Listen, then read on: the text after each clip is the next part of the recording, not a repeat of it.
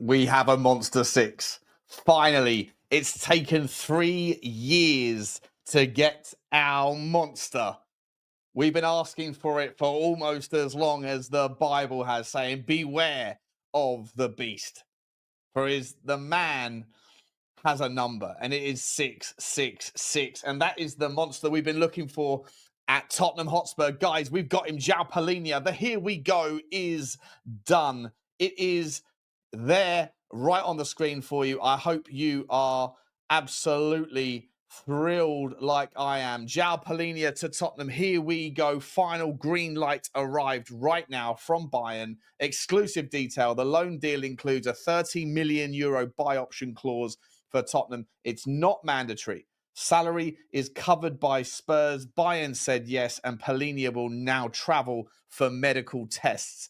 Will he be able to participate on Sunday? Is that a little bit too soon to see him slot straight into our 6? Guys, this changes everything. He's a player that I have been calling for since, well, before he went to Bayern Munich. We were talking about him on this channel saying, please don't go, let's go and get him. We needed him last year. He ended up going to Bayern. It hasn't necessarily been a fantastic sort of start to his career in Germany. It didn't really work out, competing with Josh Kimmich, who just signed, I think, a 5 or 6 year extension, which was essentially take him through to the end of his career in Munich. It hasn't really worked out. Sometimes it's a horses for courses thing, but Tottenham have their guy on a year loan. And this, to me, as I say, guys, it changes everything. It's much more of a priority than any attacking midfielders, in my opinion. Yes, the proximity to the season starting and having Maddison not fully fit, nowhere near match fit, Kulusevski out until spring, and a failed Gibbs-White transfer leave us a little bit short in that 10 role. We are for sure short on the left wing. If you're going to consider Sonny Dunn, we're short up the top. In my opinion, I think that we absolutely need a striker or someone that can do a little bit of everything in that regard. Hopefully, we can find a solution now for Richarlison and for Sonny and for Bissouma to exit so we can have a little bit more in the tank to go again. We also, of course, need to figure out what's happening with our fullback situation, either a right back or a left back to come in and be a part of that jigsaw, because Udogie's injury proneness is a problem. And, of course, Pedro Porro, who was an absolute champion last year, you hope nothing bad happens there, but if it does, Tottenham are threadbare. But the 6 has been the most important, the most crucial part of our absenteeism in the transfer market for so long.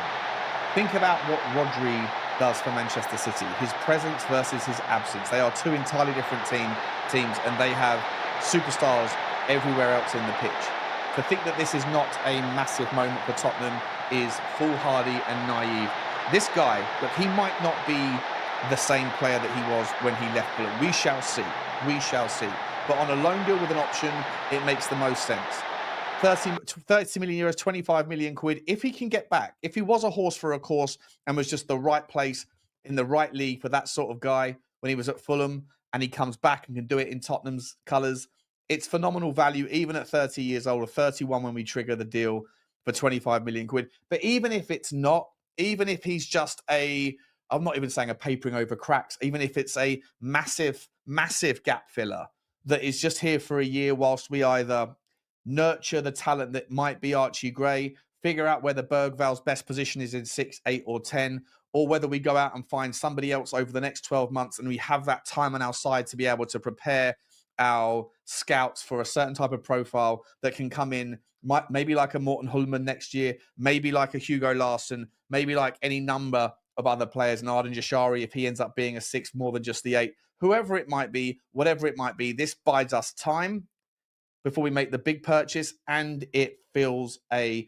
giant hole. For those people that are saying that he is, he's past it and he's not a good passer, I'm going to quickly pivot just to remind you guys that everything that you need from a 6 is covered in this guy. His stats, his passing stats are phenomenal. 92.4% pass completion. He's not going to be threading the ball into the final third. He's not the sort of guy that's going to be doing rangy passes on the switch. He's not that sort of guy, but we have people around him that can do it. If Tottenham were to go and get a Lucas Paqueta that can sit in the 10 and play that 8, that beast of an 8 role, but can be more attractive, more advanced, imagine a midfield that had Palhinha, a Lucas Paqueta, and a James Maddison at the top. Imagine a fully fit Decky slotting in next to this guy. Imagine a Lucas Bergvall if he does carry on with his maturity and his advancing technical skills under the coaching of Cochrane and of Thomas Frank. Someone like Palhinha doesn't need to play in every game, every minute. That's not what you're looking for. But in specific environments, Champions League away days, Big Four, top 4 or 5 teams away from home, certain games at home, mostly away from home, when you need that kind of anchor man to sit there, to bully, to protect. Think about the games against Liverpool, against Newcastle United, when our midfield last year will walk through like a knife through hot butter. You need someone like a Palhinha to come in and just chaperone. He's got leadership. He's got experience, Champions League and Prem proven. He knows how to win the ball back and then hand it over. The perfect guy for a transition. I've been calling for someone like him for 3 years. I've been calling for him since as soon as we knew that the Fulham deal was off. And then as soon as I found out in March or April, I think it was, I went on to Football Heritage TV with Sava, and we were talking about, rather than going and buying, doing the Matisse Tell thing, why don't we go and see if we can figure out João Palhinha? It makes the most sense. He's not happy there. It hasn't worked out, but he knows London. His friends and family are here, I believe. And it made sense from the get-go for Tottenham to have done this on the back of a wonderful day, guys. A wonderful, wonderful day with our pre-season fixture against Arsenal. There was no friendly there. I almost called it a pre-season friendly. It wasn't a friendly. It was competitive. You could see in just the kind of the energy on the pitch, the energy from the fans, the energy from the coaches. This was more than a friendly. It was a competitive game that didn't have much on the line. We did win our trophy overseas. The first North London derby. To get the victory today is a small little win. To get the victory tonight is a massive game changer. And the lack of commitment. Yes, we've got a hefty salary bill, but that's just replacing like for like with Timo Werner's wages from last time around. This, for me, guys, allows us now to hopefully go and get someone like a Lucas Paquetá in the 10, or if you wanted to be incredibly audacious, go and get an Eberechi Eze. If you wanted to be really audacious, go and look at a sort of a Mikhail Tadzi from Lyon. Go and get something a little bit different at the front end that can give us a little bit more output, a little bit more fire. Go and get someone at the back. I know I mentioned this yesterday. I didn't know about the guy's history with regards his crimes for beating his wife, and maybe one way to look at that is you don't want any people like that in your club, and I totally get it. At the same time, he apparently is remorseful and he's paid his debt to society. I think he spent 6 months behind bars, I believe. And look, he's a left back that would absolutely elevate us. I think he's unhappy at PSG, although he's come out and said that he's still going to fight for his place. But let's be honest, he's got a difficult sort of job trying to get in front of Mendes. To me, he can fill in on the left back and he can play left-sided centre-back. A top draw player. If Tottenham could go and get something like that done, if Tottenham now can go and get an 8 or a 10, whatever it is, that however Thomas Frank sees that, the fact that you have Palhinha in certain games, it allows you to be more aggressive in the 8 and let them lean more forward. It also allows you in other games to be able to play a double pivot that don't necessarily have that defensive mindset if you expect that you're going to have a lot of possession. But if it goes wrong, or in a world where you get the kind of 1 or 2-0 lead and then you're trying to hang on and just sort of be that sort of resolute defense to finish out games, Palhinha ticks so many boxes. This, for me, is the most valuable, the most logical, and the most exciting transfer of the summer. I couldn't be happier. And now, like I say, we've got a few days until Newcastle. Let's just hope that we get this deal over the line. It looks like it's all agreeable. There's no injury problems as far as I've heard with Palhinha. He should pass the medical. Can he make it out to Korea for the game against Newcastle? We shall see. If not, then Bayern Munich shortly afterwards, and then PSG. Suddenly, you kind of get the feeling that maybe 1 or 2 more additions in the next couple of weeks, and Tottenham are not far away. A left winger is, for me, the next logical step. Then you can come back and fill that sort of 10 space, 10/8, whoever the replacement for Morgan Gibbs-White, the intended Morgan Gibbs-White. Where can we go next? Again, I know I said it 4 times. I'll say it for the final time. Lucas Paquetá, for me, he's cleared of all his wrongdoing with regards to his betting issues. That, to me, makes a lot of sense. West Ham need money. Can we go and get the double bomber from West Ham? Elevate our midfield. Then we've got spite, we've got graft, we've got grit, we've got determination, we have technical excellence, and we have, for me, a value for money transfer in someone like him that you probably can't argue at around the 35 to 40 million pound mark, that you could make the argument for Morgan Gibbs White. Forget about him; he's done. Why don't we get audacious and go to speak to Crystal Palace and say, look, I think the release fee, I think is that tomorrow's the last day. Can you imagine if tomorrow there was a double bomber and that Eberechi Eze was triggered? We've got the money. We haven't paid anything for Palhinha. No loan fee, according to reports. Just the wages. We had £60 million earmarked for Morgan Gibbs White. We had £70 million earmarked for Mark Gahey in January. Somewhere around there could be the money. And in someone like Eberechi Eze, you have the guy that can play the 10. You have the guy that can be the left winger. You have an absolute a player that will unite the fan base almost as much as the Palhinha one has, or probably more than the Palhinha one has. If you can get that one done, and then with a few exits to someone like for Sonny to LA for 20 million quid or something like that, if you could get a Richarlison buyer for 30, 35 million quid, maybe to Brazil, maybe somewhere else in the Premier League, if you could get Bissouma into West Ham's hands, by the way, or to Brentford, where he wants to stay in London, then you're putting together a little bit of scratch. Then you can go and get that striker that you need, or maybe go back and get an Anthony Robinson, or as I say, a couple other players, maybe a Cambiasso from Juventus. Maybe it's time for a little Paratici rubber dub, and it would be absolutely sensational, guys. But this one for me, Palhinha, he's just fantastic. Let's just have a quick look see again, once again at his stats, right? So we know he's a fantastic passer with the ball. Passes into the final third, 6.49 per game. He knows what he's doing. He progresses the ball lovely. Like I say, he takes the easy option, but people that say he's not a good passer of the ball are massively missing the point. He doesn't switch as much as I'd like to see. As I say, if you do get a left winger and a right winger, I've been talking about this for ages. If you do have people that can hug the touchline or that can drift in, like an Eze, like a Rafael Leao, someone like him, someone like a Fofana from Lyon, for example, then you have that threat. But what you need then is you need someone who can switch the play. He's not that guy, but maybe Bergvall or Bentancur could be that guy.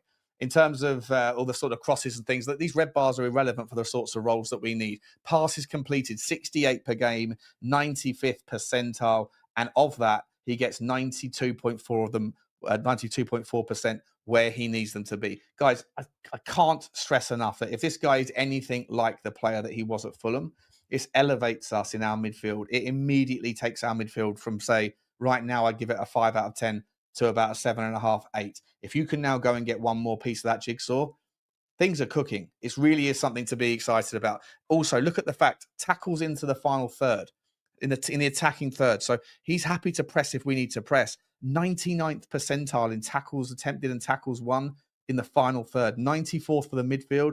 In the bottom third, that's not really where he sits in the kind of around the center circle or more advanced. Tackles won. When he tackles, he gets it right. This is going to be the guy that can transition for us. This is going to be the guy that when we lose possession when we don't have possession, he can win that ball back quickly. And if we are transitioned on, if we have already progressed the ball forward and then we lose it, and then teams try to go on us, this is the guy that can sniff out that threat, win the ball back whilst we still have advanced players that are in that kind of final third. And when the opposition team are starting to pull out, and we can then give it and go again, which gives you so many opportunities in the recycle. It's a really, really, really exciting transfer. Couldn't be happier. 84th percentile for tackles and interceptions. And look, he's not someone who's shy on the ball, is he? 85 touches per 90 on average. Gets on the ball more than 94% of all other players. Doesn't mind a carry either. 45 carries a game, 87th percentile. Doesn't carry it too far. He just wins it, moves it forward a couple of yards, and then finds someone to distribute it to. But that's what we're looking for in this sort of player. And as I said, guys, he doesn't need to play in every game. He doesn't need to play in the Burnleys at home, the Leeds at home. He won't necessarily always be in those sorts of environments. But when you're going away to potentially a Real Madrid, you're going to need someone like a Palhinha. When you're going away to Newcastle at St. James's Park, when you're going away to Anfield, when you're going away to big, strong teams or teams that play fast against you, where you're trying to go on the counter and then you get transitioned on, that's where you need a player like Palhinha. It's such a wonderful feeling that today we beat the Arsenal, and now we've gone and secured someone that, to me, is far more consequential than a lot of the other links that are out there. let's not rest on our laurels now. Let's go and get another one tomorrow or over the next couple of days and really kick our season, our pre-season into gear. Wonderful times, guys. I'll leave it there. Let me know your thoughts. Polinia, for me, I've been calling for a Monster 6. We finally got our 6. Well done, whoever it was who managed to make that deal happen, whether it's Vinay, Lang, Levy, whoever. I don't care. Thomas Frank.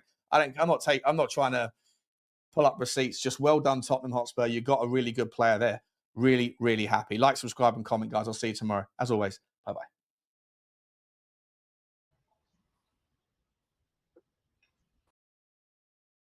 So Douglas Luiz now wants Forest. Nuno set to change his tactics, and more players being linked. Welcome to your live transfer news.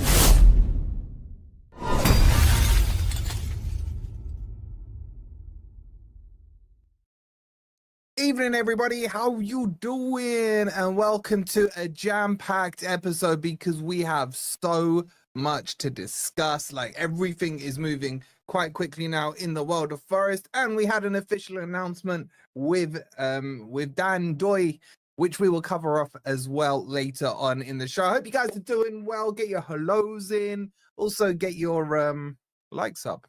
Make sure you're subscribed as well. Where do you guys want to start? I guess we got to start with Douglas Luiz. Evening to all of you. Actually, I got to start off with a super chat. I think we had a super chat. I can't see it. You lot have been typing too much, man. Darren with the 17 months. Thank you so much, bro. Appreciate it. And Mateus with the 27. He says, come on, you Red. Shout out to you. Okay, so let's jump into this and let's kick it off with Douglas Luiz, because there has been a lot of movement on Douglas Luiz. Evening, all of you guys. I can see you all in the chat. Hope you're well.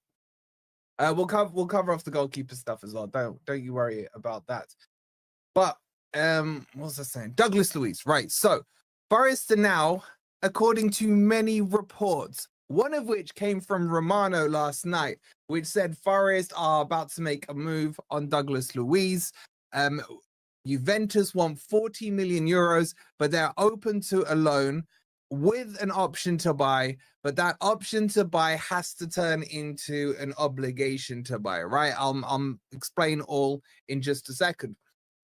And then that got deleted. Romano magically pressed the delete button and away it went. Shout out to Will with the 35 months. Big up to you, Will. But there was too many reports. People were like in meltdown. Is this because of this? Why is he deleted that? What's going on here? What's going on there? But the reports are still strong to say that he is coming out. The Athletic are now reporting it. I haven't seen the Athletics report, Brett. If you're in the Discord, send me the link to the article and I'll bring it up. I got plenty of stuff to show you guys. So let me just run you through the details so everyone is well up to speed on exactly what happened. The Juventus have set a 40 million euro asking price for Douglas Luiz. This was according to Nicolo Schria. I think that's how it's pronounced. 27-year-olds joined Juventus last summer, but could already be on the move again, with Forest showing strong interest. As revealed 10 days ago, Luiz is a concrete target for Forest, and negotiations between the clubs are currently ongoing. Juve are open to the sale, but will only consider offers that meet their valuation. Forest, who recently secured Dan Doy, are looking to strengthen their midfield with a dynamic presence, and Luiz is seen as a perfect fit. Director Edu is reportedly leading the charge, aiming to bring Luiz across. Obviously, he was at Villa before, the article goes on to say. Now, this is, I think, where we first see the real fruits of Edu. I know a lot of you guys have been frustrated with him so far. I know a lot of you are saying, what's Edu done? He comes in and then 2 days later, Elanga's gone. And then 2 days after that, Spurs are trying to illegally tap up Gibbs White and what have you. But Edu definitely has been working on this Luiz deal. Why? Because he wanted him at Arsenal. He's always wanted him. He's been a huge admirer of Douglas Luiz and has every right to be, because Douglas Luiz is fantastic. Now, as 1865 says here, this is something else as well that we have to cover off, right? Because this will cause agreements, disagreements amongst you guys. We'll get a poll up to see what you guys think of this. But remember, in January, Forest were interested in him. Edu was still behind that because even though he wasn't officially at Forest, he was still working behind the scenes. And Douglas Luiz was saying he only wanted Man City or Man United. And that was his stance for the whole of that transfer window in January. And neither of them came either. Shout out to the lovely Steph with the 3 coffees. She says, this nets you more dollars, right? Correct. Yeah, YouTube don't get a cut of it. Shout out to Steph.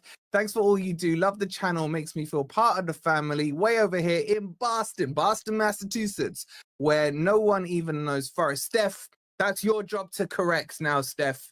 You have the baton over in Boston. Make sure you correct it. Thank you so much for the coffees. And yeah, she's quite right. They take a much smaller percentage than YouTube. Appreciate it. So even though he wanted those 2 clubs in January, right, Forest didn't give up on him. And what you're seeing now is that I think Douglas Luiz has been given a little taste of reality. Anyone saying no in that poll is a troll, says Jamie. Even Carol, hope you're well. I'll get to your comments in just a second. Let me get through this story as well so we get a little bit of flow. So since then, Everton have been interested, Forest have been interested, Manchester United have been interested, and surprisingly enough, Leeds have been interested as well, okay? And in fact, there was talks a few days ago that Leeds could be that destination. And then the rumors started circulating last week that Douglas Luiz's agent was over in England and one of his stops was at Nottingham to discuss the details of a deal and everything else like that, okay? So yes, we know that his first choice was not Forest. There's no denying that. Do I care about that? Like, I would say 5% I care about that, okay? But I am telling you, because I'm about to show you his stats, this guy is exactly what we need. So I'm about to show you some stats for him. Let's have a catch up with the super chats and then we'll move into his stats. Big up to you, Carl, with the £5. Much love to you, Carl. And much love to Darren as well with the £5. He said, should we have a yellow and green away strip for our Brazilian bros? I think the away strip's going to be white with little kind of red stripes. I think they're going pinstripes on those as well. I'll be honest with you, I'm not the biggest fan of yellow kits. Give me a black away kit. But I think it's going to be white, but I haven't seen it, bro. But shout out to you for the £5. And also shout out to Will. I've done that one. And shout out to Darren as well with the 17 months. Now, let's have a look at these stats, right? So let's go over to here. I want to show you his heat map. Now, this was for Juventus, okay? Very light. I think Crypto's had more touches on a pitch than Douglas Luiz has had. But that's not what I want to show you. I want to show you what he did at Aston Villa, right? So this is, for me, the important one. The season of 23-24, he just covers the whole pitch. He can play as a 6. He can play as an 8.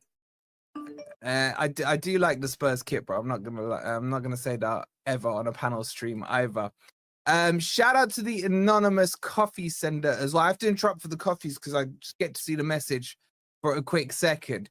It says, nice to see some of your enthusiasm coming back. Shout out to you. I don't know who sent it. Make sure you put your names on there, but much love to you for sending through that coffee. Now, if we look at his heat map, this is the exact midfielder that we need. Like, not even a question about it, right? Because look, his opposition half heat map is as good as his own half heat map. He covers that middle third area. I don't know if you guys can see the mouse. Yes, you can here. If you have a look here, this area here, this middle third, he just covers it all, man. He doesn't miss a blade of grass. And he would complement the likes of Elliot Anderson so nicely. And I actually think he frees up Gibbs White, who could play maybe slightly further up the pitch to allow him to be more of a 10 if Nuno's sticking to a 4-2-3-1, which it feels like he might be. But we are going to have a big talk in a second about that. Now, excuse me. We'll get into how does he fit in and everything with Sangare, with Anderson and Gibbs White. There's too many players, but just have a look at his stats here. 35 appearances for Villa, 35 starts, about 8, pretty much plays the whole game, 86 minutes per game, 3,000 minutes played. He's got 2 team of the weeks. Crypto will know about that. But here's the interesting stuff, guys. Goals, 9 goals from those positions he's played. He's a free kick taker as well.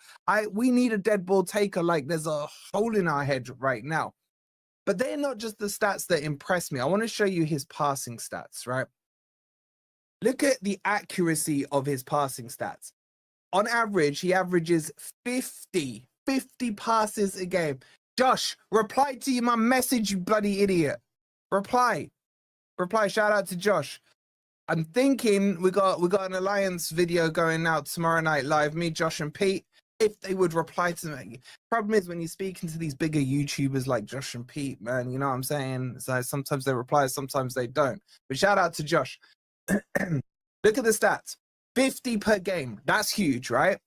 Accuracy of that 89% accuracy, which is just ridiculously high. It's just crazy high, right?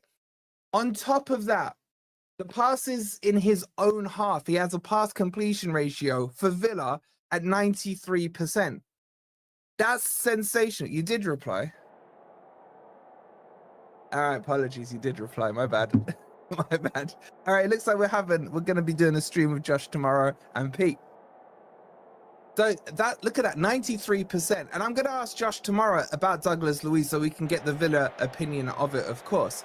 But even in the opposition half, guys, 80% is very, very good in terms of the stats out as well. It's just fantastic, right? So there's so much to like about Douglas Luiz. Even his accurate chip passes aren't too bad. And then defensively, 5 recoveries per game, interceptions 0.7, tackles per game 1.7, possession 1 in the final third, good presser of the ball. There's loads and loads to like about him, okay? But there is the overarching question, which is of course about his attitude, because one, it's no disguise that he didn't want to come to Forest, but let's be honest, at the same time, Igor Jesus was approached in January. He didn't come to Forest then. He's here now, he's happy now, and he's ready to go. So I am 110% Ant style up for this one. I think he is absolutely the perfect player that we need in that midfield. And the question is, how the hell do you then fit him, Anderson, Sangare, Gibbs White, Dominguez? Some of you will chuck Yates in there. I don't care is my answer. My answer is simple. I always talk about raising the floor and raising the ceiling, right? Douglas Luiz does this with one sweep. He raises the floor because if you think he's better than, say, Sangare, he makes Sangare the baseline of a substitute. That makes sense? And if you think he's, better than Sangare, he raises that ceiling because his levels are higher. Or if you think he's better than Anderson or Yates or whatever it might be. And yeah, his wife comes as well, so we get a bonus player on the women's team, potentially. But I'm saying 100% yes on him. I think there's a poll up on it. Would you take Douglas Luiz at Forest? 96% of you are saying yes, 4% of you are saying no. I'm interested in what the 4% are saying. One, because I want to troll you a bit, but secondly, why? Is it because he didn't want to come to Forest? Big up to the beautiful Will, by the way, with the coffee. He goes, thanks for everything, Wolfie. Luiz and we are cooking. Bro, Luiz excites me. Like, we'll talk about Dan Doy in just a minute, but he does excite me. And I think I watched his interview just before we went live, and I like his persona and what he's saying and everything like that. But there's still an element of risk with him. But when it comes to someone like Luiz, who is proven, is fantastic, right?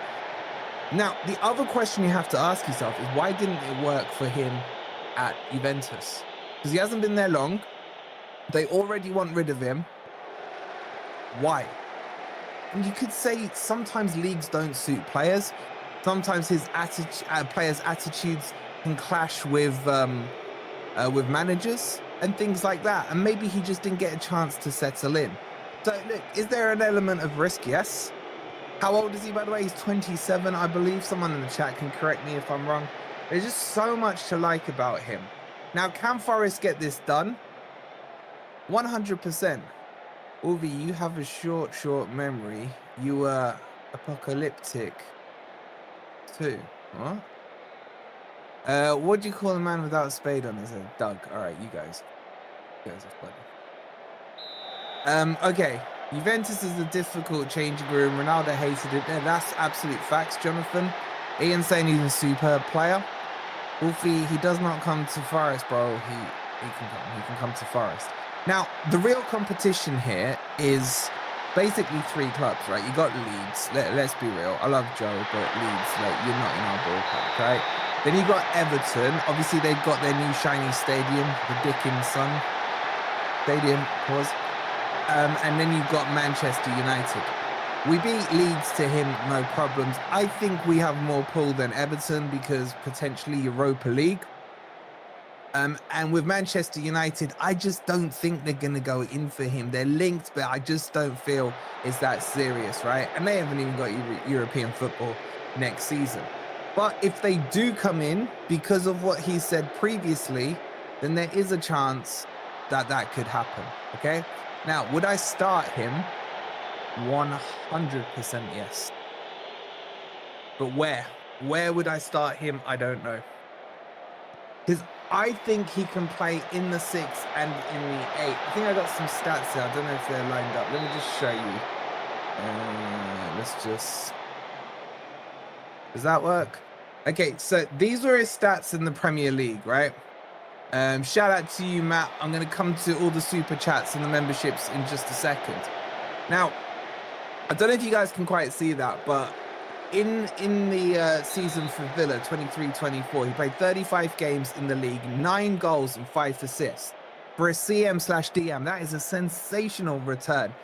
12 yellow cards, though. Then he got 4 assists in the Conference League, and technically 1 goal because he scored in the qualifier. And then he got an assist in the FA Cup as well.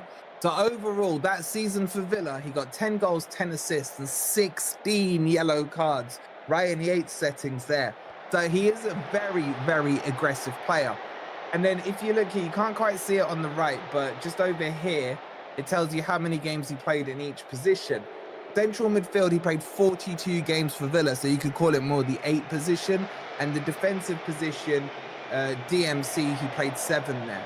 So the majority of the games where Villa utilised him was more in the 8 rather than as a CDM.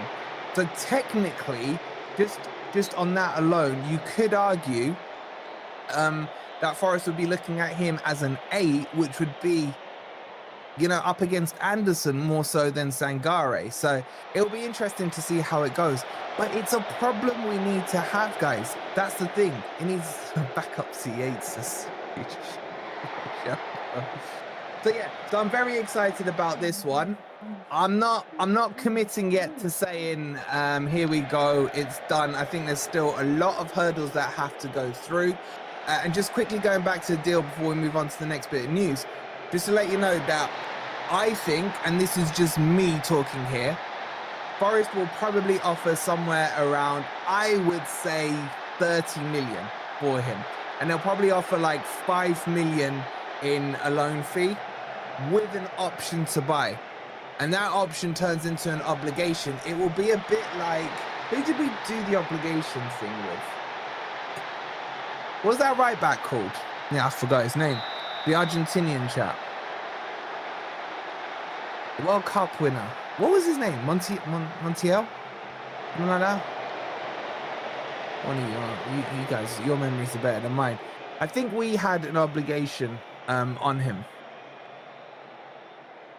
Come on, chat, catch up. I know there's a slight delay. It was Montiel. Thank you, Georgios. Thank you, Ben. Yes, it was. I think there was an obligation on him, but Forest just didn't trigger. So, sorry, it was an option. That one would have then turned into an obligation. Bloody hell, there's like a good 25-second delay on YouTube, isn't it? It's crazy. That didn't turn into an obligation because Forest didn't trigger the amount of games, so we were able to kind of send him packing, right? So I think it would be something like 30 million up front, 5 mil in say a loan fee. Sorry, other way around. 5 million in a loan fee, 30 million option to buy. That becomes an obligation if Douglas Luiz plays 20 games for Forest. or if Douglas Luiz plays 20 games and gets 5 assists, something like that, then that triggers the obligation. So it makes it an even better deal for me if we do it as a loan with an option, because that gives us a trapdoor. Because let's say he comes back and his attitude does stink and everything else, then Forest can be like, you can go sit there where Ward-Prowse sat last season. You know what I'm saying? Not that Ward-Prowse's attitude stunk. Okay, so let me just catch up on the super chats, guys. We got over 900 of you already in here. Shout out to you guys. Please do make sure you've hit the like button. How are we doing on the likes? Do I even want to look at what we're saying on the likes right now? Like, seriously. 212, not bad, but that ratio against 900 is crazy. Massive shout out to Persijvi Nordbo. I hope I pronounced that correct. With the 3 coffees. Much love to you, bro. No message on the coffees, but really do appreciate that. You're absolute legends. Let's get these super chats caught up on as well. Shout out to Grandad Steve becoming a YouTube member. Absolute legend. It's also on Patreon as well. By the way, over on Patreon, there's a cracking video on something Marinakis is up to. So if you're a Patreon member, make sure you check that out as well. I'm hopefully getting some more information on that. I can't see. Chris with the £2, he goes, his agent and Mr. M are big buddies. There's only one thing to say to that. The result is that at the end of the day, we always win. Shout out to you, Chris. Much love for the £2. Neil with the £4. He says, Wolfie, can you do me a massive shout out to a Yellow Forest fan? What? Can you do me a massive, I think you mean shout out, yeah? The Yellow Forest fan, Danny Everett. He's lead scum, really. I'm on a wind up. Shout out to Danny Everett, bro. Listen to Neil, right? Because trust me, you don't want to be supporting Leeds this season. You lost out to that good-looking baller, Pizeo, whatever his name was. He's not coming. You're not going to get Douglas Luiz. Save yourself the pain, the headache, and just change that white top, man, to a red one. So shout out to you, Neil. Shout out to Danny as well. Thank you for the $4.99. Georgius, happy 2-year anniversary, bro. Much love to you. Appreciate that. And Matt with the 30 months as well. Absolute legend, Matt. Isaac, with the £5. He goes, Luis and Jesus, situations were different. Jesus was happy at Botafogo, so turned us down, whereas Luis was not playing at all and still turned us down. That is a very interesting take. I may be like glazing it a little bit here, I'm not going to lie, because I really do want him, and I'm finding any way to turn the other cheek. That's an excellent point, chat. I'm stuck. You're going to have to argue Isaac's point back. Has he got a good point? Shout out to you, Isaac.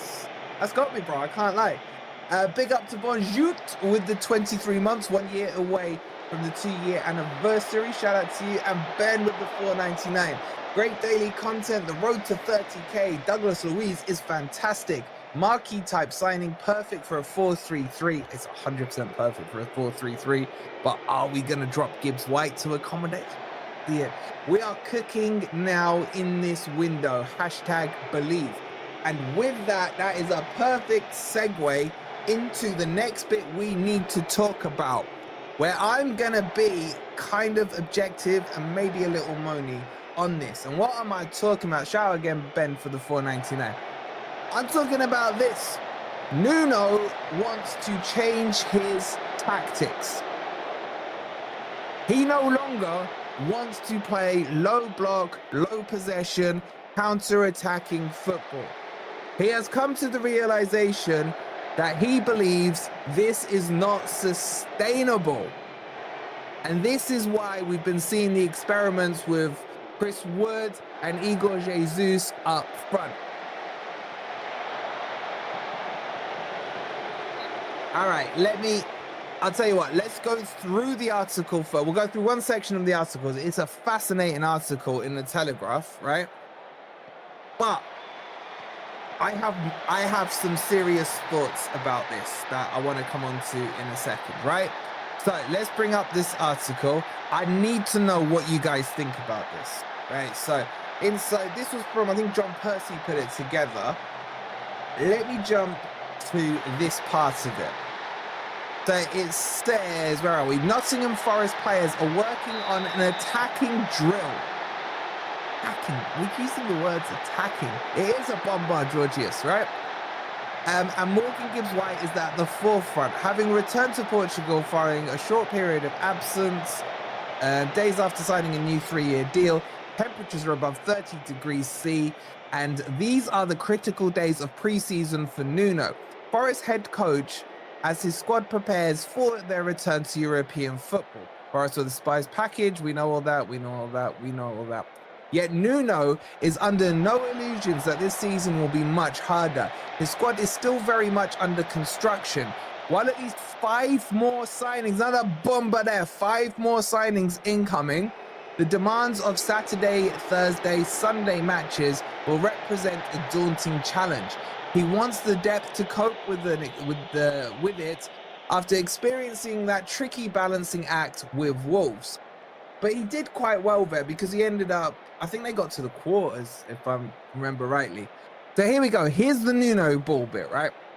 Nuno Ball. While his team earned high praise for their effective style of play last season, major changes to Nuno Ball are afoot. Averaging just under 41% possession last season, Nuno realizes that it's unsustainable. Dreams of the Champions League faded late. I don't want to say, we bottled it. Just say we bottled it.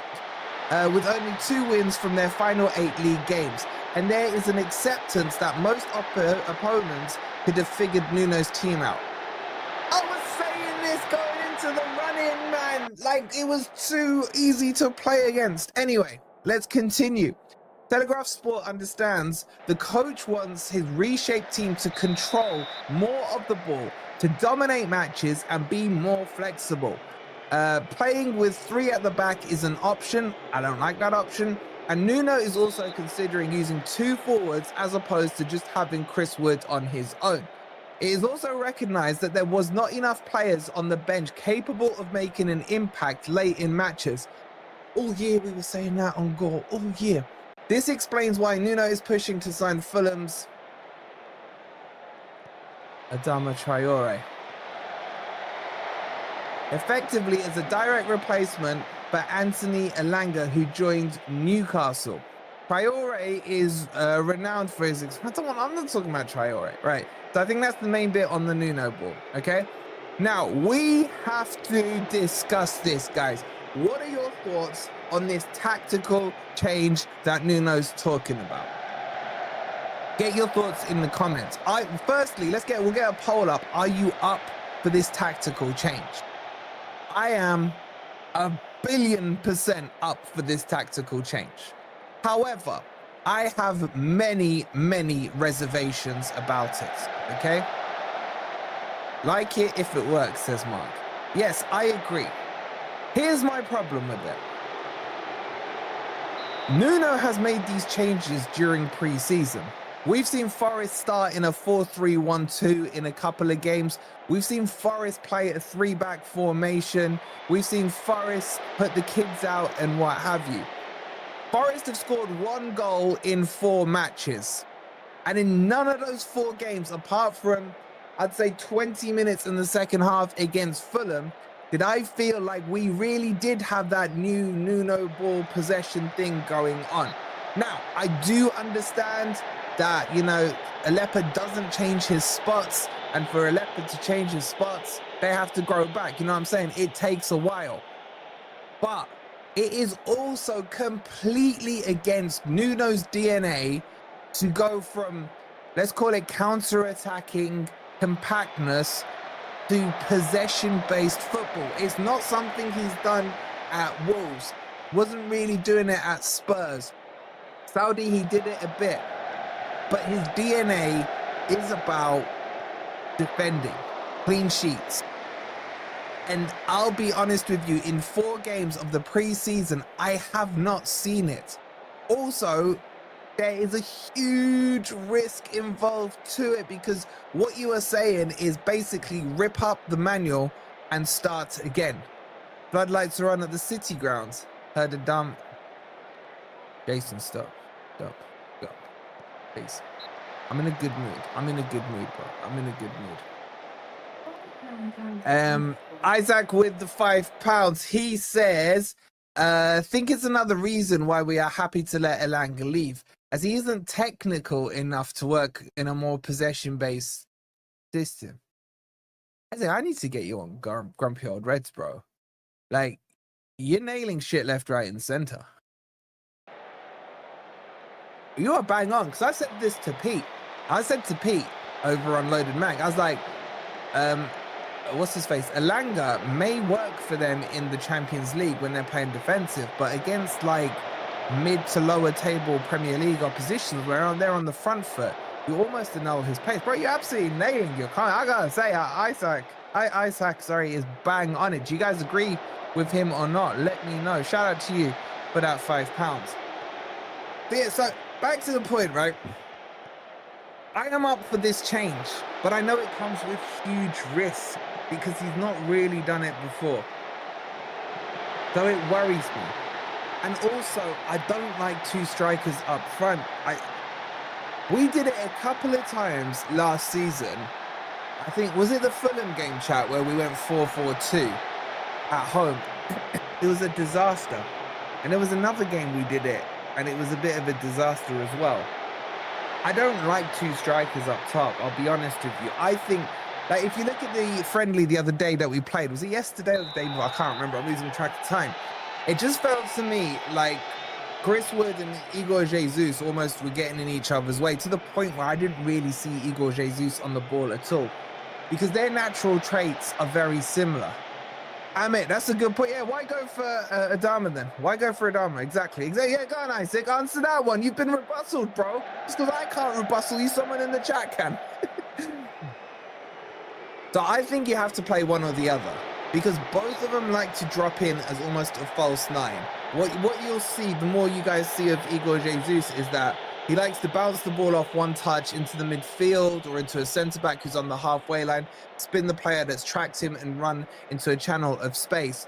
With Chris Wood, he likes to drop in and then try and play the ball out wide. So they're both trying to drop into similar areas. If you're playing two up front, you almost need a goal hanger and then a shadow striker for it to work. So look, don't get me wrong, right? I can't watch that style of football that we've seen. Like, much more. As long as, if we're winning, I don't care, right? But it's boring. It's boring. And for Forest to progress, especially in European competitions, I think Ant pulls up stats on this, that teams, low-based possession teams, don't do well in Europe. You could argue Inter do. So look, I think it's exciting, but I think it comes with a lot of problems if we do that. Graham says, Wolfie, on Trent Nav, suggest we look weak. Do you agree? 3 more signings at least. According to that report, Forest are looking at another 5.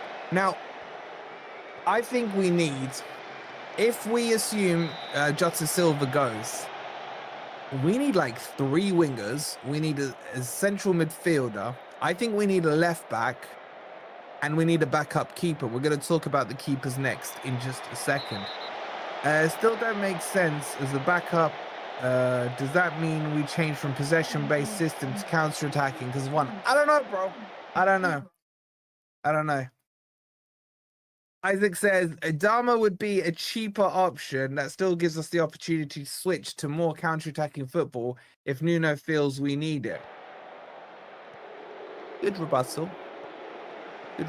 I hear it. I'll leave Amit to do my rebuttaling back for you, but I still don't like it. Do you know why I don't like it, right?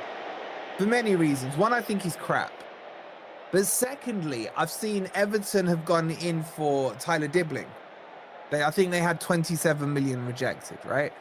Now, I know Adama's going to probably cost us about 5 mil or some, the same absolute max 10, which it shouldn't be because that's what Fulham paid for him. But he's 29. There's no resale value on him. He can't cross. He can't shoot. He can only beat Nico Williams. So he's going to look fantastic. The worrying thing is he's going to look brilliant in training when he comes up against Nico Williams. Some players just have some other players' numbers. And that might encourage Nuno to put him on the pitch, which is even worrying, right? I like the idea of bringing in, so we've got Dan Doy coming in. And then if you bring a Tyler Dibbling in, who's skillful, a good dribbler, got a bit of arrogance about him. He can cross as well. He's got a shot on him. I can see the talent within him. And yes, he's going to cost 2 or 3 times the amount of Adama Traore, but he's young and he's going to develop, and Nuno can develop him. The staff can develop him, etc. There's just more potential long-term and short. I already think Tyler Dibbling is better than Adama. But I'm in a minority on this. I don't really care. Everyone can have whatever opinion they want on it. You get what I'm saying? So that's my thing. But I get you. Maybe it gives a plan B option. So if we do change to a counter-attacking team, if we change to a possession-based team, then maybe this is a plan B. And you know what? On that kind of premise, I'm not against it, because last season, I don't really think we had a plan B when we were losing. We had plan A, 4-2-3-1, get the lead. Plan A/2 or version 2 of it was once in the lead, go to a back 3, bring Morato and lock it up. And Forest went 1 goal down. We didn't have a plan B. So shout out to you again, Isaac, for the £5. Okay, so a player like him is worth building a tactic around. You talking about thingy, innit? Gal Glasner will walk. Yeah, man. Yeah, Rich has got bigger issues to worry about than Cass right now. Way bigger issues. Okay. What's next? So much to update you guys on. There's some stuff that I won't be able to fit in. Now, just a quick update on the goalkeepers. So I've got 2 bits of news for you guys on the goalkeepers. Matt Turner is a non-red. So that deal with Leon did go through. Leon tried to fight it in the courts, but Marinakis, Marinakis did what he said. And he basically said to Leon, The result is that at the end of the day, we always win. And then they paid. Like, yes, there's a few other details in it and everything else, but once Marinakis says that, you've got no leg to stand on. So it was done. So they've paid for him. Now, what we got told earlier on this afternoon was Leon don't want to pay his salary because they can't afford it, right? The Leon are loaning him out to New England Revolution in the MLS straight away. I don't even think he's catching a flight to France, man. He's just going direct debit, BA, Concord, even though that doesn't exist anymore. Boom, straight over to the MLS. So again, Leon Textor, Sir John Textor, much love and thanks to you sorting us out. You got one more thing to do. Actually, there is another thing him and Marinakis are doing. That's a little hint for you guys over on Patreon. But yeah, so that's Matt Turner done. We never have to speak about that idiot again. Thank God for that. Now, with Miguel, Rob's boy, Nicky's boy, I don't know, is Nicky in the chat? I don't know. He has been told, get out. Not in those words, I'm just making it sound fun, right? He basically got told, you're not welcome on the tour. You now need to go and find yourself a new club. We don't want you, okay? That's why, excuse me, that's why for the last couple of games, we've seen Bot in goal. Now, I got to say, in the first game of Bot, wasn't that impressed with him. He's a kid, so we're not going to go in on him and what have you. I thought in the game the other night, he was half decent.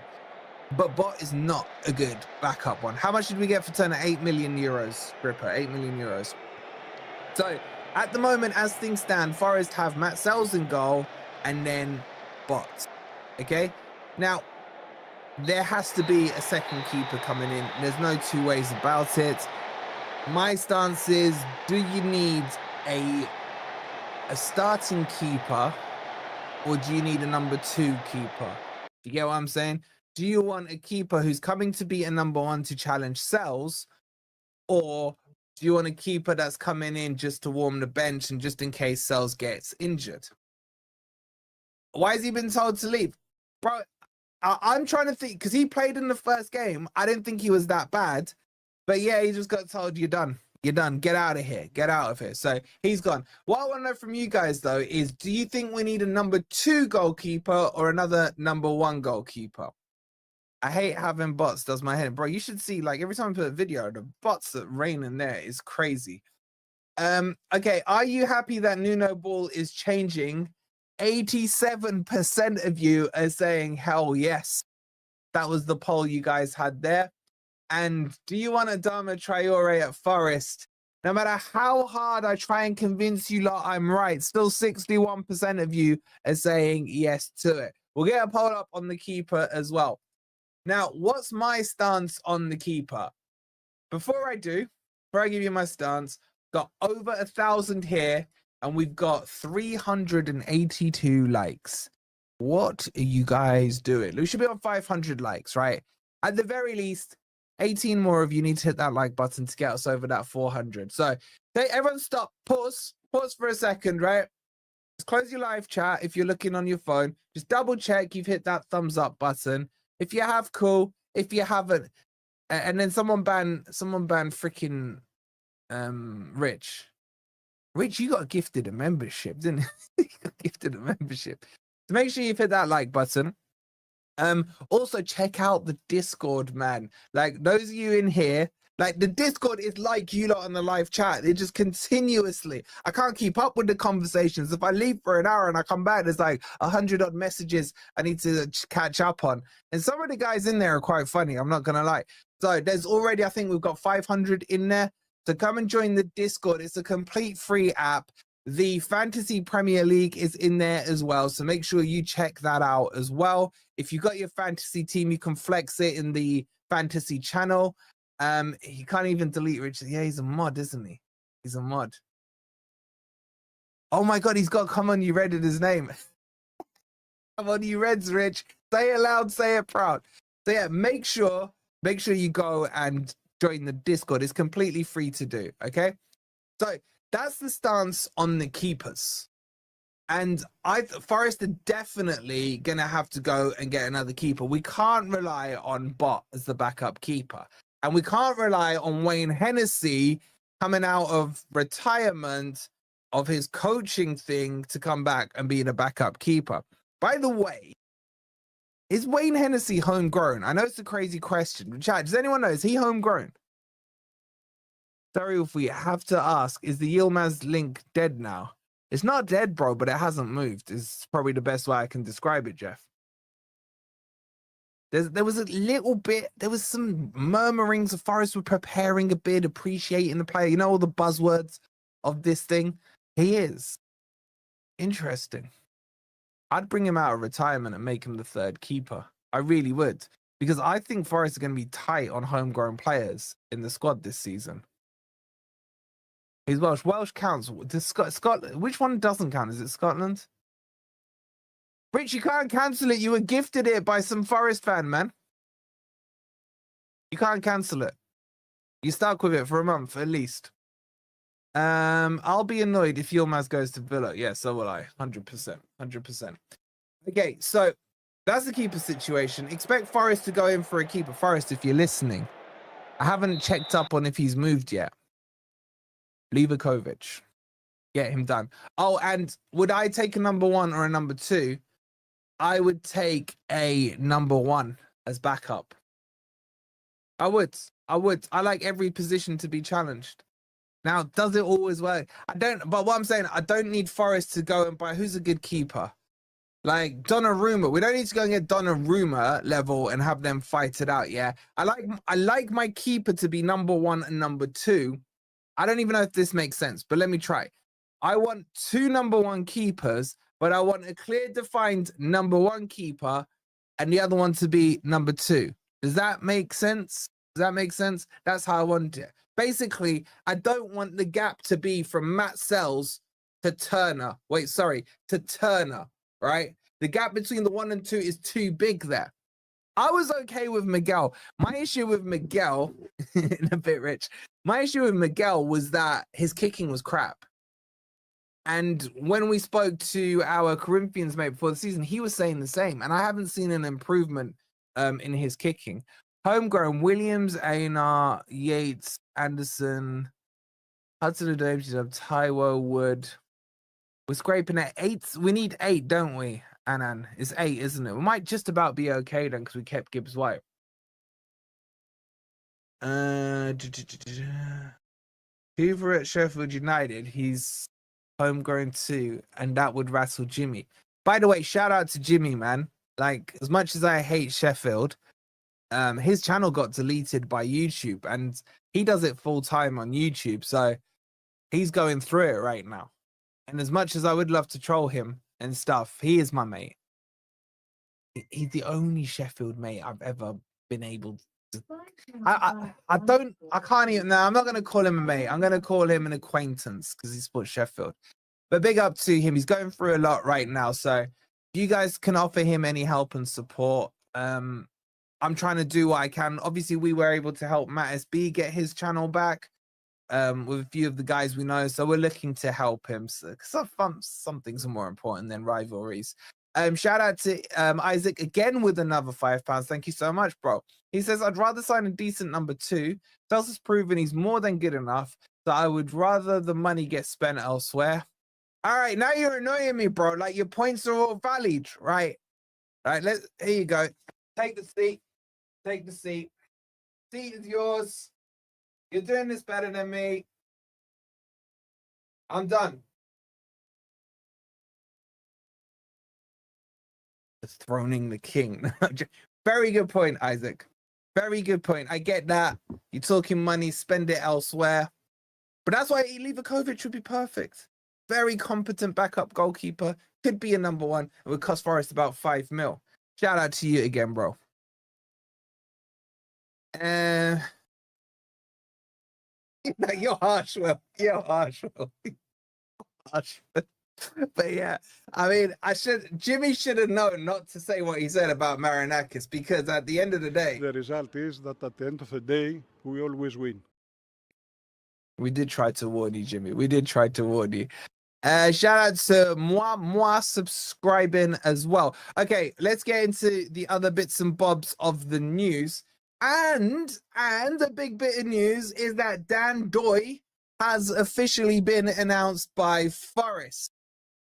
Okay, he is, as I predicted, I had no ITK on it, number 14. Put him down. He looked like a 14 to me, right? Now, we did an absolutely cracking interview with our mate Ricardo, who's also another YouTuber, but obviously a Bologna fan. And I think he gave some fantastic insight into Dan Doy. And by the way, you dropped the N just for you guys. If you're wondering, pronounced Dan Doy. Dan Lion Doy. Yeah, I don't really like that celebration. But anyway, I've seen his interview. I thought he spoke really, really well. Very confident, very sure of himself. That's exactly what I want to see in a player.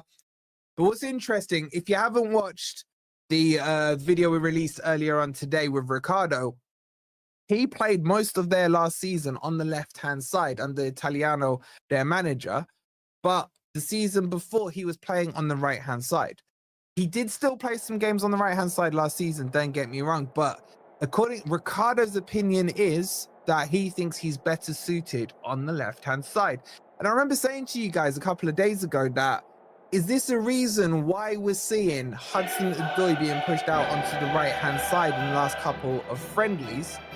Is that something Nuno's looking to cook up, to put him on the left-hand side? And then the other thing is, I don't really know how you fit wingers in a 4-3-1-2 formation, which we've seen a couple of times.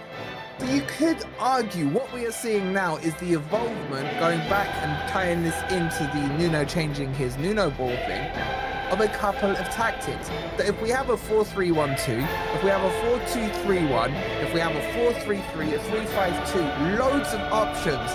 There's a short period of time to get them all out. Oh, he's back. He's back. Enjoying the peace and quiet, man. Enjoying the peace and quiet.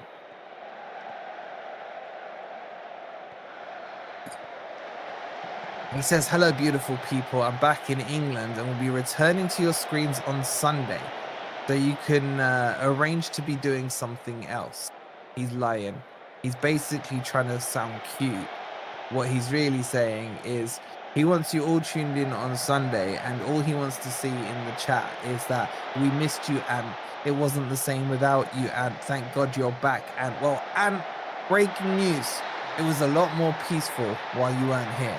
So stop saying hi and putting his emojis in the chat, right? This is my show tonight. There ain't no Ant on this show. There ain't no Ant on this show, right? And I don't see Ant in the Discord chatting away to you guys. By the way, please make sure you're in the Discord. I'll tell you what, anyone who logs into the Discord, I'll shout you out in the next few minutes as well. But yeah, Ant's back. Ant's back.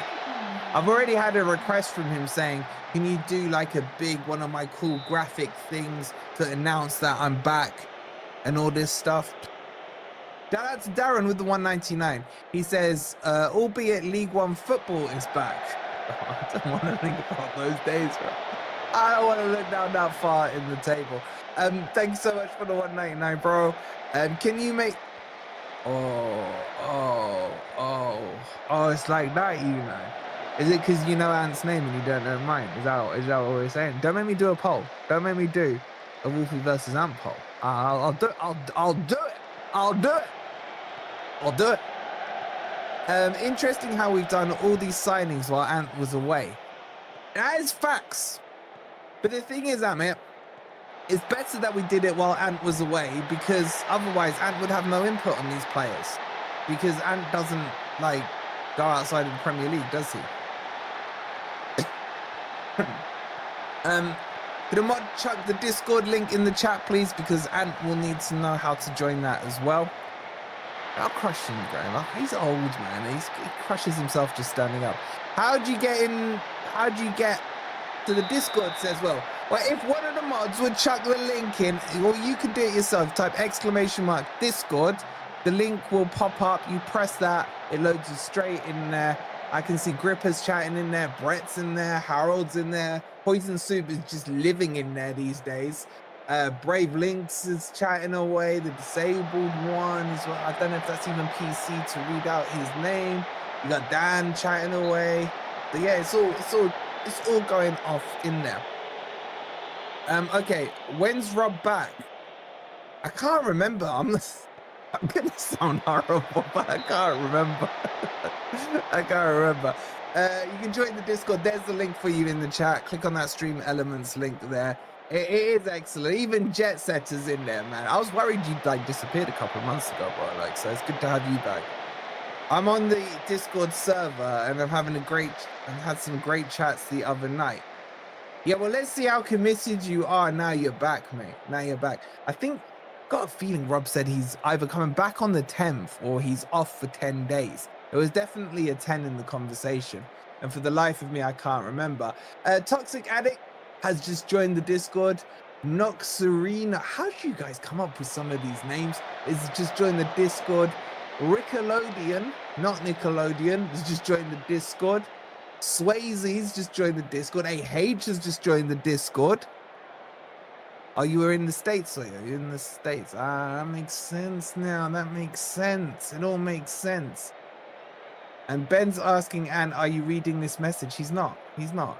Anyway, we haven't finished. So yeah, Ndoye announced 40 million euro deals, about 35 million pounds, 5 million in add-ons, and a 10% sell-on fee.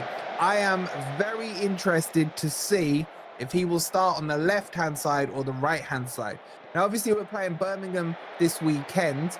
He did all that. By the way, the reveals are so bad from Forest this transfer window. They really are. Like, where's the creativity in it all?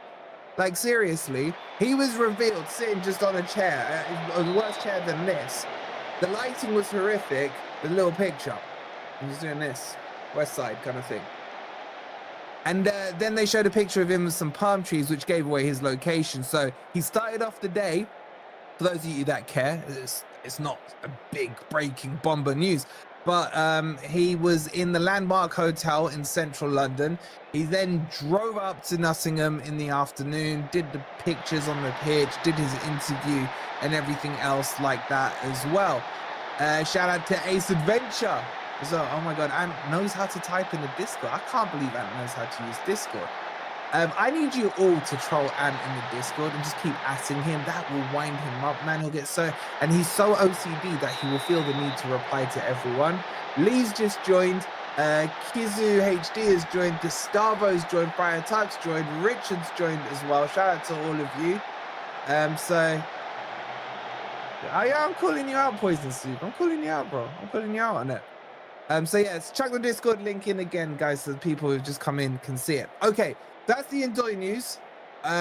Whether or not we see him this weekend, I'm not 100% sure. It may be another week because what are we now today? Thursday. So they'll probably have a training session tomorrow, I would imagine. And then we're playing Birmingham on Friday. Maybe he makes a bench appearance. I don't know. But I'm excited to see how he starts. Okay, I think, yeah, that's everything. So that's all your Forest news, guys. Any questions? I'm going over to Never a Foul in a minute, so you can hear me go and argue with some of those guys, no doubt. But yeah, have I missed anything off? I feel like, oh, I was like Ez there. I was small. I'm back. Have I missed anything off that you guys can think of? Speak now, or forever hold your peace.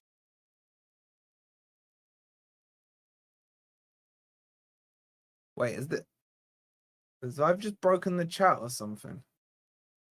Oh crap, I did break the chat. Wait, I thought you lot stopped typing, man. I was thinking it's some other streams or something. All right, now I can see your chat again. All right, sorry, I can see it. This man Ndoye is a baller. He's gonna be a baller. All right, so if you did write a question, I couldn't see it. The chat went dead. So just like put your questions in again. I don't think I've missed anything. Fernandez, you're right, Patch Adams. Well done to you, Fernandez. Right, I'll probably do a separate video on it, but I really want us to get him.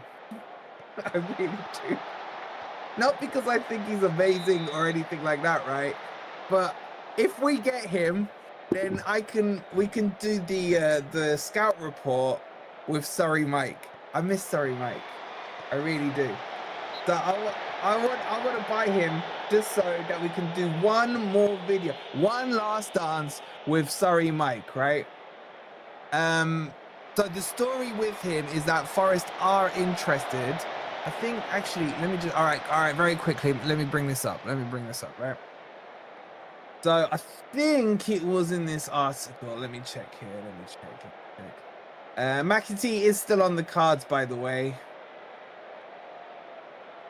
You know what? I'll probably put it together in another video. But we are talking, for those of you wondering, we are talking about Mateus Fernandes from Southampton. He's valued at about 15 million euros, so about 12 million pounds. They'll probably want way more than that. Played 36 games for Southampton. He's played in pretty much every position for them in one season, but the majority of the time he played as an attacking midfielder or as a number 8. He also played as a CDM. He also played as a left winger, a left mid, a right mid for them, and as a striker. I think a supporter, a number 10. So he got around the pitch for them. Now, granted, Southampton was struggling and everything like that. Do I think he's a good player? I think he gives us that depth. So this would be one of those Johnny Depth kind of signings, right? Darmafeld Medical. I hope so. So anyway, I'll, just for the sake of time, because we've been going an hour now, we'll probably put a video together on him and anything else I've missed. I probably missed one or two other things. But yeah, Forest, go sign him just so I can do a scout report with Surrey Mike. It's Thursday night. The Irish football phone in.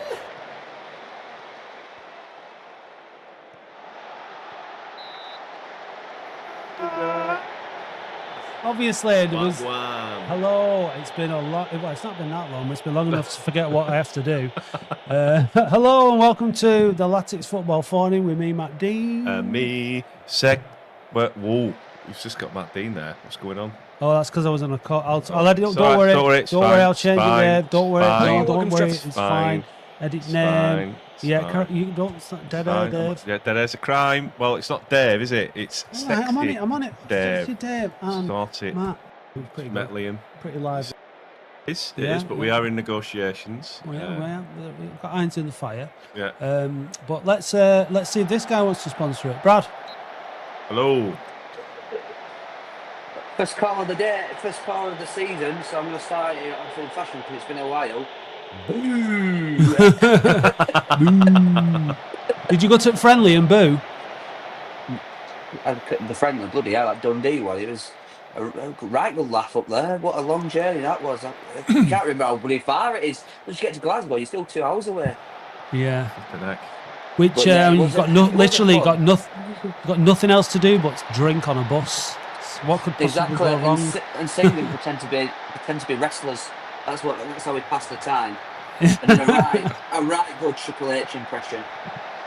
We had theme tune going and did the old spitting the water everywhere. What a great time it was. It was a really good turnout, wasn't it? It was like 444 or something, was there? So Yeah. cracking turnout that for a friendly. in Something like Scotland. that. And yeah, I think it was about 450. And I tell you what, I've never seen so many Scottish Oldham fans. Like, I didn't think we had that many. Like, just walking to the ground, like they were speaking Scottish, and they're like, "Oh, I'm an Oldham fan." And then there's some guy who absolutely, he must have been blooded. He just shouted, "That's Mickey Mellon's mother!" And I was like, everyone looking like, "What's going on there? What's going on here?"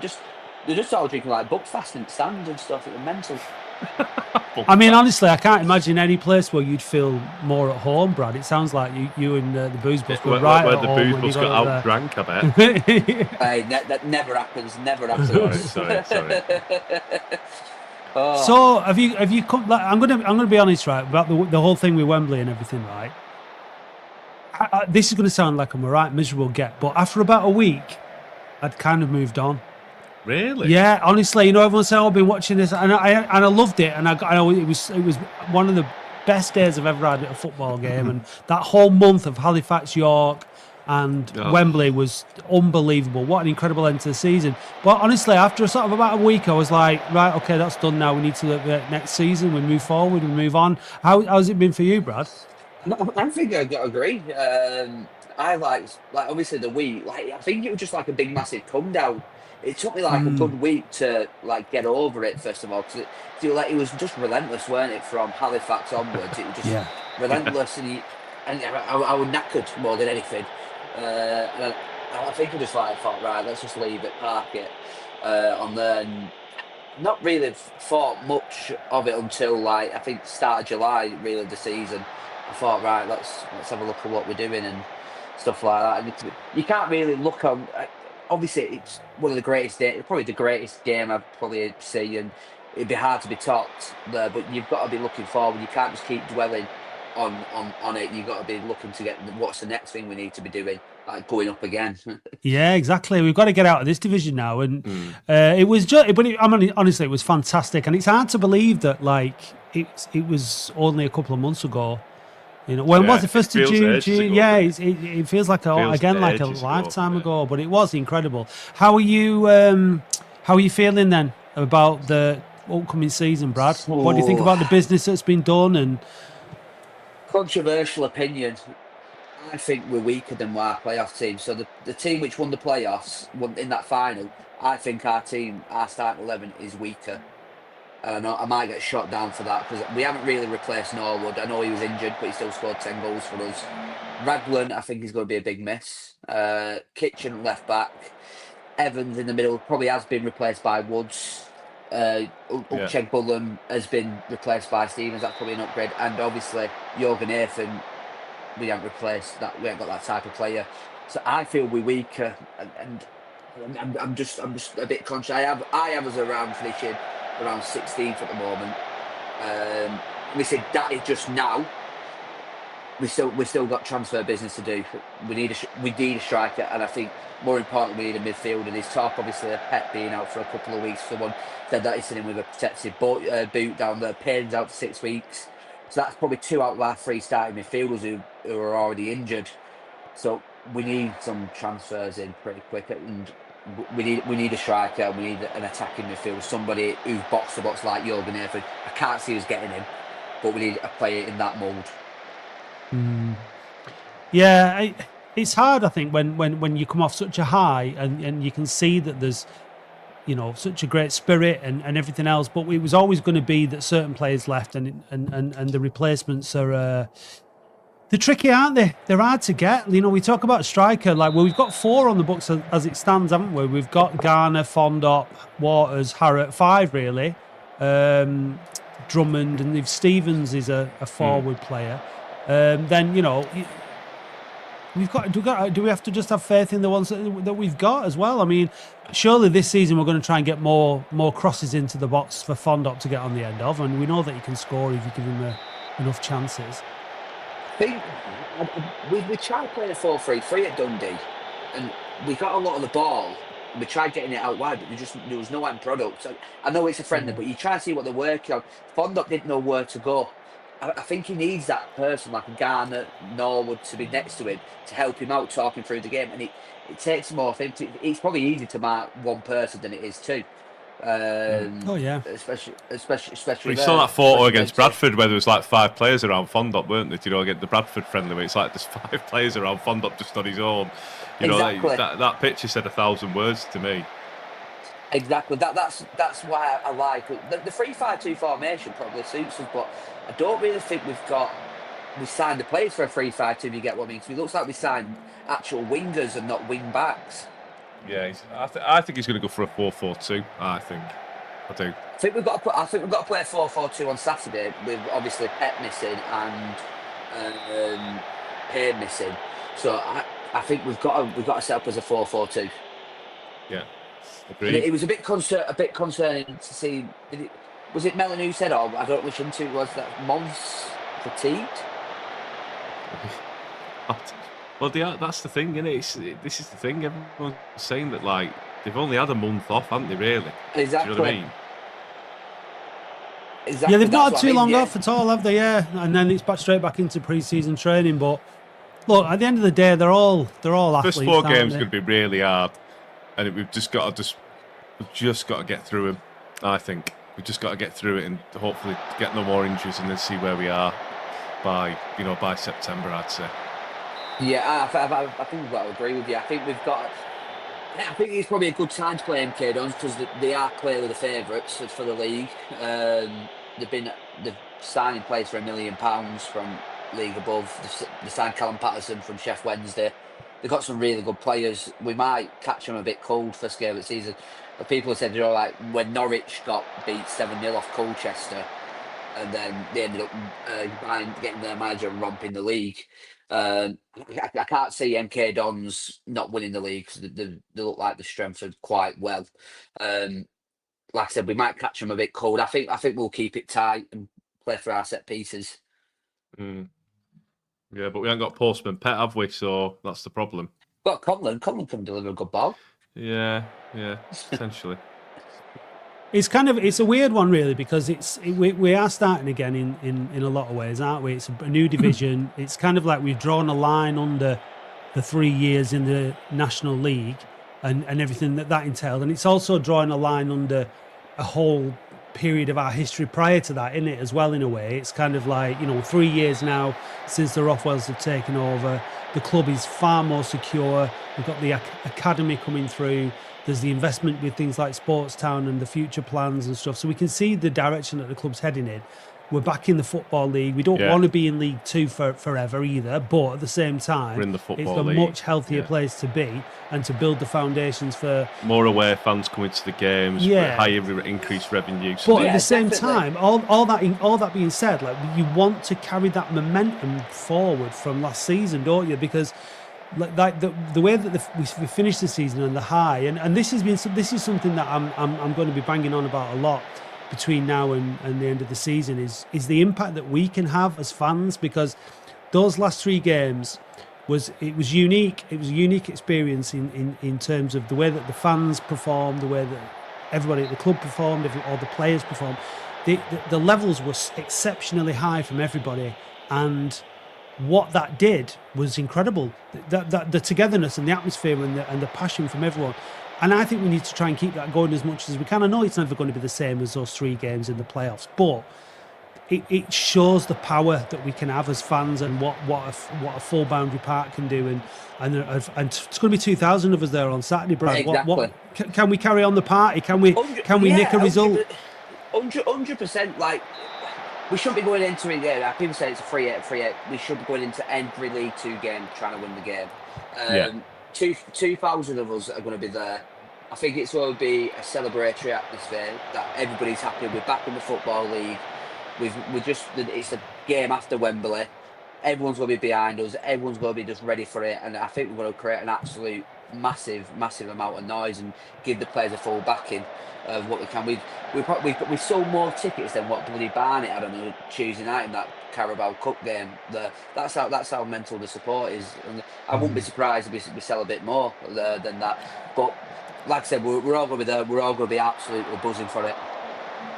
Yeah, I can't wait. It's going to be great. It is going to be a continuation of that, of the party atmosphere at Wembley. And, it's in a big stadium. It's obviously not going to be full by any stretch of the imagination, but it means that we can make a good noise in there. And getting the fans, Adam makes a good point there. Last point there, getting people in early to create an atmosphere will be a big help for the players, won't it? Yeah, definitely. Like I said, I think next Saturday, I think we'll try and do something similar to what we did with what game was it? The Halifax game, where everyone got to Brighton, had a few beers there, and then walked to the ground and get everybody in there. I think it's very similar to what we're going to do there. Obviously, Saturday people are going to be all over the place, but we're looking to get there for about 2:15. I think I'll probably say. Going to get to the pub 10:15. Oh, no. So we're due Newport Pagnell for 12 o'clock. We are. Newport Pagnell. Yeah, exactly. Adam also reckons that there's another Latics connection here, isn't there? Paul Warnes, the manager at MK Dons. He reckons that if Leeds not won by Christmas, he's sacking on that budget. So there'll be a lot of pressure on him. Be good to get. Yeah, it'd be nice to go there and get a win, because we've had some honking results down there, haven't we? We never won at Stadium MK. I've seen us get absolute spanked 7-0. I've seen us get spanked 4-0, 5-0. Draw 4-all. So we've seen them all. 6. What was it? 6-1 as well. That was one. Yeah, I remember that one. Yeah, Kevin Mayer scored. Yeah, Jan Bolt's in that day. But yeah, like I said, the season expectation, I know we should be saying it, but it should be a stability season. We are behind the other teams. Other teams have had a month extra off. They've been able to recruit the players they wanted. We didn't know what league we was in on the 1st of June. That's how late it was. I think if we have a good, stable season and a good cup run, I think that is an acceptable season for us, this one.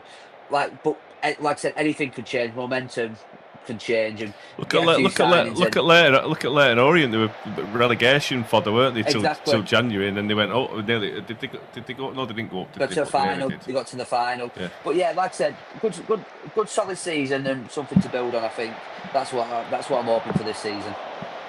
Yeah. I don't think we need to fear it. I don't think at all. I think we'll see. I think it's like going into this season. It's like I was saying before. It's almost like a clean start. We've signed new players. We don't know what that combination of players that we've got now is going to be like. We don't really know how Mellor's going to approach the season either, do we? Because like he's been. It's his last year as well. He was his last year in his contract. But last season we had the first half of the season, then we had the second half of the season, which were very different, and then we had the playoffs, which was different again. So I'm not quite sure what to expect at all. So that's why I'm kind of like. It was a really roller coaster, weren't it?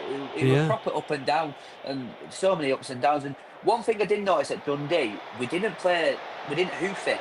We liked to pass it around a lot, and Month and Daniels pass it around a bit too much for my liking at the back. A bit of a bomb scare at times, but it does look like we are going to try and play a bit more football than we do, instead of just going long at it in the diagonals. Yeah, as long as we've got that, as long as you can mix it up when you need to and be direct when you need to, and that's what I feel like when during the playoff games we were a lot more. We played it on the ground a lot more, and we played it long when we needed to. So I mean, let's look. Norwood's goal came from an absolute hoof, didn't it? So it can work, it can pay off. But yeah, look, listen, you said something before which has triggered the feature. So Should we say it's sponsored by? Well, that comes at the end, Dave. Sorry. We'll just hold your horses. But yeah, we need to sign a striker. That was the phase. The phrase. Gets admiring glances, 'cause it's the wheel of wonder. It's time.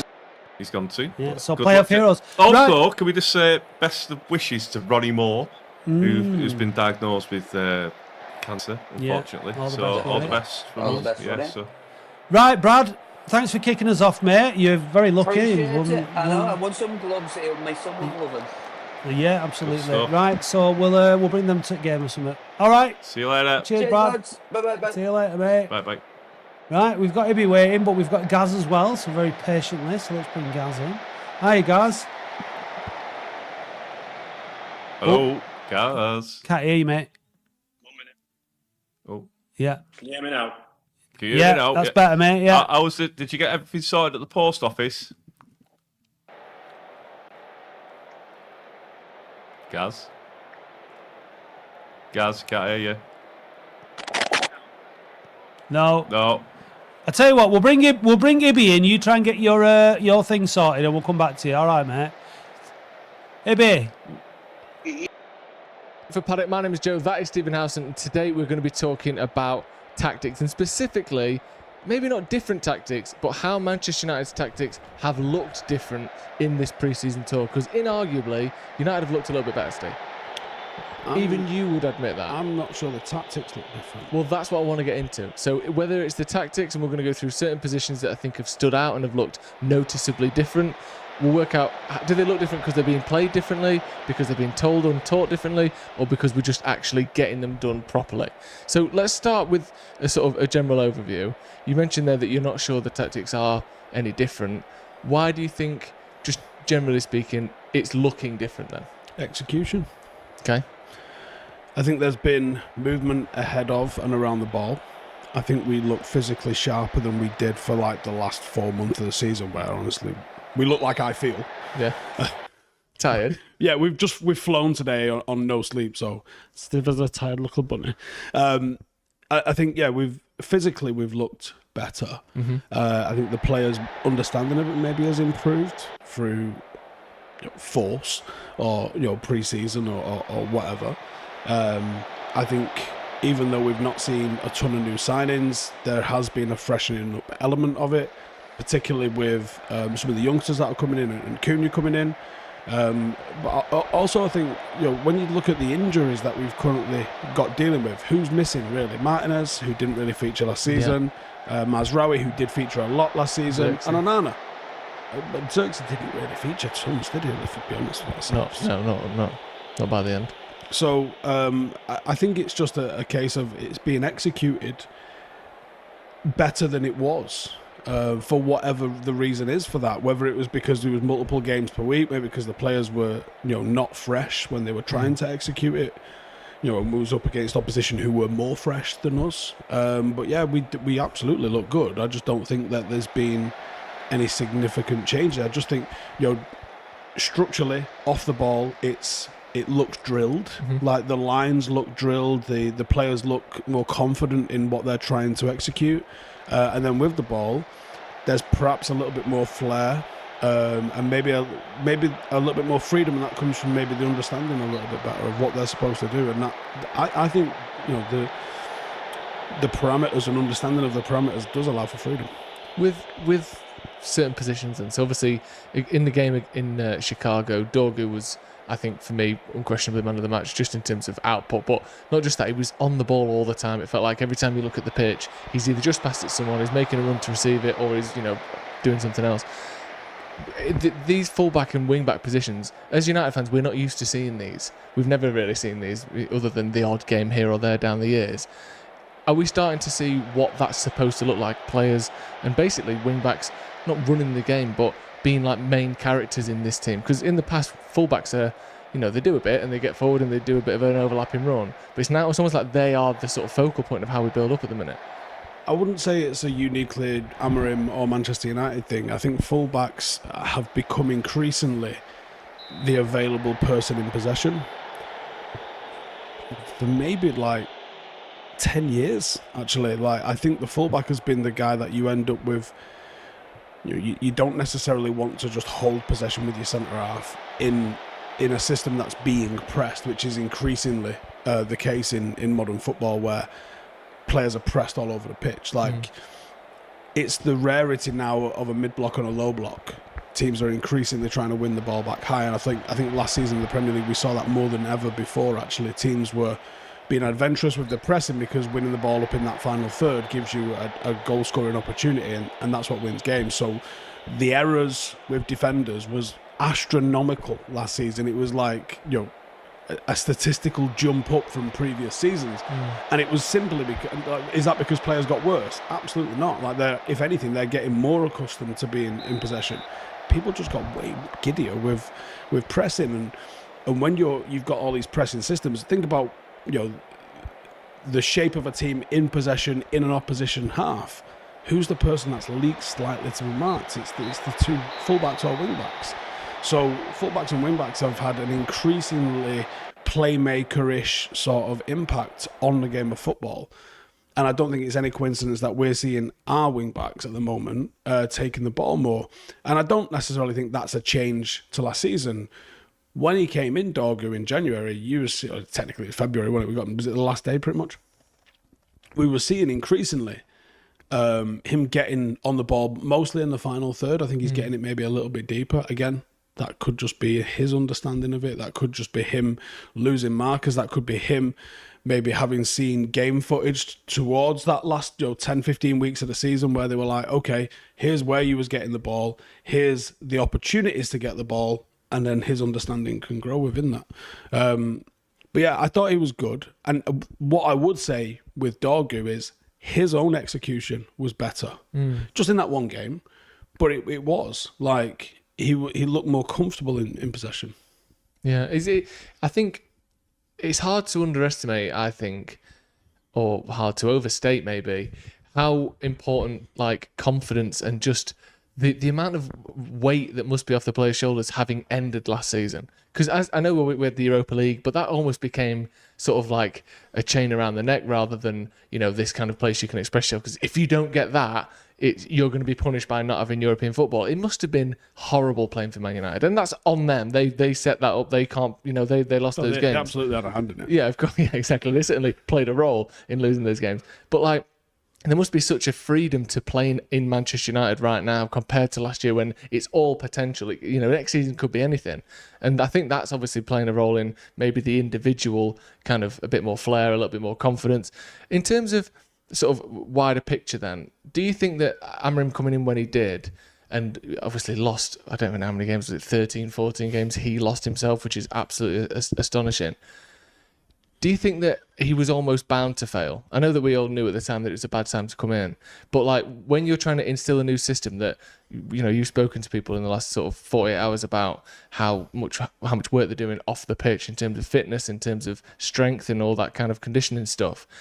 He was trying to bring in a system that was more demanding than the last one and doing it when they were already low because they've just been lost the manager. We were already low because we probably weren't going to get Champions League football.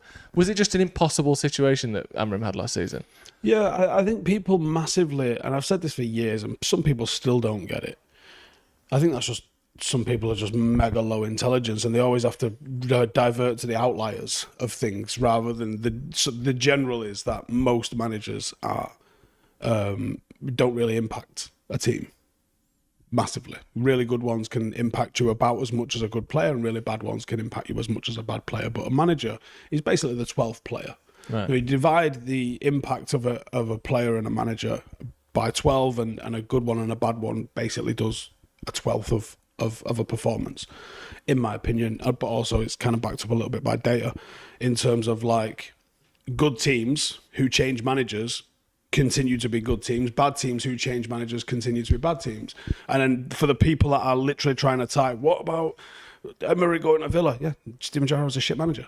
Yeah. That was the swing, the 12th things swing from a bad one to a really good one, Yeah. that ends up being quite substantial, doesn't it? It can be, yeah. Yeah. Like you getting a good centre forward or a good goalkeeper or a good centre half or central midfielder, they can have an impact. Yeah.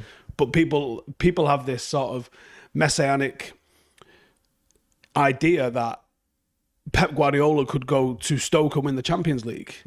Like he's barely winning it with Manchester City. You know what I mean? Like people massively overstate what it's possible for managers to do.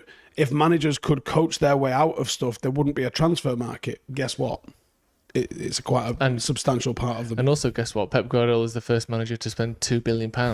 So, obviously, he's still one of the best managers in the world, but it does correlate that good teams get good managers and good managers get good teams. But those two things kind of need to go in hand in hand. Do you think Amorim is a good manager? Because we've almost had with that initial spell of can five at the back work and Talk Sport and everyone going, oh, he's got to change back because it's not British and all that stuff. And then there was this spell of this is actually just terrible what we're watching. And now it almost feels like the first time where, again, it's 2 games in. I'm not saying that things are fixed. Pre-season, by the way. Pre-season, of course. But it feels as though I can at least see what they're trying to do. And it seems to have some positive effect. Do you think that this can work, this system? Because we've not even been able to have that conversation properly yet because it's just been so bad. Yeah, honestly, I don't know. Yeah. Honestly, I don't know. What he did with Sporting was impressive, and the way he pieced up Manchester City in his last game at Sporting was clearly impressive. In the very first 6 or 7 weeks, we take points off City, Arsenal, Liverpool. There's obviously positive signs within that, but then we didn't manage to dominate the ball. And actually, one of the I know statistically we didn't dominate the ball against West Ham, but I also think that some of that came once we made all the changes because you only get the data of the match in the 90 minutes rather than a 60 and a 25 or whatever it was. Yeah. But I thought we held the ball nice. We didn't have needless possession where we just had possession for possession's sake. It was quite purposeful whenever we had possession, but we also held possession in the opposition half and was moving it around with a purpose, I thought. We'd go down the right, wasn't quite working, we'd switch it and bring it down the left and we would attack. It wasn't what I would call relentless attacking, but it was attacking. It was trying to make something happen all the time. It was perhaps more successful against Bournemouth in doing that. There was a few times where even though we weren't managing to get shots off and final balls off, I would say the final third entries was up. I would say that the confidence again took another step up. The flair took another step up. And it looked like people's understanding took another step up. Were Bournemouth bad? Maybe. Yeah. Were United good? Maybe. But like I said last night, all we can do is go after performances. And I was very happy with the performance and actually equally as happy when you got the second string 11, the likes of Ethan Williams, the likes of Cobby, even Cheeto was getting a little bit involved. I still thought it was a good performance once you switch the teams. So if the players are able to execute that to the same sort of degree when it matters and we start picking up 3 points, I really think we're going to I think we're really going to surprise people. And I spoke to a couple of people at the game last night, including Wilcox actually. Which I was surprised at. But we spoke about, I spoke to him about the importance of pre-season and how people put this enormous emphasis on pre-season. It is important, it's very important. But people put this sort of emphasis on pre-season like you can do all of the work to prepare for a season in these 4 weeks. You have 2 weeks at Carrington and then you have 2 weeks on a tour. These are busy. I don't know how much learning they're getting done. Today is a recovery day. Tomorrow there will be a little bit of prep. Saturday they fly, Sunday they play. How much are you actually advancing the players' progression of the understanding of that game model? Very little. Whereas actually I think when you've only got the 1 game a week and you're at Carrington for the rest of August, I think the understanding probably goes up an even greater level than it has done for the last 2 weeks when we've had the travel and we've had all the rest of that sort of stuff. And I was talking to him about that. I was like, for me, we've still got this opportunity to do a load of learning. And he was like, yeah, we have. And he was saying, obviously we wanted to be in the Champions League. Obviously we wanted to beat Spurs. But the hand that we've been dealt, there's opportunity for us here to make some real progress with just having that 1 game a week. Yeah, especially with it being a manager that it's not like, some clubs, Brighton or City or whatever, where it's largely unplug and plug. it's a completely Relearning. different- Yeah, exactly. Yeah, brilliant. Right, thank you very much, Dee. That was very enjoyable. We're back. Do you like our background? Yeah, look at that. It says "Welcome to the Jungle" and there's a Pac-Man machine. We were going to have it on in And the a background, foosball table. but it made too much noise. But we've got all sorts going on down here. We're in Atlanta now, so we'll be coming to you from here. We've got a pool. Tell us which show you want us to. Should we do the brew? The Brews is out of the pool. Yeah, all right. Yeah. Fine. Right, thank you very much for joining us. This has been a chat about Amarim's tactics. Are they different? Are they better? Or do we just know them better? We'll see in a bit.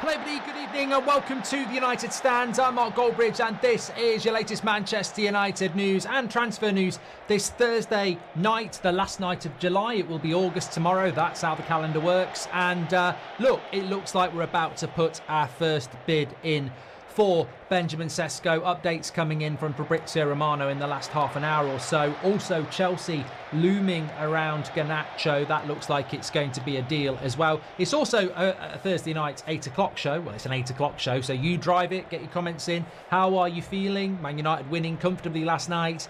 Sesko now the player that Manchester United want. But interesting updates from Fabrizio, I've got to say, and we've got to get into those straight away. I also haven't forgotten what I wanted to talk to you about this morning on the morning show, but we ran out. I've got 6 or 7 players I want to go through and get your opinion on, do they have a future at Manchester United? For example, Luke Shaw. Are we flogging a dead horse there, or is he actually somebody that we can utilise this season?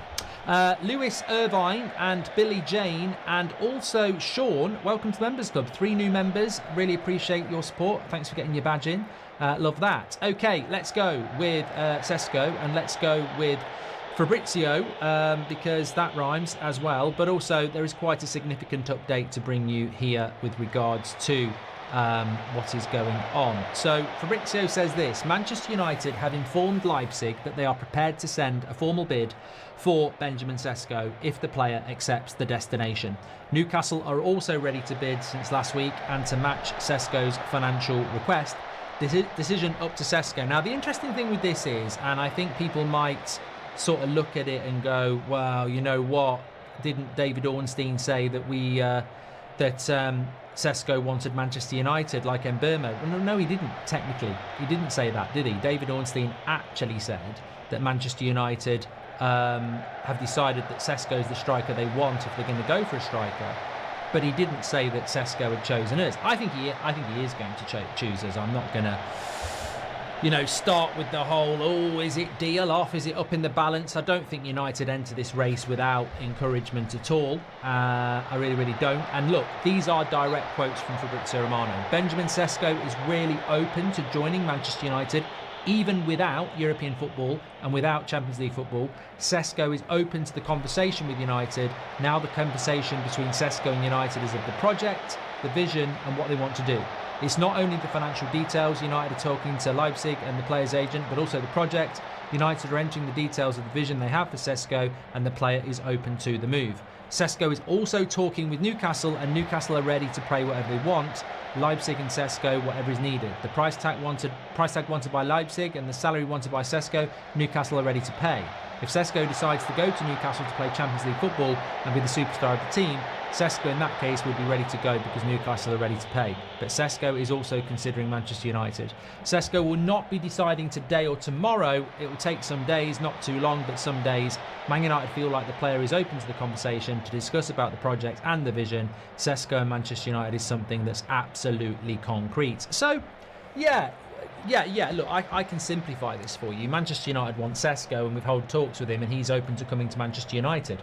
Unfortunately, Newcastle do seem to still be in the equation.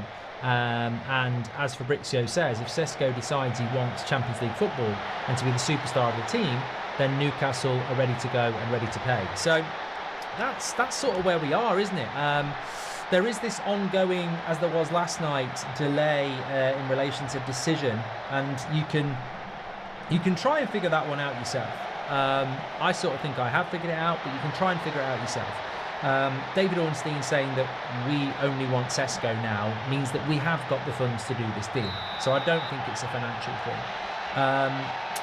Fabrizio saying that Sesko's going to take his time means that there's something to take your time on. And I do wonder, actually, if it might be Leipzig, because there is no doubt in my mind that Benjamin Sesko wanted to go to Arsenal at the start of the summer. And there is no doubt in my mind that Leipzig made it very difficult for Arsenal to get what they felt was value for money. Certainly comparable to Gyökeres, they obviously felt that Gyökeres was better value for money, and that's why they did the deal. So I do just wonder, and we've heard from Sesko's agent before about their respect for Leipzig, I do just wonder if Sesko is keeping his options open because he can't take for granted that Leipzig will do business with Manchester United. I just wonder if it might be that, because if Sesko says I'm going to Man United and then United mess up the deal with Leipzig, he ends up nowhere. So I'm just wondering if he is saying to Manchester United, go and sort a deal out with Leipzig and I will come to you. If you don't sort a deal out with Leipzig, then obviously I'm going to go to Newcastle. That's how I interpret it. There could be other interpretations, by all means share them with us, but I think he wants Manchester United. I'm absolutely convinced he wants Manchester United, because if he wanted Newcastle, the deal would be done.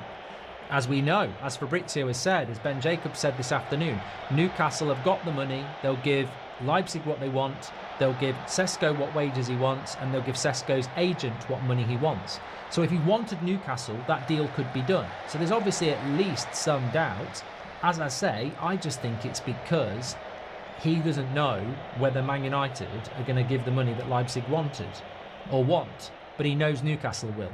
So he can't really go, I want Man United before we've done a deal with Leipzig, because then he's sort of stuck. I think that's what it is, in my opinion.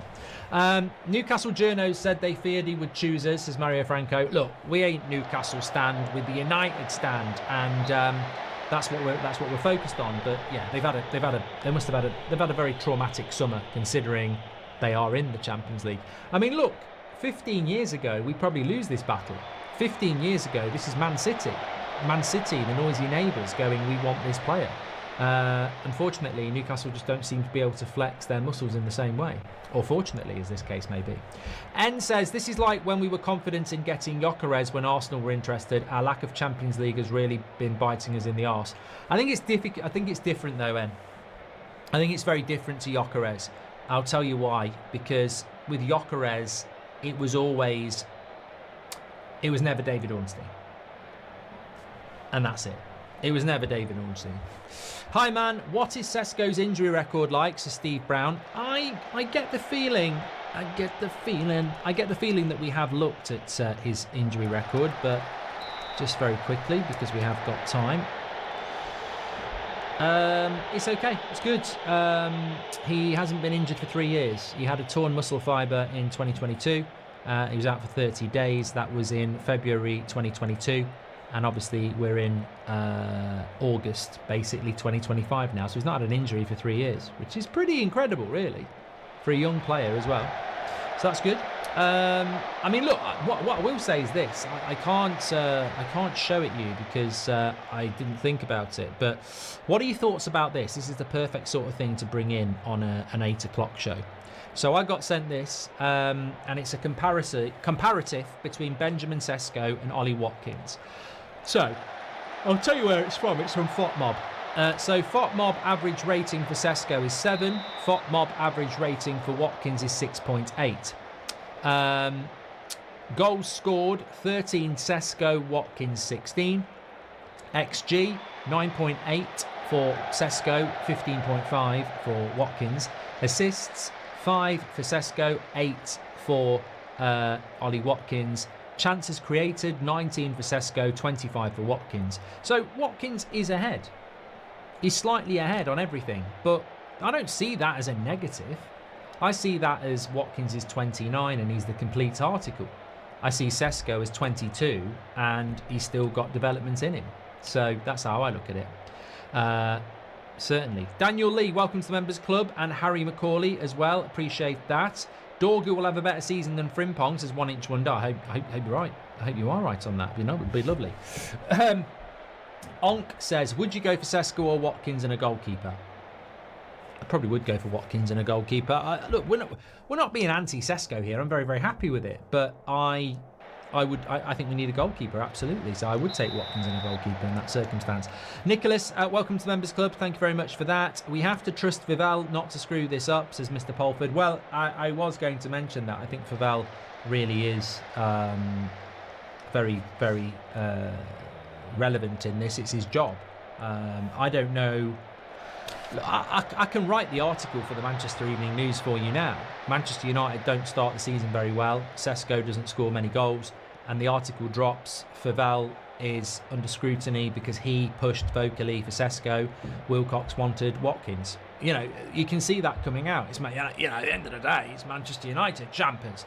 But yeah, look, I think it's the decision that most people are comfortable with, and he has got the connections at Red Bull. So yeah, let's see what happens with it.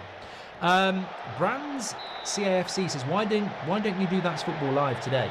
Because Terry was going to do Arsenal Spurs, and I said, do you fancy doing a watch along on That's Football? Why didn't I do it? Because I didn't watch Arsenal Spurs, because I've had about 4 hours sleep. I'm bloody knackered, and I was busy doing other stuff. So champers. What about Harry Kane, says John? Nah. Why do you want Harry Kane? Attacker that drops and plays centre midfield. We need a guy who plays on the last man. Absolutely. Rizik says, hope you well, trust you well. Sesko has the price tag as Watkins. Age gap is 9 years. So Sesko should be seen as a long-term project. Players to go. Garnacho, Sancho, Anthony keep till January if he fails. Did you see that quote from Ben Jacobs earlier about Mbeumo and Cunha feeling that Anthony would suit our system? I found that wild, really. That, you know, there's no place for Anthony. We haven't got a place for Anthony in this team. We bought replacements for Anthony, Rashford and Garnacho. There is no place for them. No. Lemens, Sesko, Cunha and Mbeumo and the rest of the team, where do you see us finishing, says Liam. Lemens, Sesko, Cunha and Mbeumo and the rest of the team, where do you see us finishing?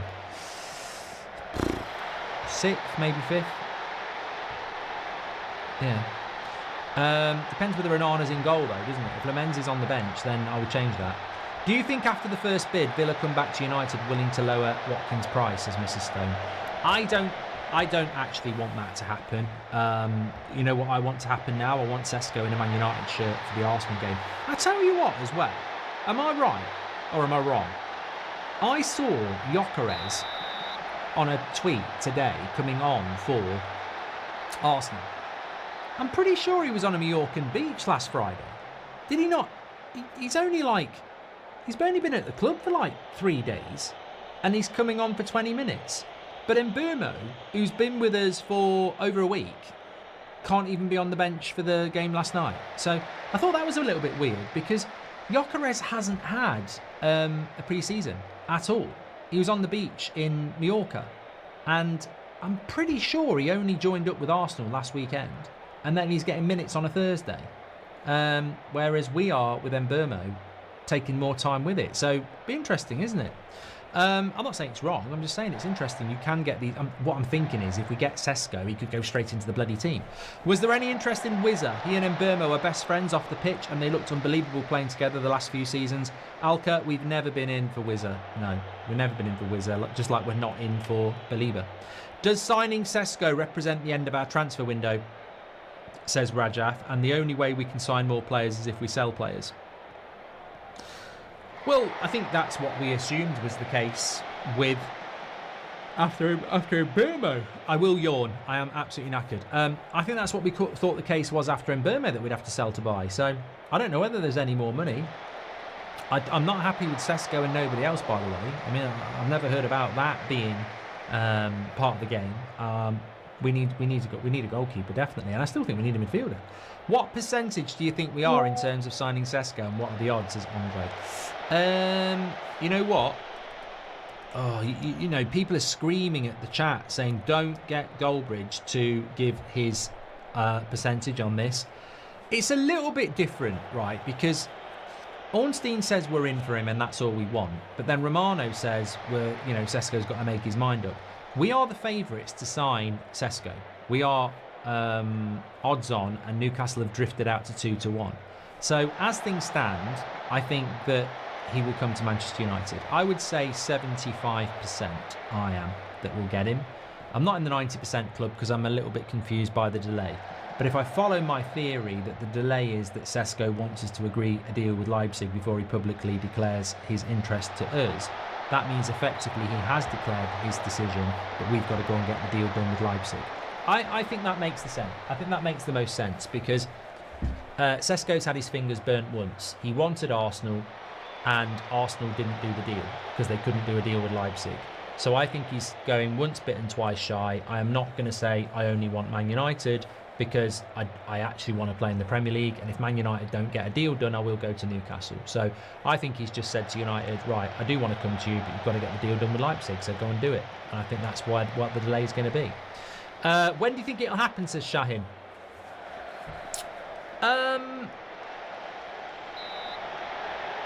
It's Manchester United. Well, Manchester United, I mean, we take 5-6 weeks to do a deal. It's August the 31st tomorrow, so we've got 4.5 weeks left of the window. I mean, it wouldn't surprise me if he signed for us on the last day of the window and we don't see him play till after the international break. Realistically, I'd like to see him here in the next 2 weeks, but that's probably very unrealistic. When does the third kit get released? I suppose you could look at it like that. Emily Derry says, fortunately with Sesko, he has had some of pre-season with Leipzig. Hopefully we get him over the line relatively quickly. Yes, I think with we saw it with Mazraoui, didn't we? Mazraoui came into United 3 days before the start of the season, and I think he started the first game, didn't he? So if you've had a pre-season, it's fine. You're just not used to the system. Would you prefer Martinez or Donnarumma, says United star? I don't think we're getting Donnarumma, by the way. I just want to say, I don't think we're getting Donnarumma. I think it's... I was talking about it on That's Football, actually. I think he's going to Chelsea. I think we're just an Uber driver. So PSG is the starting destination and Chelsea is the end destination. And I think we're just an Uber to move the story between two clubs. I don't think we're actually part of this, really. I think we're just being used. Remember the 5 strands of transfers. It's total bullshit. It's totally true. We're being used by the agent. We're being used by the selling club. Or we're being used for a new contract. And with Donnarumma, it could be any of those 3. It could be his agent using United to get the move they want. It could be the agent using United to get a new contract at PSG.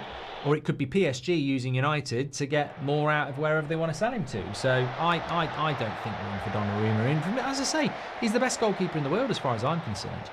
When we signed Cunha, we said we would need 4 or 5 equally talented signings to even compete. Not even halfway there. Don't let the standard slip, says N. Fair point. Alex Hornby says Sesko or Watkins are better than what we have now, so I'd take either of them at this point. No offence to Rasmus, but he needs to step up and fight. I really enjoyed Rasmus's interview. It is on the channel. Beth and some journalists were asking him some questions after the game last night. I really enjoyed it, and I really enjoyed a lot of the comments because a lot of people were saying keep him, and I think it's whether he wants to stay. I think Amrin will want him to stay. Man United might want to cash in to get some money in, but if he decides he wants to stay, it'll be very hard to move him on. It just depends whether he wants to stay and share minutes with Sesko or be the understudy to Sesko, or whether he wants to go and play elsewhere. I'm sure there are people at United who want to go for Watkins as he might be cheaper by dragging both deals on for weeks, says Mrs. Stone. I hope we don't do that. I really hope we don't do that, because it would be... I don't think a lot of people would be on board with it. We'll have to wait and see. Mark, if Lamens is our number 1 for next season, I see as top 3. Our 2 signings so far are going to make significant difference to the side. The toxicity no longer exists in player power, says Rizik. I don't see us in the top 3, mate. I mean, I bloody love it, but I don't see that. Should be getting Watkins as well. Ferguson had 4 strikers, says Sam. We don't have the money though, do we, Sam? Alex Hornby, welcome to the Members Club. And Fanuel says, I don't like the fact we're forcing a striker. He will just be another victim. Look at PSG, all wingers. Our issue is very fundamental. I feel like we need a very good goalkeeper, a versatile holding midfielder, and a very good wing back, says Fanuel. Thanks, Mark, for everything you do, says Marshall. Watching your shows gets me through dark times in the past. Shout out to my girlfriend, Alina. There we go, Marshall. Lovely, nice message there. And it's your boy Calves in the chat, a member for 76 months. What's that in years? I think it's about 6 and a bit. At the end of the day, Champers, cheers for the great content, Goldbridge, says it's your boy Calv. And Brody says, good to see you well. Do you think the system did well last night? I do. And do you know if Cunha is still fatigued? I don't know. I suppose there must be an Amorim presser coming up because he didn't do one for the Bournemouth game. So I suppose those sort of things will get asked of him now. I don't know what that fatigue and Cunha thing is all about. I mean, look, at the end of the day, we beat Bournemouth. And, you know, if you can, we all want to see Cunha and we all want to see him settled into the team. But if there was any risk there, then you don't play him, do you? What's your Luke Shaw injury bet for charity this year, says Damon? Well, we nearly got it last night. Robert McCormack says Kane got 41 goals from midfield last season. Look, I don't mind doing a charity bet. I will give £100 to charity if Luke. I tell you what, I'll give £1,000 to charity if Luke Shaw stays fit between now and Christmas Eve. I'll give £100 to charity if he stays fit to the end of September. There we go. Remember those? I'm happy to do it. Hi Mark, why are all these players that are supposed to leave still here? The likes of Garnacho, Malacia, Anthony and co, aren't they concerned or worried? It's baffling, says Henry. Well, look, here we go. Not actually here we go, but this is what's coming in tonight in relation to Garnacho. So it's coming in from Fabrizio Romano, and effectively what's been said is that Manchester United's Garnacho is of interest to Chelsea. Chelsea want Xavi Simons and they also want Garnacho. Fabrizio says Chelsea are very convinced on Garnacho as an opportunity. His name is mentioned internally every day, and it's going to be about the price tag. So, look, I think that we probably value Garnacho between 50 and 60 million pounds, and Chelsea probably value Garnacho between 30 and 40 million pounds. And the question is, do we have a leg to stand on here? Because I think Garnacho, stupidly, is going to wait till the end of August. I don't understand that. You know, maybe, you know, you're not having a pre-season, which is just crazy. You won't be in the Argentinian squad in September, so you've got to really hit the ground quickly when you do play your games for Chelsea to get in an Argentinian squad for the World Cup. It's just, I think it's disrespectful to your own career to sit on your arse and gamble a pre-season and a World Cup to get a cheap move to Chelsea. There were other offers he could have took. Napoli early in June was certainly there. So I don't really get it. I don't think he's unique. I mean, Sancho's doing exactly the same. I mean, the only difference with Sancho is he knows he's not going to the World Cup. But, yeah, I mean, you can see this a mile off. It's going to come down to, will Garnacho and Chelsea get their way? Because, honestly, what are Man United supposed to do? What are we supposed to do? It hits August the 31st. He does a Rashford, I only want Chelsea, like Rashford only wanted Barcelona. And on August the 31st, Chelsea go, there's 35 million, and we basically take it, don't we? Because if we don't take it, what do? Stick him in the reserves? So, I know Amorim said last week that if players think, I think it was aimed at Garnacho. I thought it straight away. I thought I think that was aimed at Garnacho. I don't think Amorim likes Garnacho, and I don't think Garnacho likes Amorim. And remember that story that came out about good luck finding a club. And then he comes out last week with these players that are waiting around thinking we're going to do cheap deals in August. Won't happen. He'll be back in training with Man United. So I don't know. If I was Garnacho, I'd be a little bit concerned as to maybe what Man United might do. They might just go, under no circumstances are we taking a cheap price for you, and you know what? In a year's time, you'll still be worth 35 million because that's cheap. So yeah, you can just go in the reserves. So I don't know. I mean, it'd be a very big step from Manchester United to do that, and I don't know how many of you would agree with it. In fact, we'll run a poll. Let's have a look. Either or.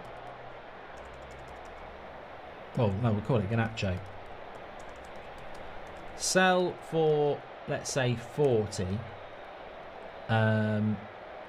Keep and stick in reserves. Mrs. Stone says, if I was Garnacho, I'd be looking at the Sesko deal and try to be part of it. Get to Leipzig, do well there. Bayern will buy him in a couple of seasons. Yeah, but he wants Champions League football and he wants to play in the Premier League. And that's a very limited pool. It's basically Spurs, Chelsea or Villa, if Spurs and Villa are in for him. So, look, Chelsea are very, very good in the transfer market. Apparently his wages aren't even that high at Man United. So, I don't know. But look, I've put sell for 40 million or stick him in the reserves, and 61% of you are saying you'd take the money. I saw today that Chelsea want him, and I just sort of like went, well, okay. So what? You know, it's he's never going to play for Man United again. It's not like certain players where you think maybe you can. He's never going to play for Man United again. So we didn't pay anything for him really. It's pure profit. Obviously, it would be slightly annoying if he went and fulfilled his talent at Chelsea and became, you know, one of the best wingers in the world, which could happen. But I do wonder whether United are going to just allow him to get what he wants. And, you know, but as I said, I don't know that he's necessarily the winner anyway, because you're not having a pre-season, mate. It's going to hurt him when the Premier League starts. When that Premier League weekend starts and everyone's playing football, that's when it's going to start. It should hurt. If you're a professional footballer that values your profession, then that should hurt. But I don't know. The scary thing about it is, if you look at it subjectively, he's waiting on Chelsea, and he's helping Chelsea get a cheap deal by waiting till the end of August. But Chelsea aren't looking at Garnacho and going, run, you know, like they've got loads of good players. He's not like he's the star player, is it? I know Chelsea fans that don't even bloody want him. Club over player, make him sit. We won't be bullied, says Yo E. Henry says we should sell him now and put a percentage sell-on clause in the deal since we're selling cheap. You've said it before. Yeah, look, I think whatever happens with any of our players that are young, we should be doing that. So whatever Chelsea give us, there has to be a sell-on clause and some add-ons in there, certainly. Selling him to Chelsea is wrong, says Brody. Well, yeah, but, you know, what are you going to do? Kenny says, to all the Watkins fans, are you trying to build or are you trying to put a bandage on a wound like we have always done? I'm tired of these Premier League proven nonsense. Haaland came in and became a beast in the Premier League, says Kenny B. Lucas says, breaking, Man United lost the final against Spurs, says Ibrahim. He's always there with those. They're very good.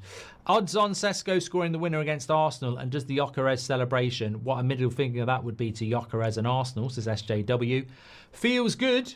Well, it feels good for some of you. Has just gifted 20 memberships, so make sure you say thank you to that. And Varron's just gifted 5, so say thank you to Varron as well. Alex Hornby says, are you getting the new FC26? Looking forward to the new streaming in career mode. Trust the process. Champers. I'll give it a go, mate. I'll give it a go. I definitely need to turn sacking off. That did me badly on FC25. Henry says, why are all these players that are supposed to leave still here? The likes of Garnacho. I've done that one, haven't I? Okay, so look, this was something I wanted to talk about this morning. So keep driving the show. Get your questions in if there's some burning topic you want me to discuss or the chat to discuss. But I wrote a list of players last night after the game and thought I want to bring this into the show, and it suits perfectly for the 8 o'clock show. So let's start off with Luke Shaw. Music World said I would sell Luke Shaw. We're not going to be able to do that. I thought he did reasonably well last night. There was an injury scare that made me think this is the problem. But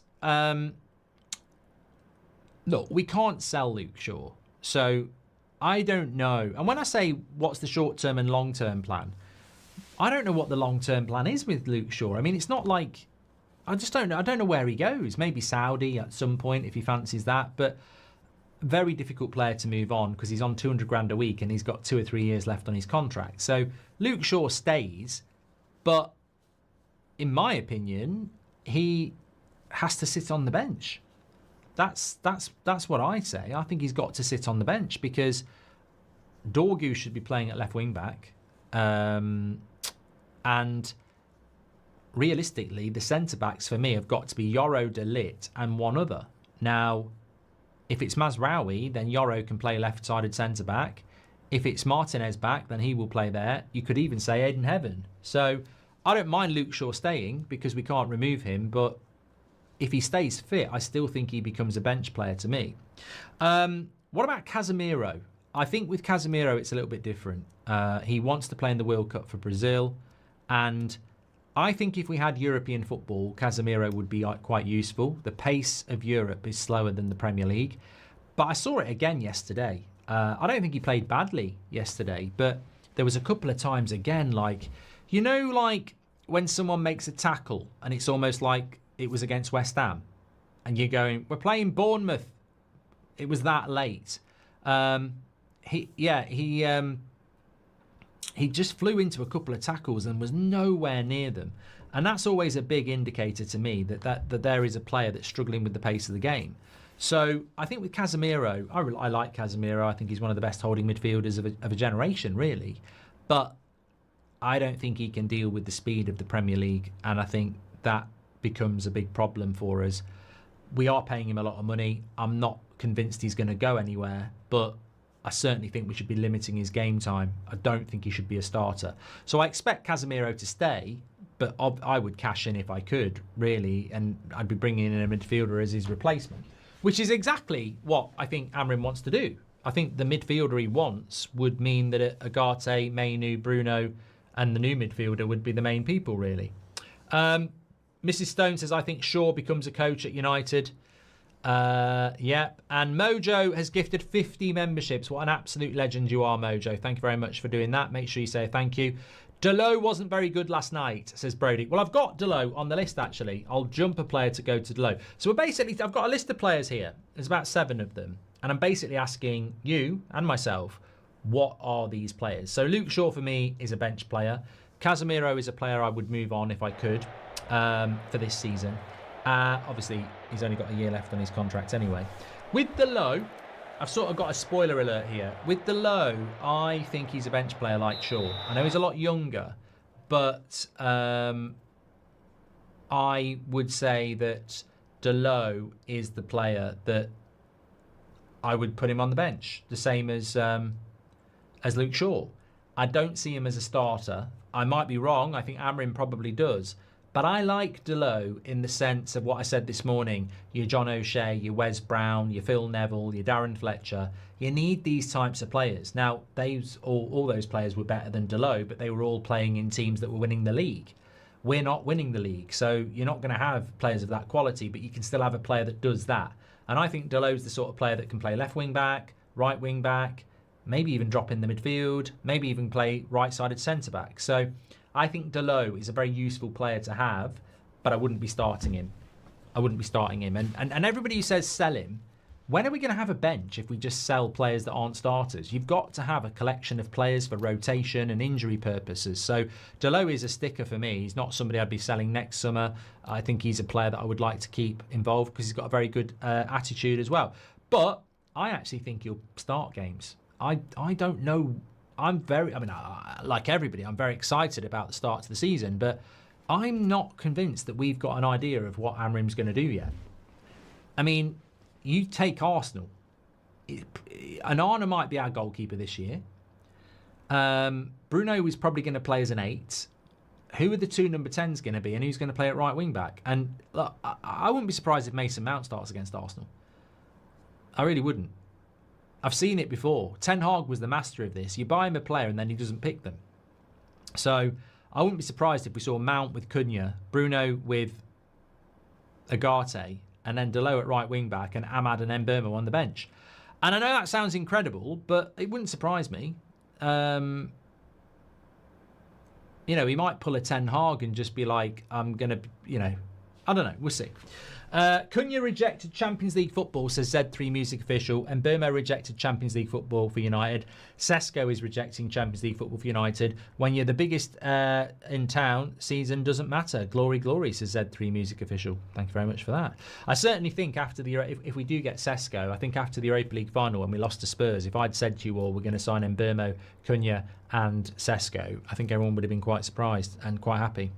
Praticus says, shout out to Dan and Andy, long-term employees at United who were made redundant this summer, who deserve some recognition for their service. Mate, if you are a former employee of Manchester United and you want to get in contact, that's footballmedia@gmail.com.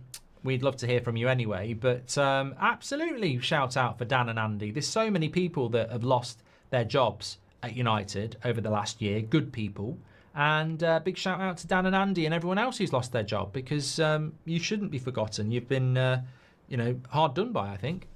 Amar Dedic at right wing back, playing for Benfica tonight. Young talent from the RB group, could be a decent shout after the season in Portugal, says Eden. Would you have taken this window so far, says Rory. We have had a better window than Newcastle and Villa and in a worse position financially. Ineos take credit.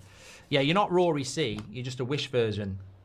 Rory, you always come and talk shit. I think you actually are an employee of Talk Shit, or you're Radcliffe. I mean, Ineos should not take credit. No, I would not take this window so far. No, and having a better window than Newcastle and Villa. But what about our real rivals like Liverpool and Arsenal? So no, I don't think this is a transfer window I would take so far, because what you're asking me to take, Rory, effectively is a big tube of lube, and no, I won't go that far, but I would not take this transfer window, no, because effectively Mbeumo hasn't kicked a ball yet and we're playing a game in 2 weeks. Cunha is our only signing and nobody's been sold. So I'm not going to glaze a hypothetical transfer window at the moment. The season starts in 2 weeks. No.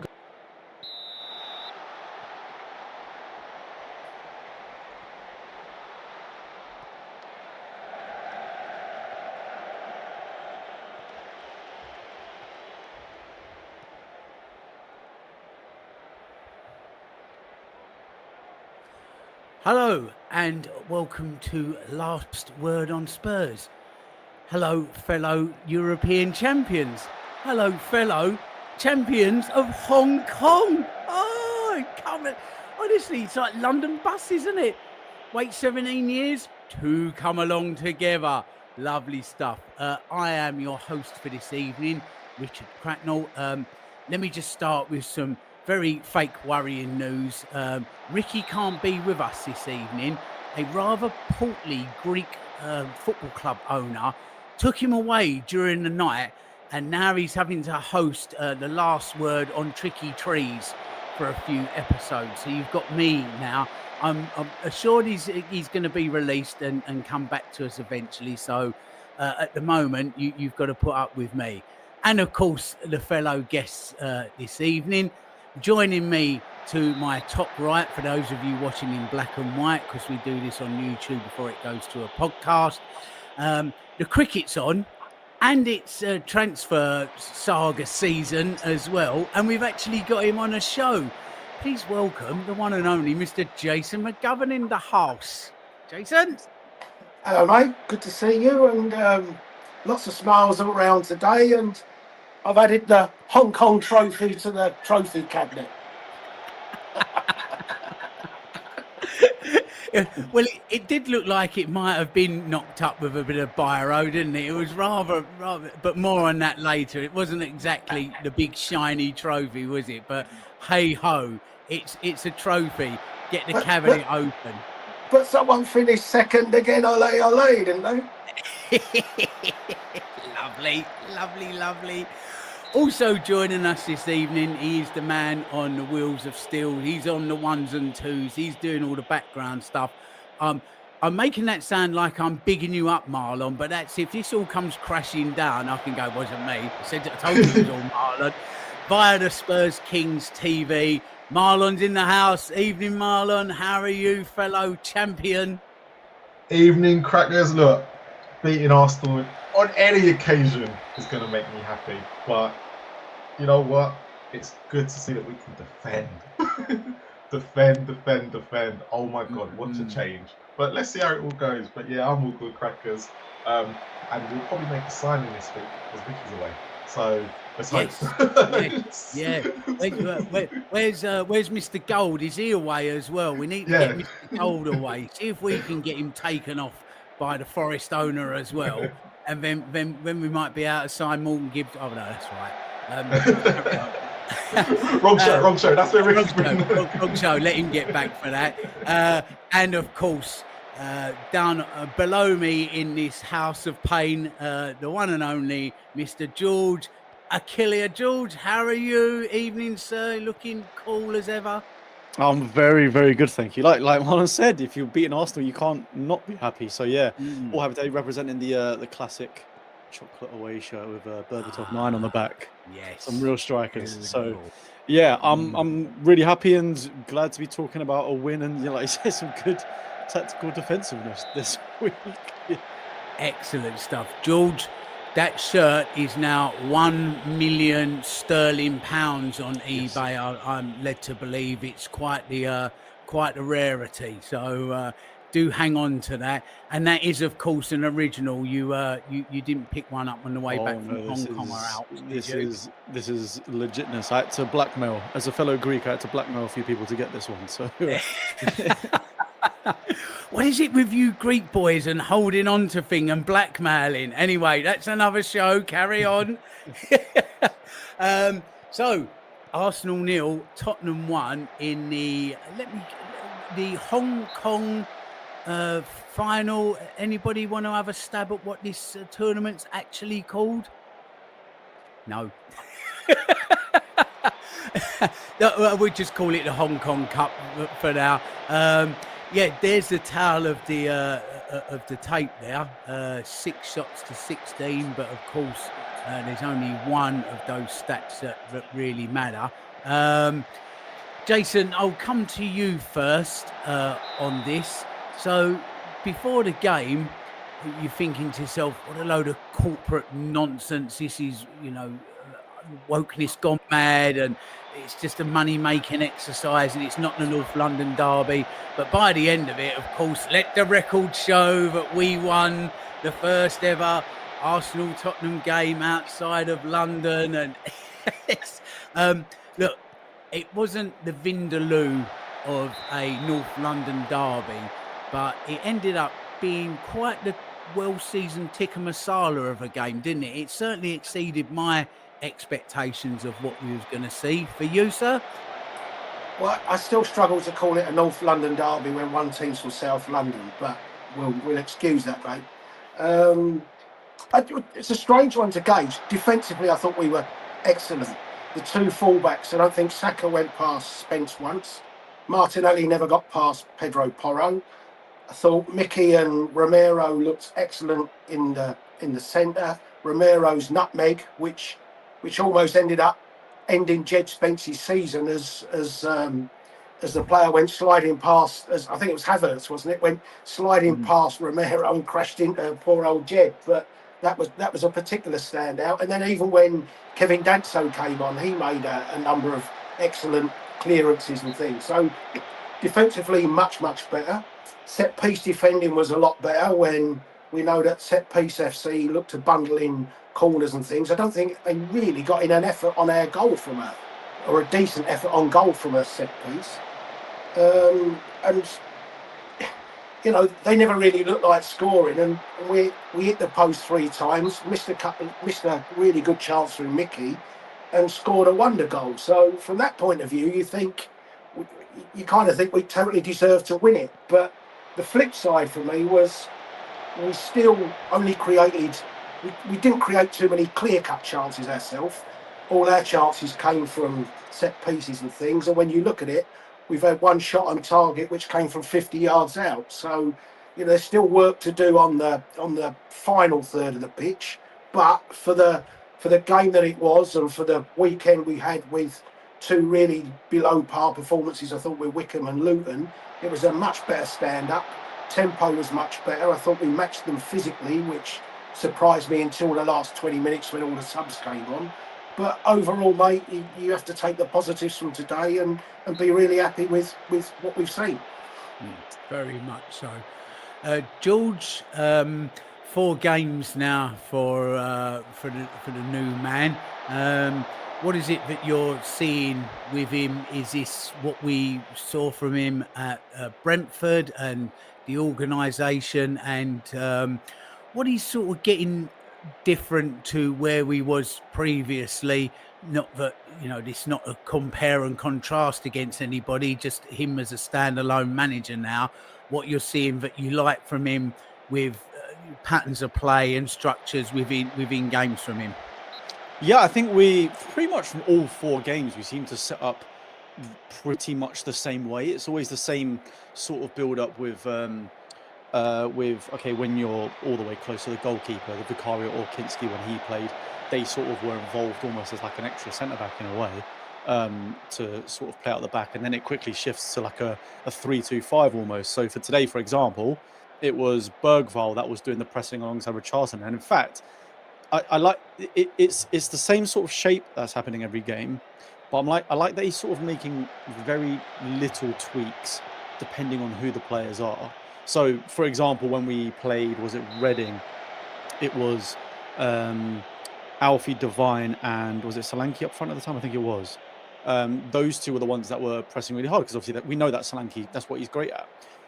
Tweaks it a little bit today, and because Richarlison can't really actually, you know, run too often, we worry about his injuries and managing him. I noticed a lot of today, it was Bergvall, the one that was really pressing high up the pitch, and Richarlison was sort of a little bit behind him. So, no, I've been impressed with, especially with like the defensive structure, like you guys have mentioned, the just simply having the 2 midfielders kind of almost run alongside each other for most of the game. In and around the back 4, I think it looked pretty decent. But yeah, I think to kind of echo what Jace was saying, I think our attacking work and the patterns of play there could still use a bit of work. I think for me, Kudus is an absolute unbelievable signing. And you see when he attacks with the ball, it's almost dangerous every time. So many times, whether it was I think at Luton or whether it was today, he was tripled up on that side, and he still gets away from players.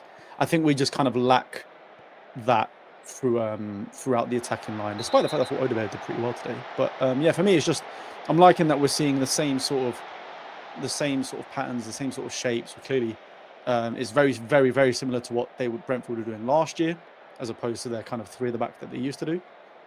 So no, I'm liking it. I just think we've got a bit more work to do when it comes to the attacking bit and the kind of like final moment around the box. He had Marlon coming to you. Thomas Frank had an excellent record at Brentford versus that sort of alleged top 4, 5, 6, if you like. He had a really great record, and Kudus does seem to have hit the ground running. Amazing what you can achieve when you buy Premiership proven, ready to go, off the peg players, isn't it? But there was, as Jason was saying in our group chat earlier, not much from open play there, and of course Solanke missing, and but that does need some attention, doesn't it, really at the top end of the pitch now? Yeah, no, and that's probably what the biggest problem over pre-season's been, because actually Arsenal will play into our hands a little bit because they'll have most of the ball, and we were quite good. We're good at attacking on the break. We have been for like, even under Andrew, we were quite good at it, especially when we went defensive like we did in Frankfurt. So looking at it today, it's all good when we play the Liverpools, the Chelsea's and them, but it's going to become a problem when we have to go and play the teams where we need the ball. We're just not creating enough. Kudus, you're absolutely spot on. He just looks like he's going to be, forgetting Buemo, I think Kudus is going to be the new Buemo of the league, the way they're going to get him to play. And I think he was right. Odegaard was good in bits and pieces today. He was a threat. The problem was that his final ball was letting him down, and when we've got Richarlison who needs the ball pretty well, I say in front of open goal because he missed one, but he literally needs the ball in a certain area to score goals.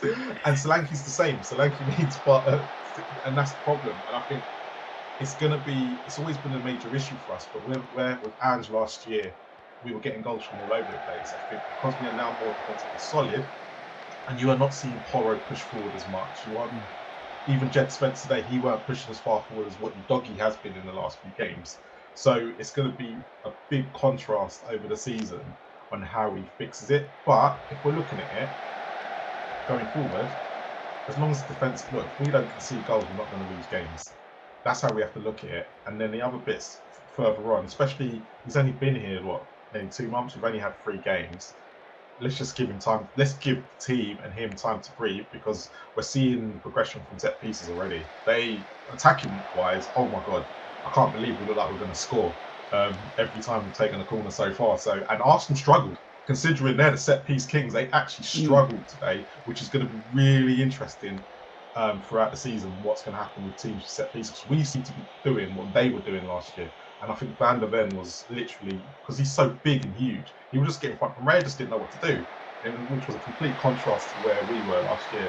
However, look, happy with the win today. It'd be interesting how we play against Newcastle on Sunday, because obviously they've had a few games in pre-season where they've lost, and it looks likely they're going through a bit of a rough patch. It's going to be really interesting what we do. But yeah, Jason's absolutely spot on.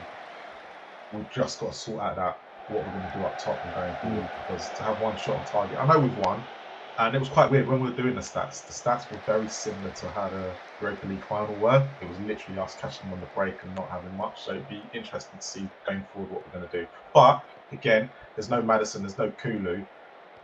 Can we really complain at the moment? Is it that's the way it is when you haven't got your most influential players on the pitch?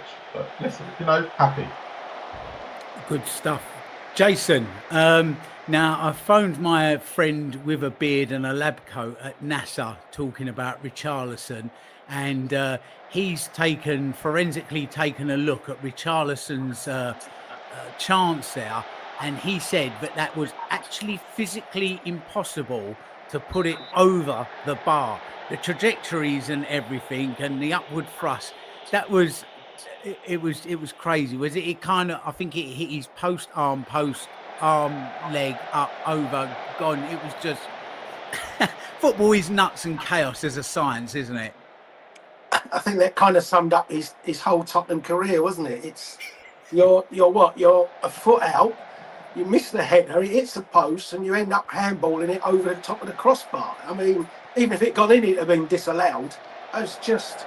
But his general play today, okay, he had 45 minutes at the weekend, but the amount of times he didn't hold the ball up or lost it. I mean, in fairness, Saliba's obviously we don't like to admit it, but he's a top quality centre half, physically strong, probably wound up by the fake IG post yesterday, just in case he thought it was Richie who'd mocked him on there, which he quickly deleted off the IG feed, didn't he, William? But no, I mean, you feel like we need a lot more up front than Richie as the second option. He works hard. He's willing to put himself about, willing to run, but his all-round play he's miles off it at the moment, and it doesn't even look the player that we bought 2 years ago, does he? He seems to have gone even further off from that. So definitely work to do. And,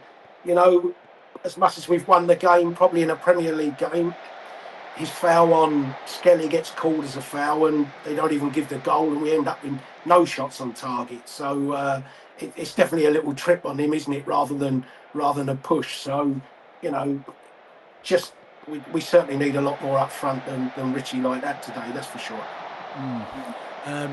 George, coming to you, and I know Jason's been speaking about this in our WhatsApp groups, that the numbers of the players that we can have squad-wise going forward into the season, and the homegrowns, I mean, it leaves me a little bit sort of closing one eye and going, I don't quite understand this. So for the idiot's guide to what's what, I know that it's 25 and you have to have so many homegrowns, etc., etc. So there is, I mean, it's not just go out and buy him, go out and buy that one, this one, that one. There is checks and balances to be had here, isn't there, going forward into the season and who you can announce? Yeah, definitely. I think the main issue for us is Champions League. The one thing I will say in terms of the Premier League is obviously a 25-man squad. You're allowed maximum 17 non-homegrown players. I think because a lot of our players are under 21, we don't need to register them. I think we're only at about 13, maybe non-homegrown players that are older than 21. So we've got a lot of wiggle room in that sense. But we do only have 7 out of 8 homegrown players. So if we want the maximum 25 squad, just to maximise the numbers, we're going to need to sign probably 1 homegrown player, which is probably why we went so heavy on Morgan Gibbs-White as well, to be honest. So I can see us signing a homegrown player just to kind of fill that maximum quota for Premier League. In terms of Europa, it's all the same, isn't it? UEFA. The homegrown is sort of split into 2, club trained and association trained. Club trained obviously being players between the ages of 15 and 21 were at Spurs. So more often than not, it's your youngsters, and people like Harry Kane would have counted, Cole Walker-Peters would have counted. At the moment, we've only got Brandon Austin, because Dane Scarlett, actually I think Dane Scarlett's still technically going to be counted as the B list, but either way he's looking to go on loan anyway. So we've only got 1, and you effectively have to reduce your squad by the amount that you're missing out of the 4. So we have to have a squad of 3 less than that. So we've only got a 22-man squad available to us, unless we were to sign someone like Dennis Sirkin, who I think is the only one that's really available from Sunderland that we could get. Either way, before we made any signings, we were already, I think, 2 players over, which is why most people thought we were going to sell Basuma and Richarlison. But even then, that just breaks us even. To now add Kudus, to now add other players, we're going to have to probably not register a lot of other players or sell them. Right. So, wow. Furiously, are you keeping up with this, listeners? It is literally, it's like Only Connect, isn't it? The game show on TV. It is crazy rules. It really is. Oh, for the days of just a 1 to 11 and no subs, and everybody from within a 10-mile radius.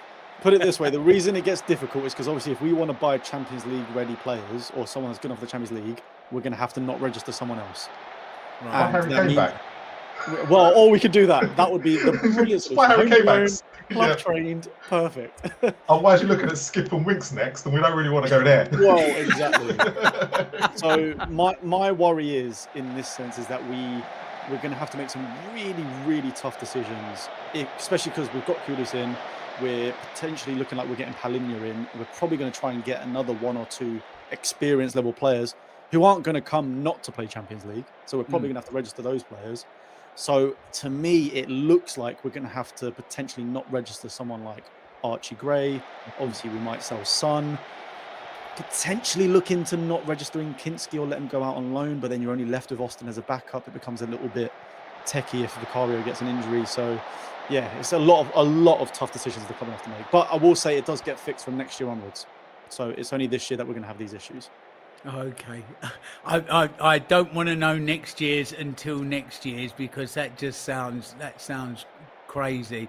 And I have got a supplement question to that, George, but I am going to ask you that off air, because I'm sure that everybody now that explanation, which you've done beautifully, by the way, George, would give a paracetamol a headache, wouldn't it? I mean, it is just so ridiculously complicated. Listen, we're going to take our first break of the show. I know Marlon's got a bit of VT lined up to show us. So roll the tape, Marlon, if it's still on tape these days. You crazy kids with your We'll kick things off with our everything. top goal scorer for the Championship this coming season. Would you like some stats, Manchester City Justin? squad. Do you know what? Let's give the people what they want. Give 'em. Absolutely. That's what they came here for, stats, not predictions, stats. Last season was the first season in Championship history where nobody managed to get 20 goals or more. Joel Pirro was the top scorer with 19, which is the lowest tally ever. Pirro was also the first top goal scorer in 3 years to be promoted. The 2 of them before him didn't, them being, of course, Sammy Szmodics at Blackburn, Chuba Akpom at Middlesbrough. The previous 4 before them were playing for teams that did get promoted. Schmodix is the only top goal scorer in the last 8 seasons to play for a team who didn't finish in the top 6. How about that? Joel Pirro was 12-1 to be top goal scorer last season. Before then, you had Schmodix, who was 150-1, and Akpom, who was 66-1, Justin. Big prices right there. The Sam Schmodix one is incredible, considering you'd have probably got shorter odds on Blackburn getting promoted. Oh, yeah. You genuinely would have. You absolutely genuinely would have. So that goes to show how big the Schmodix shout was. Only 5 of the last 13 top goal scorers were playing for the team who scored the most goals. And finally, only 3 players have been top goal scorer more than once. Those are Alexander Mitrovic, Timu Pukki, and who, Justin Peach? And yeah, you always... if I start back to these previews, you always ask me questions, and I always like an absolute thicko because I never remember. But I will throw out there Billy Sharp. No, it wasn't Billy Sharp. I'm not sure Billy Sharp ever was top goal scorer. No, I don't think he was. Actually, despite him scoring a lot of goals in the process. No, I actually ask the same question every year. The same answer is always Sylvain Ebanks-Blake. So remember it for 12 months' time. You set a reminder on your phone to remember that. I absolutely will not. But look, it's a tricky one this year because we've got some big-name strikers coming down from the Premier League. We've also got a lot of very expensive new strikers coming to the Championship from abroad who we don't know how they're going to get on, quite frankly. But Justin, kick us off. Who is your pick to be top goal scorer this season in the Championship? I've gone with the Southampton striker, and not Ross Stewart, sadly. I've gone with Cameron Archer. He's a natural finisher, isn't he? But wickedly, you could have actually picked one of 3 or 4 players at Southampton: Adam Armstrong, Ben Brereton, Diaz, Ross Stewart, have all proven to be capable goal scorers at his level, but Archer excites me the most for the reason that I think he's the most rounded number 9 in the squad and maybe in the division that we've got, a good history of at Championship level. Ross Stewart, of course, I've picked in the past, notably when he was injured, not due to return until October for Sunderland. I still picked him for Golden Boot. We'll skirt over that very quickly. But with if he didn't have his injury problems, I'd pick him now, but he does. But Cameron Archer, go back to him. I feel like he made the wrong decision going to Sheffield United in the Premier League in 2023. I think he needed more than the 42 appearances he made at Championship level to develop. But of those 42 appearances he made, he scored 18 goals. That's, of course, on loan at Preston and Middlesbrough. Give him a pre-season under a young, exciting coach as first choice striker, then who knows what he can do. I'm really, really excited about him this summer. Yeah, I believe Cameron Archer is the bookies' favourite to be top goal scorer this season. So, yeah, a very safe pick by a man who's infamously overcautious. But, yeah, if Cameron Archer does play almost every game, you would expect him to score a lot of goals this season. My main question mark with him is, and this is why I avoided him, is he going to play almost every game? Because Southampton have so many strikers. You've got him, Adam Armstrong, Ross Stewart, Ben Brereton Diaz, and even new signing Damien Downs, who wasn't cheap. So if he goes a few games without a goal, he could easily be dropped, Justin. Hence why I skirted away from Archer personally. It's something that entered my realm of thinking, because if I was to deploy Southampton, I would play a 4-3-3 with Ben Brereton Diaz, Cameron Archer and Adam Armstrong, mainly because Brereton Diaz, Adam Armstrong have got good history of playing on the flanks. Adam Armstrong scored a hell of a lot of goals under Russell Martin coming off the right. Ben Brereton Diaz, as we know, coming off the left, has scored a hell of a lot of goals for Blackburn. And Archer through that middle will be wonderful. But like you said, if he's goes 2 or 3 games without a goal, Damien Downs comes in, Ross Stewart comes in. Likewise, Damien Downs might be the starter, if you like. There are question marks there, but as I say, I think Cameron Archer is probably the most well equipped to play centrally in that Southampton team right now. Damien Downs has got to get up to speed with different country, coming over to a new division, new manager, etc. And Ross Stewart, his injury record's just doesn't convince you that he's going to start more than 10-15 games, does it? So as I say, I think Archer there, but you raise a really good point, and that's why I'm, based on that, probably surprised to see him favourite. Yeah. But if he does play every week, he's going to score a lot of goals, isn't he? Yeah, that's the thing we can say, but it's a bit of food for thought for anyone who is considering backing Archer for the new season. Let's go to my pick for top goal scorer. I'll start off, Justin, by saying there are 4 things I look for when I pick my top goal scorer. Number 1 is what we've been saying already. They need to be playing every week for me. So I've avoided Southampton or Sheffield United strikers because they've got multiple options. I also don't want someone who's got a sketchy history with injuries. 2, I would prefer if they took penalties, because that definitely helps. 3, they need a good supply.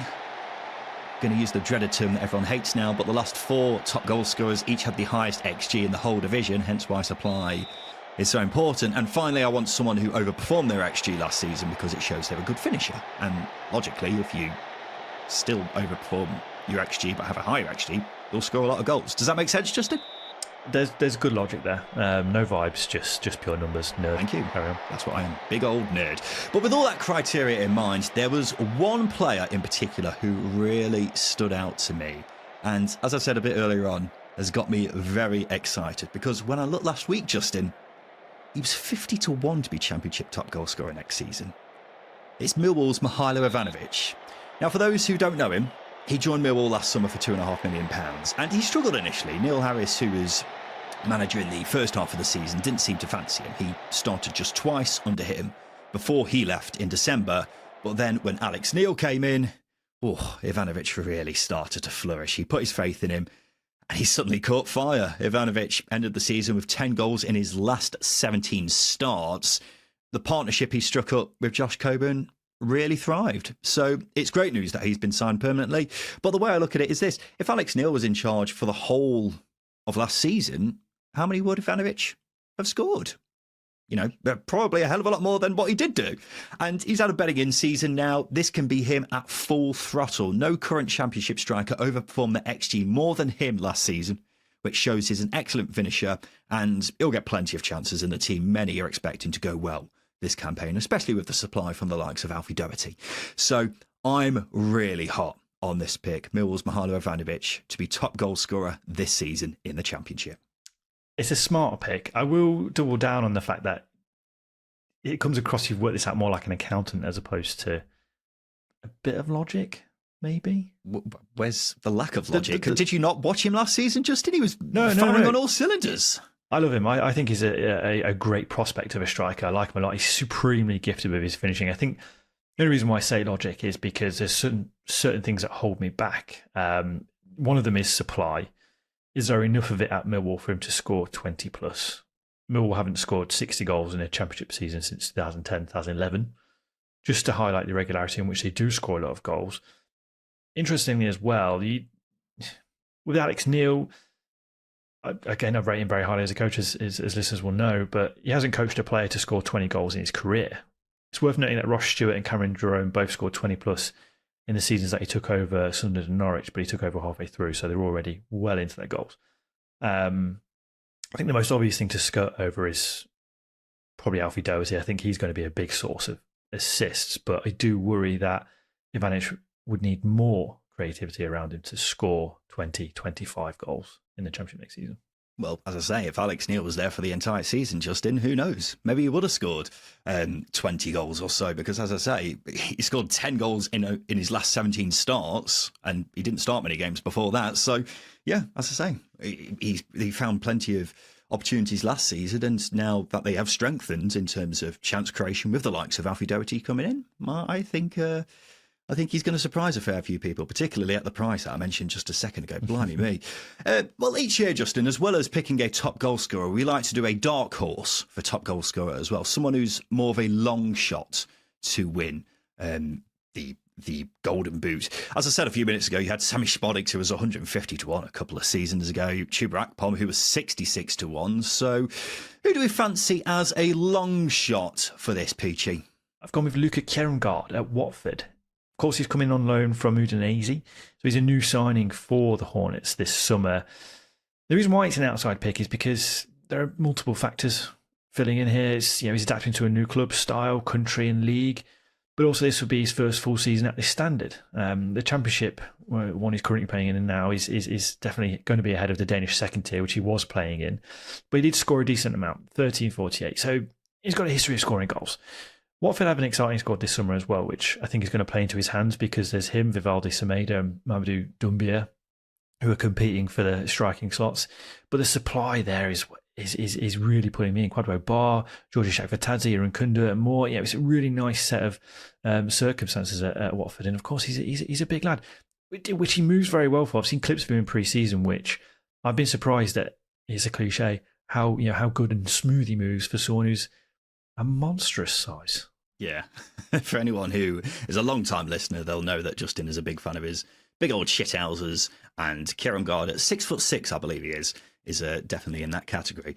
But yeah, Justin mentioned there that he cost £4.5 million for Udinese, but he's gone straight on loan to Watford. Another one who fits into the category of new striker coming in from abroad. He's cost a lot of money, but we don't know much about, so we don't know how they're going to get on. My main concern is, as you say, Justin, it's the Danish second tier. Even if it's the first tier, I've had question marks, but him scoring goals in the Danish second tier just makes me even more concerned about whether he'll be able to adapt to this level. But I might be completely wrong. Maybe he will score a hat load. I just simply don't know. I think you've got to start somewhere, but I think that all goal scorers are goal scorers, aren't they? If you have an active record, I think Victor Gyökeres is a very good example in that. He scored goals at Youth Level in Sweden, didn't quite materialise at Brighton, scored goals in the Championship with Coventry, scored goals in Portugal with Lisbon and in the Champions League, and his records just kept going and going and going because he's a goal scorer. And I think, not to say that Luka Kjermgaard's going to have the same trajectory, but the leagues he's played in so far, he's been scoring goals. He does have experience in the Danish Premier League, if you like, where he scored 4 in 14, so not as prolific, but still scoring goals. And that's a healthy record for me so far. I would just prefer someone who's been playing at a higher level than what he's been playing at personally. But as I say, he may prove us completely wrong. Who knows? As for my dark horse top goal scorer, this was really a case of me scrolling through the odds simply out of interest. And then I saw at 100 to 1 to be top goal scorer, Carlton Morris of Derby County. And I just thought, 100 to 1, how can I say no to that? A guy who 3 seasons ago scored 20 goals in the Championship, only one fewer than Victor Gyökeres, by the way, and then scored 11 goals in the Premier League the following season. I can't really understand how he's 100 to 1. I guess the simpler explanation is he struggled at Luton last season, but everyone struggled at Luton last season. Now he's at a club on the up in Derby with a manager in John Eustace who has a proven record of getting the best out of players. He'll be on penalties as well. Yes, I will admit slightly concerned about the quality of service he'll be getting at Derby because creativity is my big concern there. But keep in mind, Jerry Yates got 10 last season. So under John Eustace, Carlton Morris, I would not be surprised at all for him to be right up there for the Golden Boot this coming season. Yeah, I think picking this, when I saw his name in the running order, I was like, how can you pick someone who's got a good history of scoring goals at Championship level as a dark horse? You mentioned the odds 100 to 1 is ridiculous. Yeah. It really, really is. But I know there'll be people sort of banging the drum, he only scored 8 last season for Luton. But if you go back to the episode that we recorded when we picked our top signings, I picked out Carlton Morris. I ran through some statistics in that he was having less shots. He was getting into less shooting positions because the squad or the team just wasn't getting their forwards into good areas. It's as simple as that. Unfortunately, all the chances were falling to Elijah Adebayo, who was spurning them over the bar, as we know. May have been a different story if they were falling to Carlton Morris, but I think as a dark horse is a great shout. I think what this does is it presents a nice shift from what we had last summer to what we've got now. We've got an abundance of number 9s to pick from. We didn't have that last year because I think you picked Liam Cullen, if I remember rightly, which in itself was a good... Yeah, he did very well. He scored a lot of goals, but the standard of striker that we've got at our disposal this season is certainly greater than what we had last summer. Yeah, you've got a lot of hitmen to choose from, haven't you? And a lot of them are clearly not that fancied, even though they probably shouldn't be. So yeah, 2 very exciting picks there from me. That's what I'll say. Let's go to the next one, Justin. It's Player of the Season. Do you want some more stats, Justin? Yeah, I can't wait to get them wrong. Exactly. Yeah. I promise I won't ask you too many questions. Unsurprisingly, every Player of the Season winner in Championship history has played for a side who finished in the top 6. So you've got to consider that a minimum requirement for whoever's winning this. However, and this is an interesting stat, Justin, the 3 most recent EFL Player of the Season winners were playing for sides who didn't get promoted. Gustavo Hamer, Crescencio Somerville and Chuba Akpom. Although, got to be pointed out, 6 of the previous 7 before them did get promoted. So, yeah, food for thought there. Only one winner has been a defender. Who was it, Justin? A defender? Norrin Nosworthy. Unfortunately, it's not old Nyron, but he's a legend in his own right. I ask you this question every year. I'm surprised you didn't get it. Phil Jagielka at Sheffield United. And the only other stat I've got here is only 3 of the previous 7 winners also won top goal scorer. So not necessarily conducive with that. Justin, kick us off. Who is your pick for player of the season in the Championship? I've gone with Jack Clarke of Ipswich Town. Squad player last season in the Premier League. He only started 12. It's sort of disappointing considering how good he was the season before for Sunderland. And I'll be blunt here, and I'm not telling Kieran McKenna how to do his job, but I think it's in his best interest next season if Kieran McKenna starts Jack Clarke. Now, can you just imagine Jack Clarke on the left, Amari Hutchinson on the through the middle, and Jaden Philogene on the right? That would be a sickening trio if that's how you line up. But when you're talking about ball carrying abilities, but also decision making in the final third, I don't think there's anyone that's been consistent across 2 years than Jack Clarke. Quite funnily, you can almost count 3 years because he scored an assist in his only 2 games last season for Sunderland before he moved to Ipswich. So the ball was rolling already, but 15 goals from the left-hand side in the 23-24 season. That Sunderland team finished 16th, by the way, so scoring that many goals from a wide area in a grossly underperforming team with some mismanagement with a managerial appointment, very good. It was 9 the season before that, which was his first full season in the Championship, can you say? Because there was fleeting appearances from Leeds as a youngster and then loan spells here and there, which again, good return from a player in a team that's just come from League One in the 22-23 season. He delivers at this level, and I think if Ipswich do want to compete for the automatic, getting the ball to Jack Clarke as often as possible will work wonders. Christ, Jack Clarke, advanced left, Leif Davis left wing back. That's disgusting. Yeah, revolting, really, isn't it? But yeah, Jack Clarke's a very good shout, Justin. He's a very good player. I've also been looking towards Suffolk with my pick as well, because I've actually gone with 2 names for this, because plain and simply, if Amari Hutchinson stays at Ipswich, I think it's nailed on to be him. Talent-wise, he would probably be the best player in the division, but whether he's going to stay is looking 50-50 right now. So my other pick for player of the season is Jaden Philogene, someone who was unbelievable. Last time he was in the Championship, he got 12 goals and 8 assists for Hull and was by far the standout player for a team which finished 7th. And what followed was a big move to Aston Villa, where he made a fair few appearances off the bench, but it's not exactly a slight against him being unable to break into the starting 11 there, is it? And then Ipswich signed him in January for 20 million. Didn't have the desired impact, but he was also injured for a fair bit of it.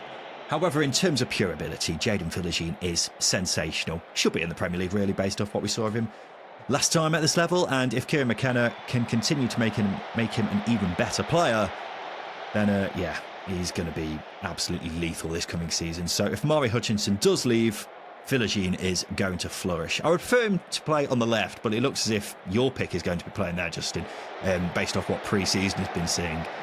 Either way, not a bad couple of options to have, are they? It's incredible. This is no disrespect to the players that Kieran McKenna once had, but what Kieran McKenna delivered with the likes of Nathan Broadhead, Marcus Harness, Wes Burns, just incredible. Now he's got Jaden Philogene, Jack Clarke, and potentially Amari Hutchinson if he stays. Sorry, I'm just exhaling in disbelief. I'm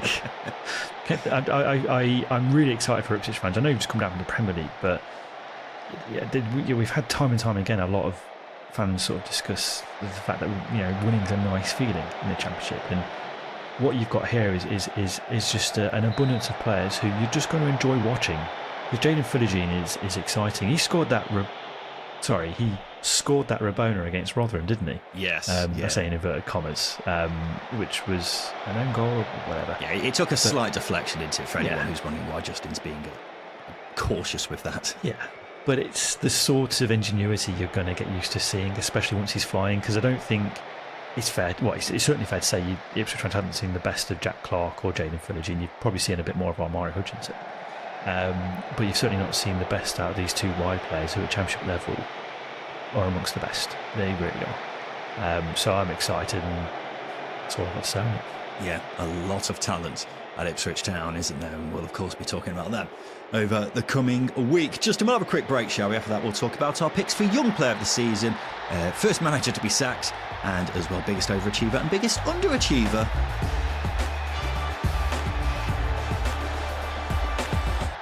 Welcome back to the Second Tier podcast. May I briefly take this opportunity to point everyone in the direction of the latest video on the Second Tier YouTube channel. I've had a deep look at Birmingham City and will they win back-to-back promotions this coming season? You can find out how capable I think they are in that. We'll obviously have more of a chat about that over the coming week, Justin, in our league table predictions. But just as a little teaser for the listener, are you becoming a believer? Because I think it's fair to say you were a little bit sceptical earlier in the summer. Maybe sceptical is not the right word. I'm just a little bit hesitant to aboard the bandwagon or the train, if you like. No, I think the bandwagon was definitely more applicable there. I don't know where trains come from. Who knows? I'll say this: if they do achieve back-to-back promotions, because it's so rare, would you be willing to have a little wager? Justin, we have wages all the time around this time of year, and you never pay them. So this isn't a financial one. Would you get a haircut like a Peaky Blinder if they achieve it? I mean, I've tried it before. I haven't got the hairline for it. that's just what it is now. But we'll have a think about it over the coming week, Justin. We've got a lot of chat about Birmingham and plenty of other teams before we have any decision there. But maybe we'll have a wager on a few teams, including Birmingham. Who blooming knows? And let's get back onto our predictions, shall we, for the coming season?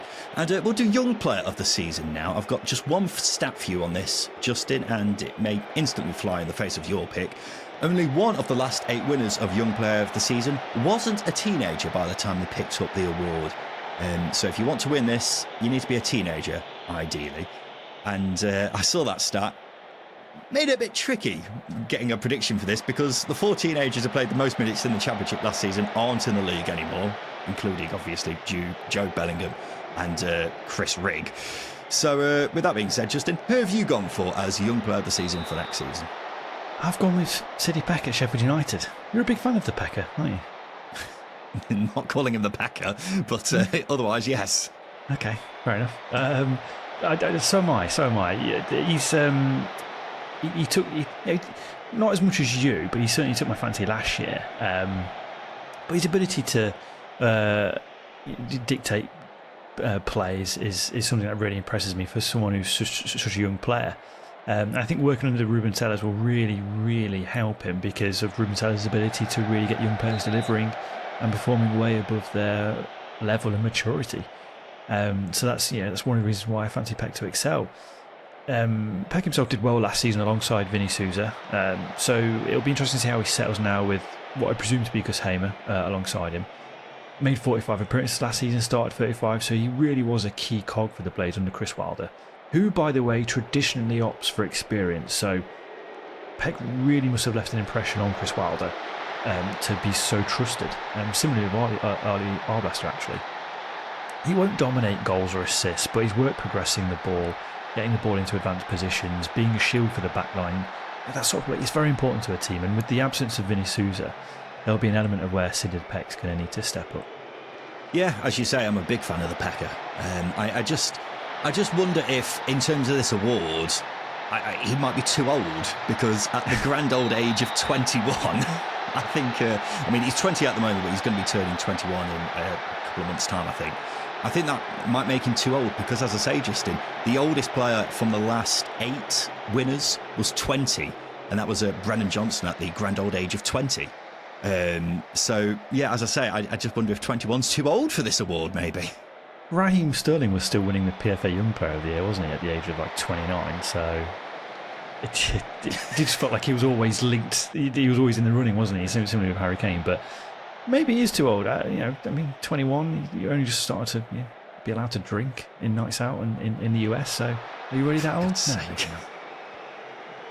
Sure, there are definitely more applicable things you could have done for 21, but that's also fine as well.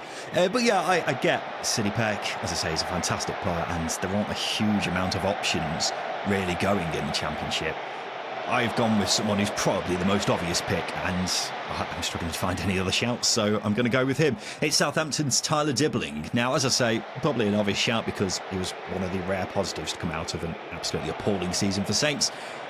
They were unbelievably shite, and he was so often one of the only ones who looked capable of playing at that level, and that's why he's been linked with loads of big clubs. because he's got a big future ahead of him. And I think we all recognise that, but it turns out Southampton do too. And so they've been saying, yeah, you can have him if you're willing to cough up a huge amount of money for him.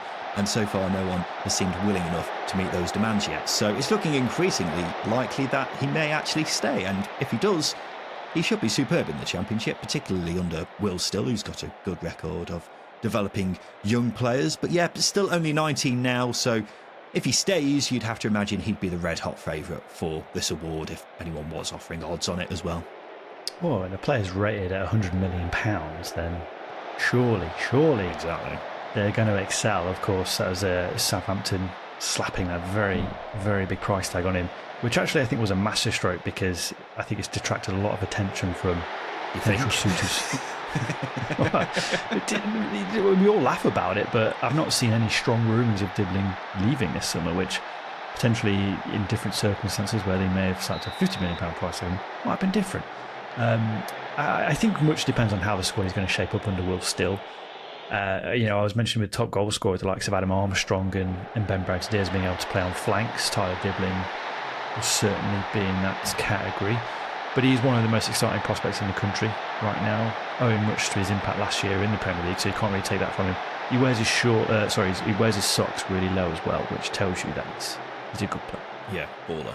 Like, that's always a good sign. Like Jack Grealish when he was here in the Championship. We may be seeing kind of a Jack Grealish-esque kind of scenario really with him, where he's clearly one of the most talented young players in the country, but the club who have got him just want to keep hold of him, and you can't blame them for doing that because he's very bloody good. So yeah, maybe he'll, at this level, he'll probably get a lot more game time than he would if he did move to a big Premier League club. And maybe it'll be the best thing for his career in retrospect. So I'm looking forward to seeing him play, assuming that he does stay at Southampton this coming season.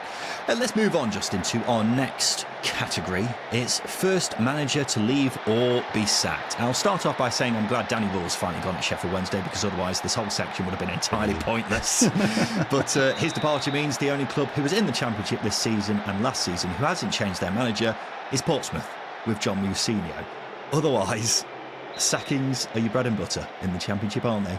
Get this, Justin. Since the start of the 23-24 season, we've averaged a manager change at a club every 15 days. 15 days! That's just over a fortnight. And last season we saw a manager go after the first game of the season when Ryan Lowe left Preston. I don't think we'll see that again here. The season before that we saw Neil Warnock leave Huddersfield after 7 games, but it doesn't take long in the old Champo. So with that being said, Justin, who do you think will be the first to go this season? I've gone with Sergei Yukirevich at Hull. This is more a reflection on the owner than Yukirevich. Don't get me wrong, I'm not convinced by Yukirevich by any means, but he's not helped by off-the-field issues, which are going to severely impacting how the club recruits. At the time of recording, there's still only one senior striker in Kyle Joseph. There is excitement waiting with Mohamed Balloum and Liam Miller, but they have to be nursed back after ACL injuries. You've got Charlie Hughes, Cody Drameh, Ryan Giles, who are capable at Championship level. But one thing that isn't capable at this level is Atron Charlie. He's so self-serving, it's unreal. And I feel if Hull are bottom by September, he will just pull the curtains down on Yukirevich. Which I say I don't think is particularly fair, because he's not been able to benefit from the type of recruitment that I think the squad needs. Yeah, it's fair to say Ella Charlie's he's a pretty volatile owner when it comes to sackings, so this wouldn't surprise me at all. What stopped me with going with him is he's a new manager, so he would have to do disastrously bad to be sacked, the first manager to be sacked in the division. And I also look at Tim Volter last season, Hull's manager at the start of the season. It took them until the end of November to sack him, so Yukirevich would have to do incredibly bad to be the first to go this season, I would say, Justin.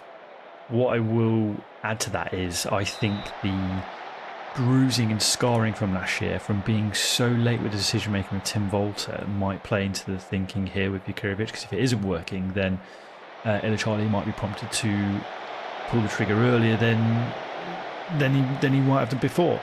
That being said, it's worth pointing out Tim Volter, I think, he had the same problems last summer, whereby the club did not recruit extensively as it needed to, or replace players as extensively as they needed to, and they were playing catch up for a very long time. And he was falling out with players, didn't enjoy playing under him. I'm not saying that's going to be the same with Yukirevich, but when your owner is the centre of attention at a football club, it's not very good. It's not very good. And they strike me a bit like, Hull City, like they were last season, which, again, is not a good example. Yeah, well, that's all true. Justin, absolutely fair comments. I can't disagree with you much on that. I will point out, Hull have done remarkably well in pre-season. They've won 5 in a row, including beating Sunderland on Tuesday. So, who knows, maybe Jurkiewicz is the Messiah this whole time. We'll wait and see, won't we? My first manager to be sacked this season is Paul Heckingbottom of Preston North End. And the simple reason for that is, I believe he's the only manager starting this season under pressure, I think. I can't think of anyone else because Preston were shocking at the end of last season. Just one win in their final 15 games. They went from being mid-table to nearly getting relegated. It was nearly your textbook example of a team sleepwalking into relegation. And they seriously got away with murder by staying up. If the season were 1 or 2 games longer, they may very well have gone down. So Heckingbottom's starting the season on the back foot, in my eyes. I don't think Preston fans have really taken to him because he hasn't done much in his time there so far. So I think he's definitely the favourite, in my mind, put it that way. Yeah, I think Preston is typically a club that sticks rather than twists, if you like. Did lose the manager after 1 game last season. That was mutual consent, wasn't it? Yeah, Ryan Lowe went into the boardroom and said, I don't fancy this anymore. You're like, yeah, okay, fine.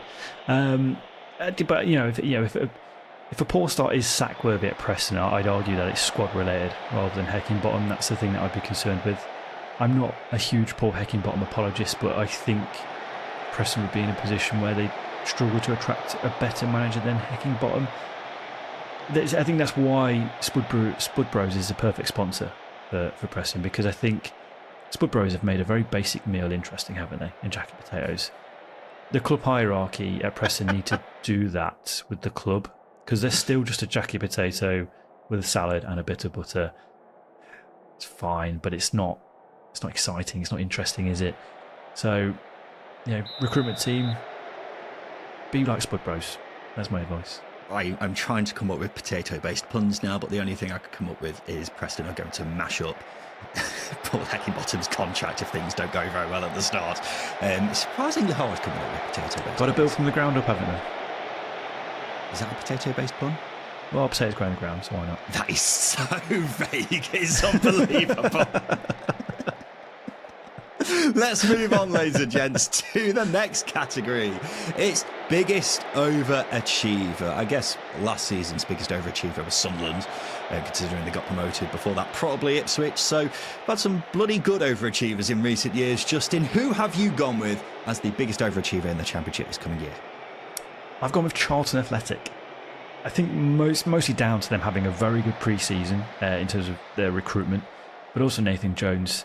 So I fancy them to exceed pre-season expectations of relegation or just missing out on relegation. For them to essentially finish comfortably above the bottom three. I'm talking on the beach in late April, kind of comfortable, where I do think that in the modern game in the Championship is an overachievement, a massive overachievement. You only got to look at the gap between the Championship and League One. That's growing. You look at the resources that Wrexham and Birmingham have got compared to Charlton, who Charlton came up with them, massive. And also look at how much of a struggle it was for Portsmouth, Oxford and Derby last season, who up until sort of 2 games to go were all still within a shout of being relegated. I think it's also worth factoring in how far behind they are compared to everybody else. They're a month behind other teams because of the playoffs. Obviously, they get promoted via the playoff final. And like it or not, that severely impacts clubs, impacts recruitment, impacts squad planning, everything. And then you compare the resource Charlton will have compared to the rest of the Championship. Very important context to bring into it. Yeah, well, I've been very impressed by Charlton's business this summer. I think they've been very shrewd. They've got a lovely mix of experience and sort of unexposed talent for the level. And the two which stand out the most for me so far are Thomas Kaminski in goal, who I think is just a bargain at £1 million, and Rob Apter from Blackpool, young winger, who I really think could be one of the revelations of the season. But a lot of the players they already have are more than ready to step up at this level. Connor Coventry in particular is someone I look at who's a very, very good holding mid. So yeah, I'm liking the look of Charlton. In terms of them staying up, I've got far bigger concerns about loads of other teams than Charlton. So yeah, I think they'll do a lot better than most probably expect. Of course, they've made the signing this week just now, Charlie Kelman from Queen's Park Rangers, which has caused a bit of a stir online. Some saying it's a great signing, some saying they've massively overpaid. I don't know if you've got a quick take on that. I would just throw in the caution of Jack Marriott, who was great in League One at Peterborough, signed for Derby and was very average. Charlie Kelman is a bit of a brute and a bit of a powerful finisher, which isn't necessarily transferable in Championship. You've got to have a bit more finesse. That's from what I've seen of him, which is limited. But it's a lot of money to pay for a striker. Charlton's recruitment has been largely pretty good this summer. So based on that, very vague sort of assessment, you might say it's a good signing, but ultimately, don't know.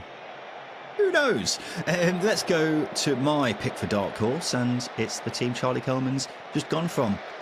I've been saying it all summer, but I'm finally nailing my colours to the mast. QPR are my dark horses this season because I've been so impressed with the business they've done, and I think their squad is looking very tasty. They've got one of the best right-backs in the league in Jimmy Dunn.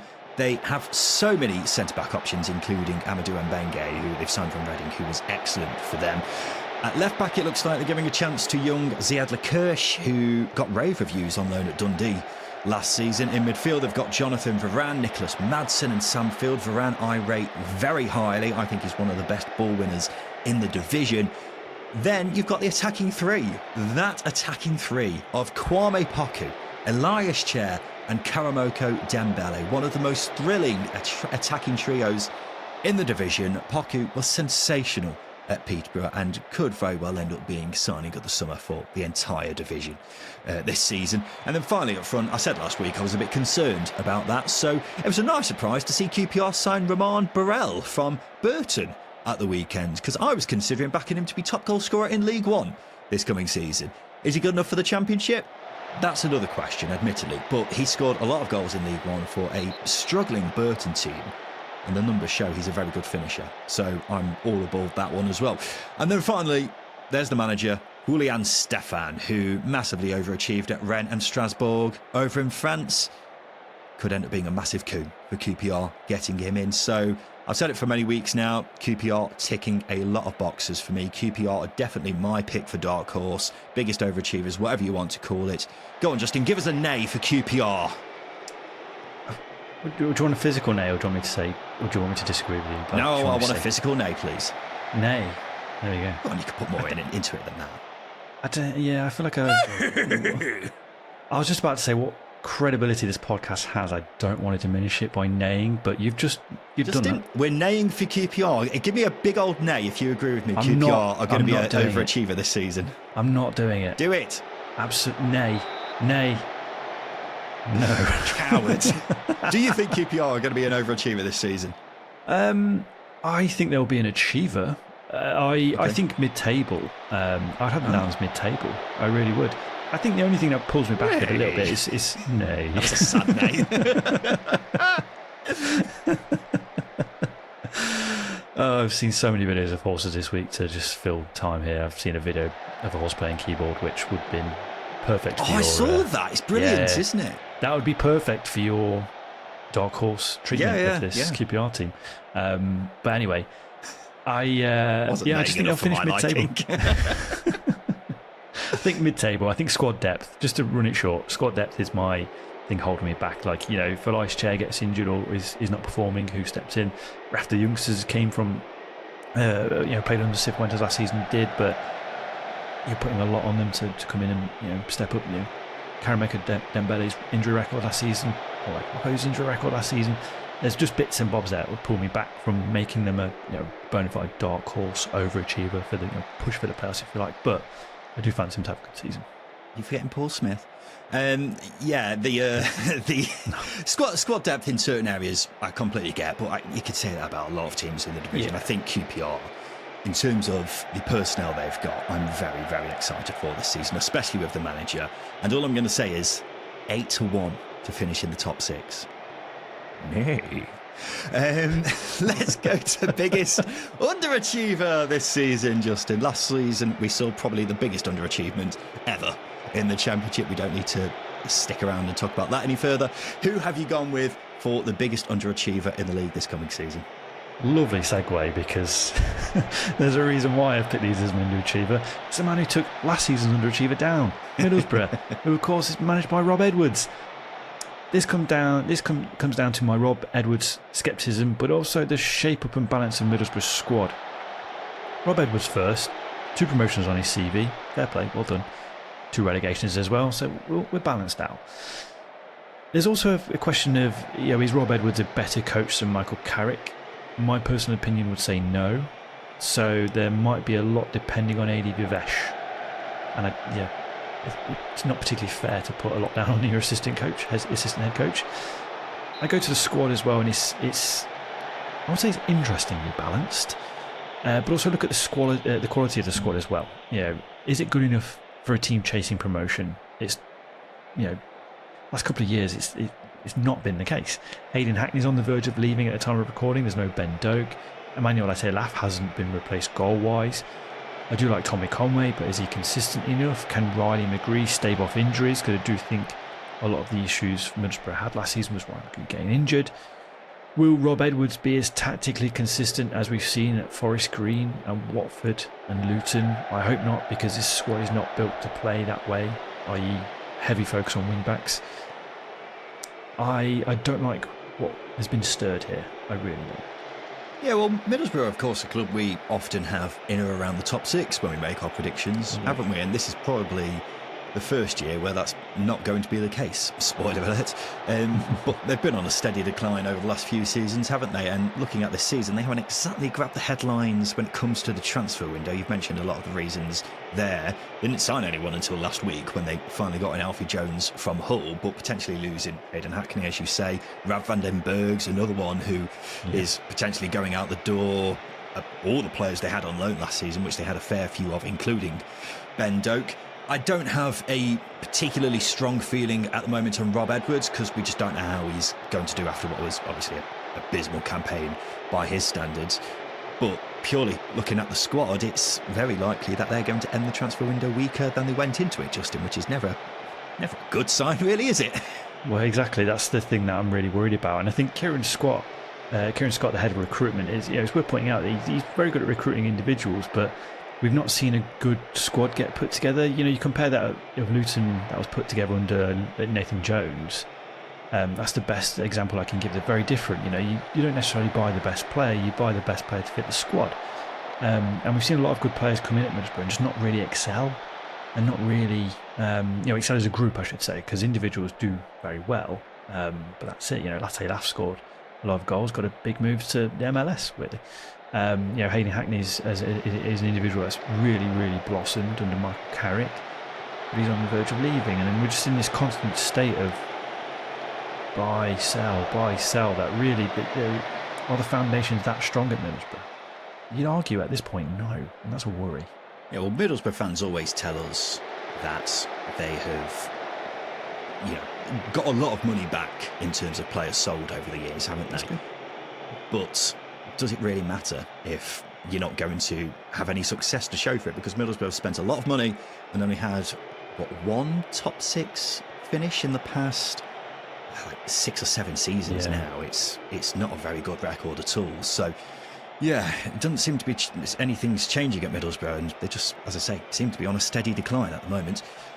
When it comes to my biggest underachiever, if I'm telling the truth, I didn't have a strong fancy when it came to this, because there wasn't anyone who I strongly feel like is destined to finish way lower than most expect. So what I did was I looked at my current league table predictions and compared it to what the bookies were saying, and this was the standout one, because there are 9 teams at shorter odds than this team to be relegated this coming season, which is strange considering they only stayed up on the final day back in May. It's Stoke City, a club who have been circling the drain in the Championship for many seasons now, seem to be getting closer and closer to it, and I don't see why that's going to change this coming season. Firstly, we said last season that if it wasn't for Victor Johansson in goal, it probably would have gone down. And in terms of players, they seem even weaker now. They've lost their best player in Walter Berger. Yet to see if they're going to replace him. Bloody hope they are. They were the second lowest scorers in the league last season. I'm not sure the new strikers are going to improve that. Divin Mabama, who's only played 20 games at senior level in his entire career on loan from Man City. And then there's Robert Bozanek, who scored 5 goals last season for the side who finished bottom of the Portuguese league. You've got the manager, Mark Robbins, who has more question marks over him than ever before. Underlying data-wise, Stoke actually looked worse than when he came in. And then you've got the sporting director in John Walters, who's already made plenty of questionable decisions despite only being in the job for 15 months. There's a lot of problems at Stoke, and while I think the signings of Ashley Phillips, Maxim Talavirov and Sorba Thomas are good, they need an awful lot more than that, and I'm not sure it's forthcoming. So yeah, I think they are in massive danger once again of going down. I don't understand how a team who perennially underachieves can therefore be considered an underachiever. So I'm now very interested to know how far down you have them in your table. No, I was the same as you, Justin. I don't really think it is that much of an underachievement because they're probably, in my mind, going to finish in a very similar position to where they were last season, probably slightly lower, in my mind anyway. But I just literally compared it to the bookies because no one else really stood out to me as far as underachievers go. Yeah, it's fair. It's really hard to get behind Stoke. I've been burned so many times. I'm going back to an old flame time and time again, and they're pulling me in, and they ultimately break my heart all over again. I won't lie, I flirted with Stoke a little bit this summer. I do like what is coming together this summer. You know, I'm really excited about the back five. I'm getting excited about defence, for God's sake. Victor Johansson, Sorba Thomas at right wing back, what I presume will be a back five. Sorba Thomas at right wing back, Ben Wilmot, Ashley Phillips, Maxim Talavirov, and Aaron Cresswell. I think he's actually very tidy. Lots of crosses for some physical boys in Sam Gallagher and Robert Bozanek. He's running it back. Tony Pulis days are back, and I'm here for it. That being said, can't get carried away with Stoke. Can't. No, you can't. You simply can't. And Justin says he's been flirting a little bit. He's been flirting a hell of a lot with the idea of Stoke being a lot higher, but it says a lot that even he's, holding back on them. I think you'll find Sorba Thomas is looking more likely to play on the left wing based off pre-season. So how the team is actually setting up, I just don't know. But there'll be Stoke fans who are outraged by this shout, and I'm sure there will be because that's always the case. But honestly, what can you look at from the stuff they've done over the summer and say this season's going to be any different to what we've seen in the past? Because I thought you were going to come along, Justin, and say you've got faith in Mark Robbins turning things around. But, we've sat here around this time every year and said the same thing about Steven Schumacher or Alex Neil, Narcis Palac. Okay, maybe not the last one, but, Stoke, they chew up managers, spit them out, and I don't think Mark Robbins will change that, especially when there's more questions about him as a manager than there ever has been. I think this is the case. If Mark Robbins fails, then there's zero hope for Stoke because the amount of talented managers we've seen come in at, in Staffordshire and just fail. Nathan Jones has had success elsewhere. Gary Rowett has had success elsewhere. Steven Schumacher, okay, maybe hard to bring him into it. Alex Neil has had success elsewhere. Yeah, these managers I'm saying other than Schumacher have all guided a team in and around the playoffs in the Championship that hasn't been Stoke. Post-Stoke, it's bonkers, isn't it? Alex Neil with Millwall, Gary Rowett with Millwall, and of course Nathan Jones with Luton. It's just Stoke, that's the problem. The problems are upstairs, we know this. So you can't keep resetting. You can't keep starting again. As I say, if Mark Robbins doesn't deliver, I don't know who will. Nobody. Justin, we've got one final prediction, and it's just generic, bold prediction. So what have you gone for as your bold prediction for the Championship this coming season? I've got two. One's less bold, but I'll go with the one that is the boldest. I think we see multiple point deductions this season for various reasons. Oh, okay. That was a pretty grim one. Yeah, sorry, it's sad. I should have caveated that. Not a nice one. There's the threat of historic FFP problems, current FFP problems, potential, and what I think is potential administrations. I'm speaking very generically because I don't want to just sit here and be like, your club's under this threat, your club's under this threat. It's just what I see as a bit of a prediction. As I say, I won't say who. You could probably work out who I think the three clubs are most in turmoil this season, behind the scenes. Okay. Yeah. Probably one particular owner doing his best to gaslight an entire fan base. So we'll leave it there. So I think we'll see multiple point deductions this season. Okay, as I say, a bit of a grim one, but when you said the three clubs, I was like, okay, yeah, but I can figure out exactly who you're thinking of there. What was your other prediction? I think Chancery lasts the season at Sheffield Wednesday. Another That's grim another one. I'm grim sorry. one, for God's I'm sorry. It's sad, very sad. But maybe it reflects my mindset this week. Maybe I need to go outside a little bit more. It's been raining all week, to be fair. Yeah, I mean, as time goes on, it's looking more and more likely to be the case, isn't it? So, yeah, two very grim predictions there from Justin Peach. Which one from me? But I think both have got a remote chance of happening. My bold prediction is I've gone with Ryan Reynolds and Tom Brady to kiss this season because the sexual tension between them is just killing me. I just get it over and done with, lads, because if you don't do it soon, then you're just letting us all down, I think.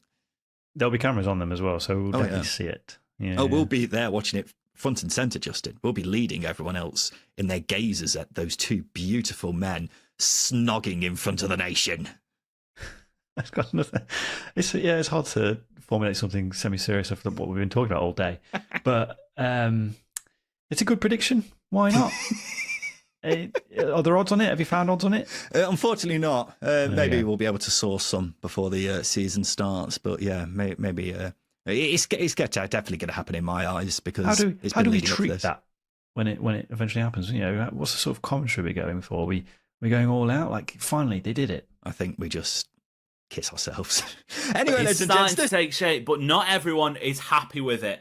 We're going to be discussing the latest transfer updates, but welcome back to the City Ramble. If you are new around here, make sure to subscribe. We're trying to get to 5k subscribers before the start of the Premier League season. We're about 2,000 away, and we see the numbers. We know there's plenty out there who aren't subscribing, who are still watching. So if that is you, get down there, and whilst you're there, make sure to join the City Ramble Discord as well. Link for that is in the description. But talk of players coming is done. Apparently, anyway, City will not be signing a new right back. Might touch on that at the end of this video. But talk of players leaving is certainly heating up. In particular, 3 youngsters who we seem to have had a decision around in terms of their next step, their status for the new season.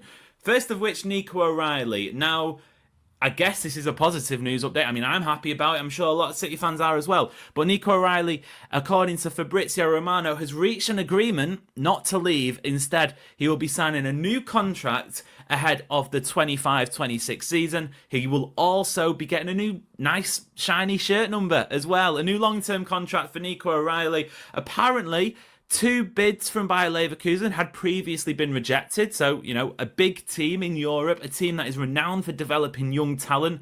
City don't want to sell him. They're giving him a new contract. Also, approaches from within the Premier League. There was talk of Chelsea a couple of months ago potentially sniffing around him, but City have said no. What that means for him in terms of minutes, I'm going to be real. I don't think it changes a great deal because he still played a decent amount last season. He obviously came in towards the end of the season. Thought he did really well. Obviously plugged that gap at left back at times. We might see him more in midfield perhaps in some of the cup matches, in maybe some of the lesser Champions League games. I don't think necessarily it means that he's going to be an automatic starter or he's going to be, you know, one of the first names on the team sheet or anything like that. Not yet anyway, because he's still only 20 years old. But it is promising. He is still sticking around. Obviously, he helps with the homegrown quota as well. But he's look, who didn't enjoy watching him last season? Yes, there were a couple of mistakes at times. I actually feel like he could be a perfect deputy to the way that Ait Nouri will play at left back. There are almost some similarities there. Obviously, Nico O'Reilly isn't a left back as such, but the way that Ait Nouri is so technical and he can operate in the final third, I think we saw that from Nico O'Reilly, and possibly maybe it was a clue as to how City are going to set up on that left hand side at the end of last season when Nico O'Reilly came in, and then Ait Nouri signed ahead of this season. So that's that. There are exits though. There are talk of players leaving the club, namely Vita Heiss and Claudio Echeverri, both of which could be, according to some people, heading over to Girona. Obviously, Girona part of the City Football Group network. City have sent, obviously Savinho, even though he wasn't technically contracted to City at the time, he spent time in Girona. These are the ones that have divided opinion. And honestly, with these two players, I sit on either side for each one of them, and I'll go through it quickly. I think I'll start with Claudio Echeverri. For me, I could sense this one a mile off. I mean, City reached an agreement to sign him back in 2024. Whatever the plan was at that point, in fact, there probably can't be a plan to integrate him into the first team because you don't know what the first team's going to be thinking of. Phil Foden was ripping it up. He was about to win Player of the Year. Kevin De Bruyne was still, under contract and obviously possibly wouldn't have expected to have been leaving the club this early. For me, this one has always smelled of buy to loan and possibly, sorry, I hate to say it, possibly even sell in a couple of years' time. As promising as in, as sort of, good as he's looked at times when he's played. Obviously, it hasn't been a lot. We saw him a little bit at the Club World Cup. It's always felt to me like the chances of him sticking around in the first team long term are slim. The Vita Heist one is different though, and I feel like this is a little bit weirder. Before I get into it though, again, another shout out. If you haven't, make sure to hit the subscribe button. Plenty of content throughout the season that's upcoming. Plenty of content in the build up to the new season. Plenty of videos, not just me either. Plenty of contributors here at the City Ramble. But in terms of Vita Heist, City paid 30 million quid for him, £30 million for him in January. This January 2025. Obviously, he came in, he was very young, he's still very raw. I think he's still only 20 years old, might even be a little bit younger than that. But he came in, he played a couple of the cup matches, we saw him at the Club World Cup. I honestly thought he looked good. There was talk that Guardiola was actually hoping to keep him around in the squad going forward for the new season. My theory, what I think has happened here is City have got their list of centre-backs. At the moment, I think there's 7, including Gvardiol, who can obviously play at left-back as well. And they've gone, it would be great to have Vita Heist in the team, but a couple of the older lads, John Stones, Nathan Ake, Manuel Akanji. I think Manuel Akanji specifically because he's the only non-homegrown one there, and obviously City's homegrown quota, whatever. If you get rid of a homegrown player, City are going to have to bring one in just because of how it's sort of stacks up at the moment, I believe. I think it's Akanji, and I think they'd have said, look, if we get an offer that we can't refuse for Akanji, I don't know what that would entail money-wise. I don't know. But he's got 2 years left in his deal. If we get a decent offer from, let's say Galatasaray, we'll let him go, and the plan will be to get Vita Heist in the team. That has obviously not happened. Whatever happened, maybe Akanji doesn't want to leave. Maybe clubs aren't coming in. Whatever. That hasn't happened. So I think the fall guy in this situation has been Vita Heist, which I think, without losing my head, without doing the whole get the board out, I think it is a little bit frustrating. What I will say for people who think this is the end of his City career, because previously players who have gone out on loan have been sold afterwards, we're sort of stepping into a new frontier, basically. Hugo Viana's come in, and he's not been here for a year. He's only just, the day of recording, by the way, taken full control because Shiki Bergestein has now left officially. So it's Hugo Viana's role, basically. So the next 2 years will be interesting to see, because not only have we got Vita Heist in that position, we've got João Marbar as well, who's out on loan this season. And City's centre-back situation department it's a little bit of a mess. I'm not going to lie. Obviously, I mentioned there Nathan Ake, Manuel Akanji, and John Stones. I can almost guarantee that at least 2 will be gone this time, ahead of next season. So this time, in 12 months' time, 2 of them won't be Manchester City players. I'm pretty confident in saying that. There's a high chance that all 3 might not be either, because Ake's contract is 2027, John Stones is 2026. Akanji's is 2027 as well. Maybe, Ake and Akanji stick it out because they can't move him on. So maybe I'm less confident about that, but I know for a fact John Stones isn't getting a contract extension. I mean, unless he grows a new body, basically, which is a shame because on his day, honestly, one of the best centre-backs in the world. One of the best centre-backs in Premier League history. He's that good, but unfortunately hasn't been able to stay fit, which is a shame. But there will be gaps. And Hugo Viana coming in, it's a different sort of process. It's a different mentality. It's a different approach. The other sad part of this, Guardiola probably won't be at the club in 2 years' time either.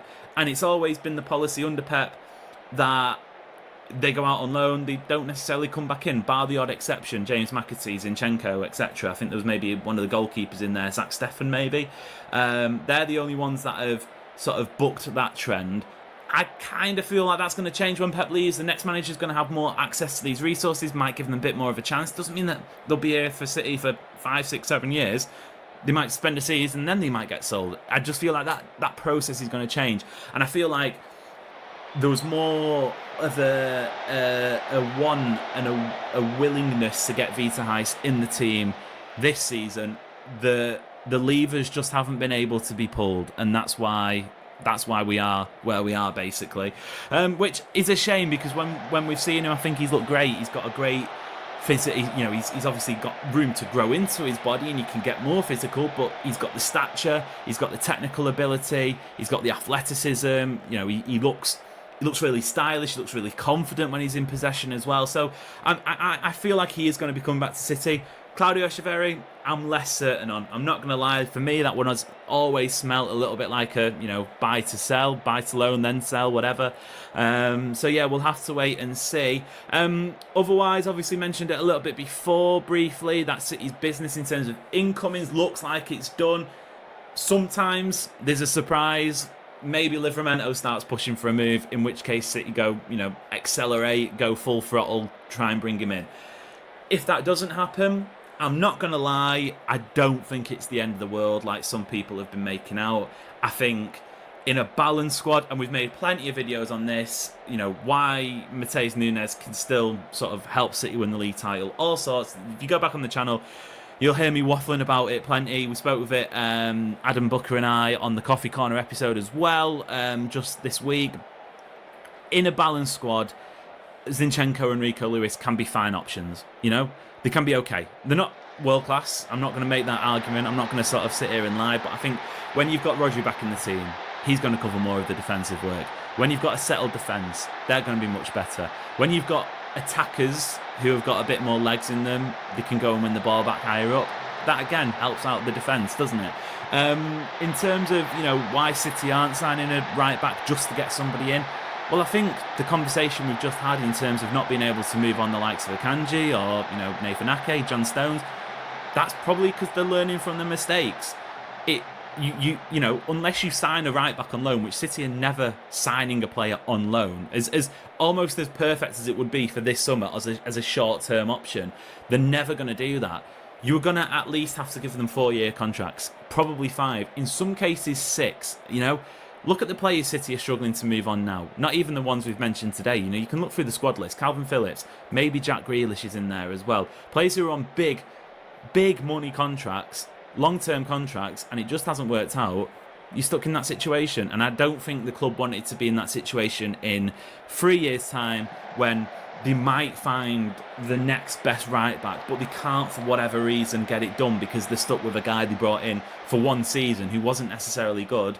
And then they can't move him on. There is the alternative that they might sign a stopgap and he turns out to be wonderful, and it's 4 years of excellence, and then they can go and sign a new player in a couple of years' time. That is a possibility, but the percentage chance of that happening is slimmer. City have played the percentage game in this opinion, in this situation. Yes, I feel like it's City's weakest part of the squad, but I don't think it's the end of the world. Other teams, other squads have weak parts. It feels like with the conversations around City, a lot of the focus is on City do this bad, this is what all the other teams do well. Instead of City have this part of the squad which could be improved, but they've also got so many world-class, incredible players and new signings as well, let's face it, that we've not seen properly apart from a couple of games at the Club World Cup, who are excellent. This other team, it's Liverpool, for example, or Arsenal. Yes, they've got amazing players too, but they've got weaknesses. Liverpool's defence, you've got Van Dijk who's in his 30s, you've got Konate who's got 1 year left in his contract, you've got, I think after that, Joe Gomez who can't stay fit for longer than 15 minutes. That's a weakness for Liverpool. I would argue Liverpool's centre-back situation is weaker than it is at City, unless Liverpool obviously go out and sign Mark Gay or someone, I don't know, in which case we'll revisit and settle for second, because maybe Liverpool don't not win the league, but hey. That's been a bit of a ramble, sort of getting through it in 12 minutes. Latest transfer update. Like I said before, if you aren't, make sure to be hitting the subscribe button, trying to get to 5k before the start of the Premier League season. I'm going to love you and leave you guys. We'll be back very soon, so make sure to stick around.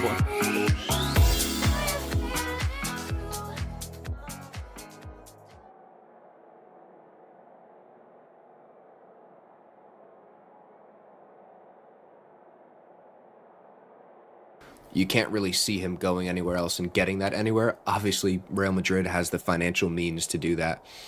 And in terms of what it would take, I was sitting and thinking about this. What would I realistically accept as an offer? So City bought him for around £60 million, I believe.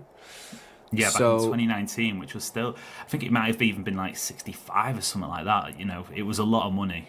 Yeah, and I would put his like market value at like £150 million. That's what I would say. Okay. His Is that including the 2 years left in his deal? Does that play a part of it or not? I'm ignoring contract situation Okay. completely. Just flat out, what does he cost? In my head, I'm only accepting a profit of his market value. As in, So you need 210 to million or go something to like 200 million flat out to get him, which no one's gonna do. So That's interesting. I think Declan Rice went and Moises Caicedo went for £100 million, and who knows what happens in the future. Obviously, both of those players have years on Rodri in terms of, I think it's like 6 or 7 years for the pair of them. I would say that you're talking about maybe double the player in terms of what they are now. So I think his market value is north of 200 quid, which means personally I'd maybe go upwards of 250 million quid, which might happen, but it's probably not going to happen. the only thing that knocks it down is we haven't really seen him post ACL. You know, we've seen glimpses of it. He's 29. We haven't seen him post ACL. We don't know if he's going to be the exact same player. I mean, luckily, torn ACLs in 2025 aren't what they used to be. Well, it it used could to be be the a career meniscus. ender. I think people have suggested could be the actual, the proper issue with that injury. Right.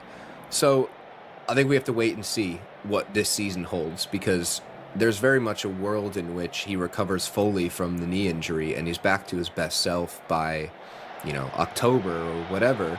And that's a position where, you know, you look at how long Sergi Busquets played in that position for Barcelona and players in the past, you know, Casemiro did it till about 33 at a high level, or 32 at a high level. So, you know, you can absolutely still get 3 at a minimum good seasons out of Rodri. So, I mean, if the club are smart, your only Ballon d'Or winner, who at least, you know, who won it when they were at City, should be locked down for the rest of his career, and whatever needs to be written down on the check gets written down.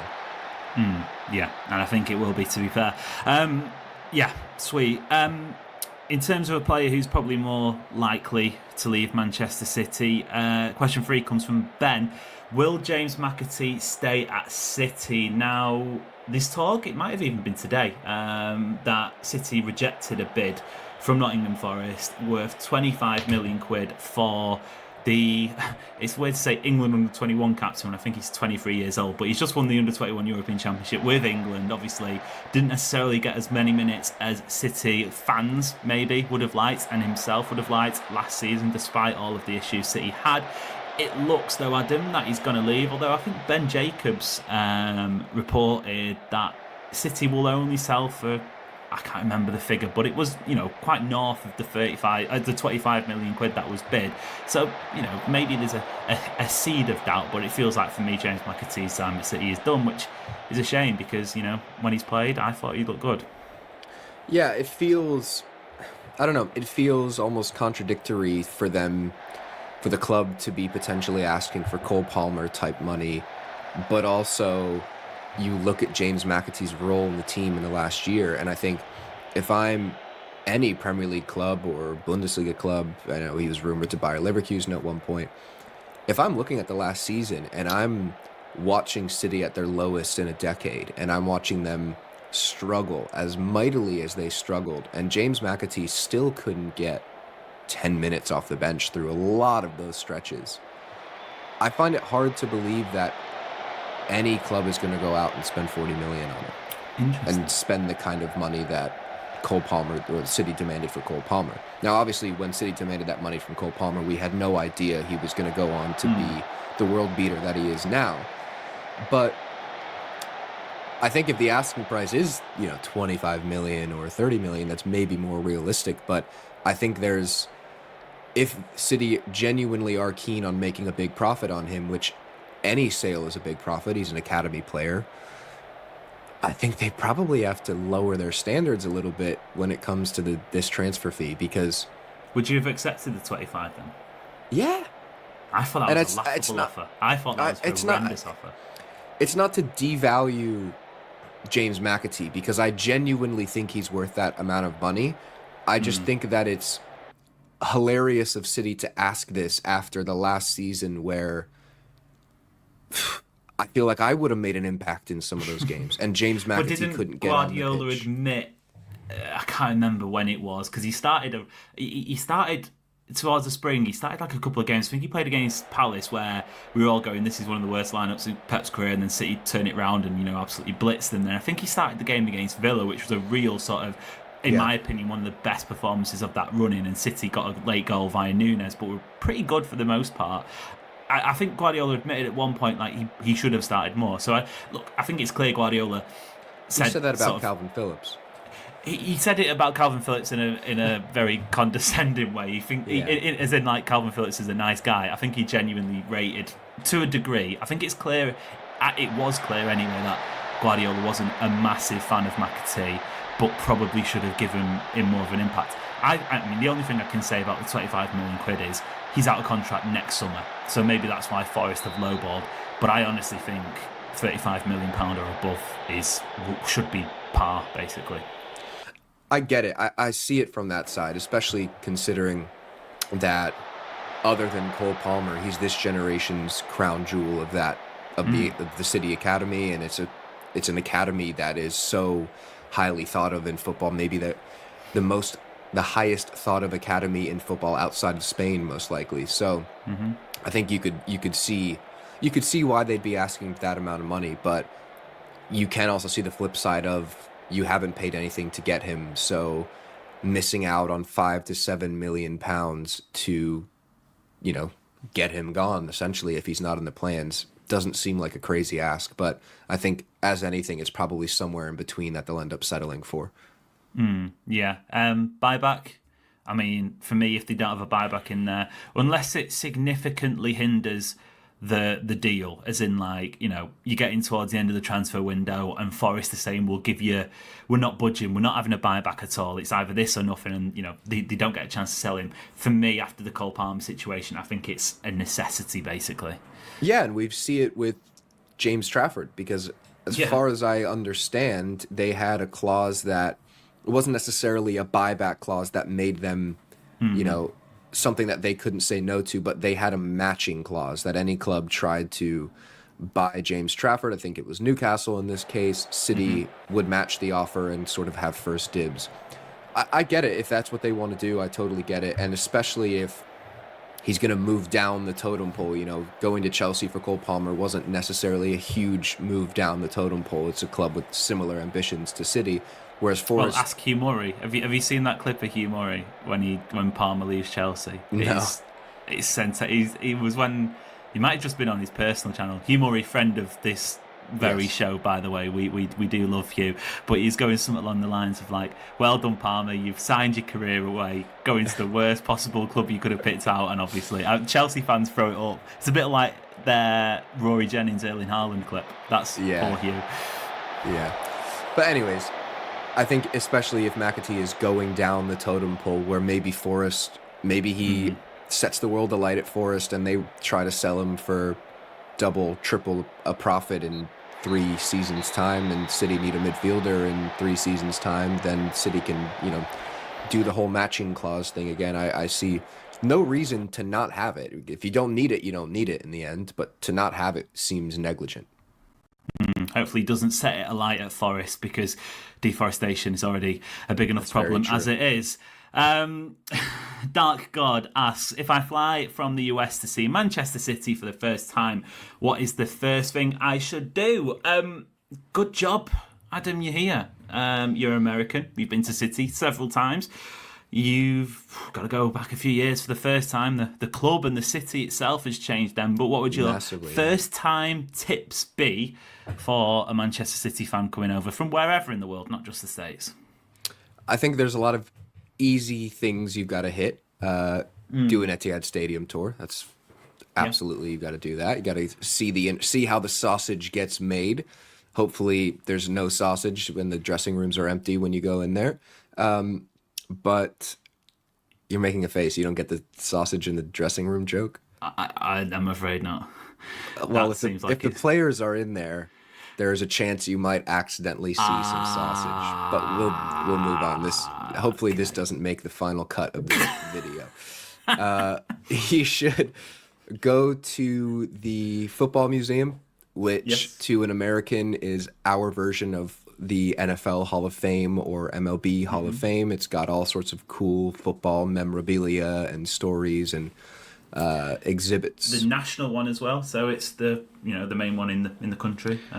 Also, Unfortunately, it wasn't there when I was there most recently, which was a couple of weeks ago, but I have been there in the past where the crown that was put on Colin Bell's head to give him the nickname Colin the King was in that museum, which is very cool. That is not, I don't know if it got robbed, but it's not there any longer. Hopefully not. If you're an American going over there, you can go see the doctor. You can ride some public transportation around to get around very easily. But no, I mean, the cool thing about being there is you are within so much culture and football, especially football culture, within you take a train an hour in any direction, you can see about 5 professional stadiums. And yeah, Amos, what do you think? And a lot of the time, you don't need to go searching for it either, Yeah. You'll stumble into a pub, and unfortunately, being the split city it is, there might be Manchester United memorabilia, there might be City memorabilia. You might get talking to someone who's a supporter of whatever team. I think for match goers, it's always worth a trip into Mary D's because it's part of it is quintessentially Mancunian, and some great characters there. Those who frequent frequently, those who frequent less frequently, frequenting. There's plenty of music, sing songs and whatnot. Trying to think.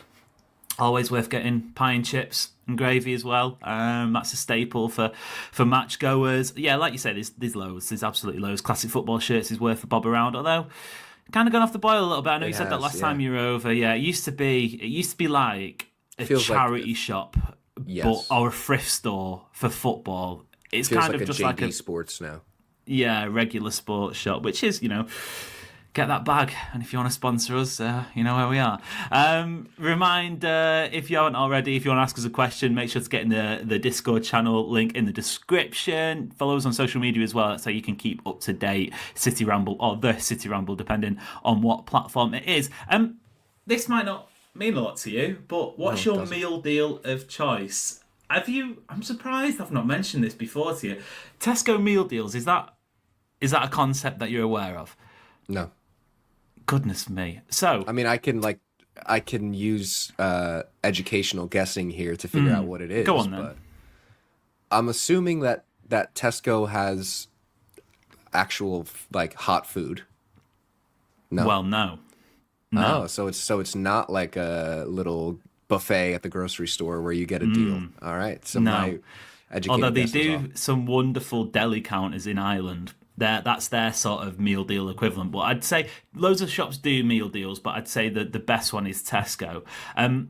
You have 3 categories. You have a drink, you have a snack, which is usually like a packet of crisps or maybe a chocolate bar or maybe like a pot of fruit or something. And you have like a main, and it's usually just like a sandwich or a pot of pasta or something like that. But they've gone up massively in price. They used to be free crisps and all of that. Ryan And now I Red, think Wrexham it's like podcast £4. brought to you in association with Red 10 People Development. On today's episode, are Wrexham about to smash their transfer record? Southampton tickets are finally on sale. And has Nathan Salt been missold his membership for the forthcoming season? All that and more on this week's pod.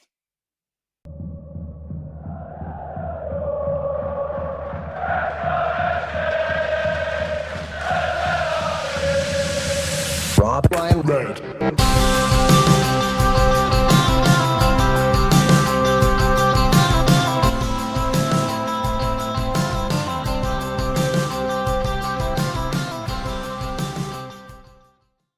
So, Nath, we've waited a while. The signings are flowing in. The tickets are shortly on sale as well. Wrexham are in the Championship next week.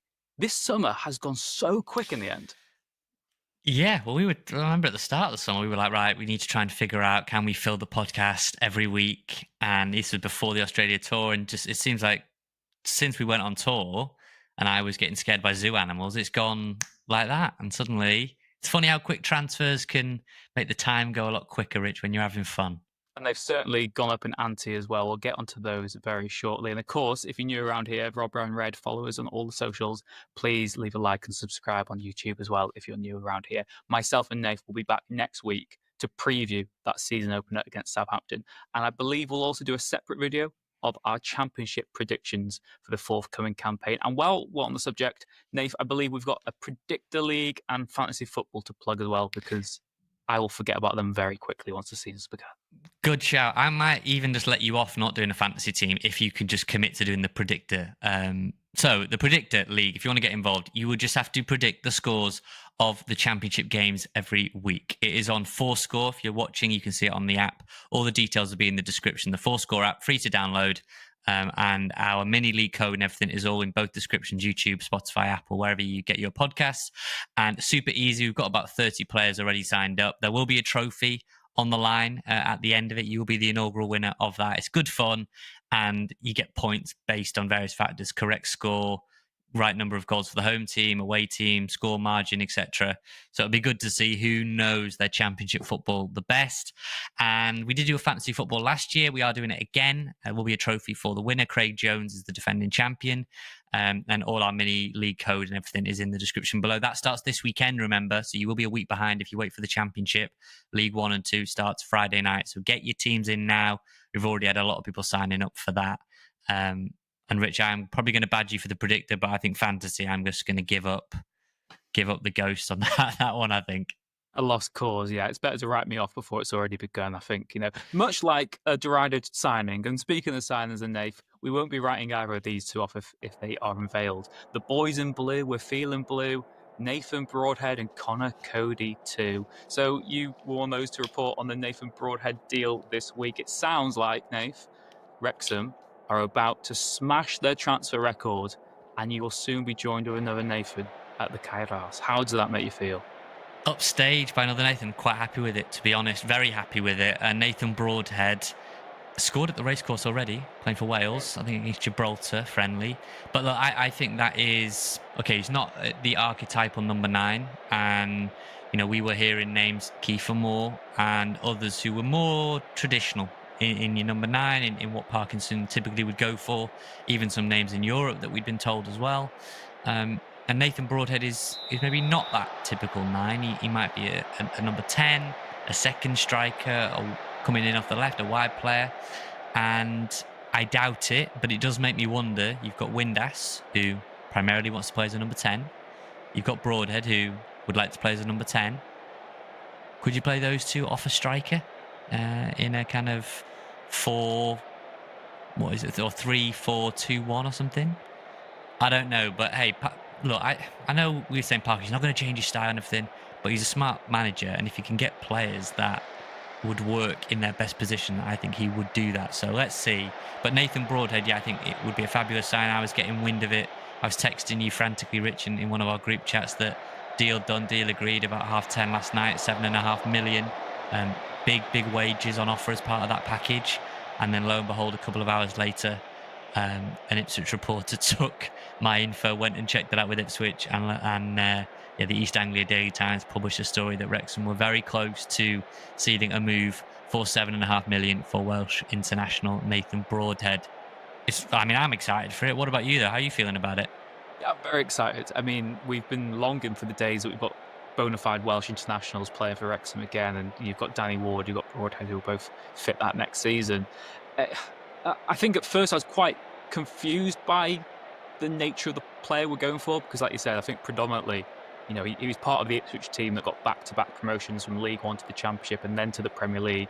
Obviously, his playing time dwindled when he got to the Premier League. He rarely featured for them last season, but he was important in that rise to that level. He's definitely proved himself at Championship level. But it's similar to when we were talking about or hypothesising Louis Barry as a signing. And I think there's a bit of a similarity there where they are both best functioning off the left wing, where they like to cut inside and have a go at goal. And I think to start the season, he might not start matches. Either he could play off maybe a target man, but you could see him coming on to change games. And I also think that's an important nature of where he fits in, because I think there'll be some matches where we are quite rigid in the 3-5-2 or the 3-5-1-1.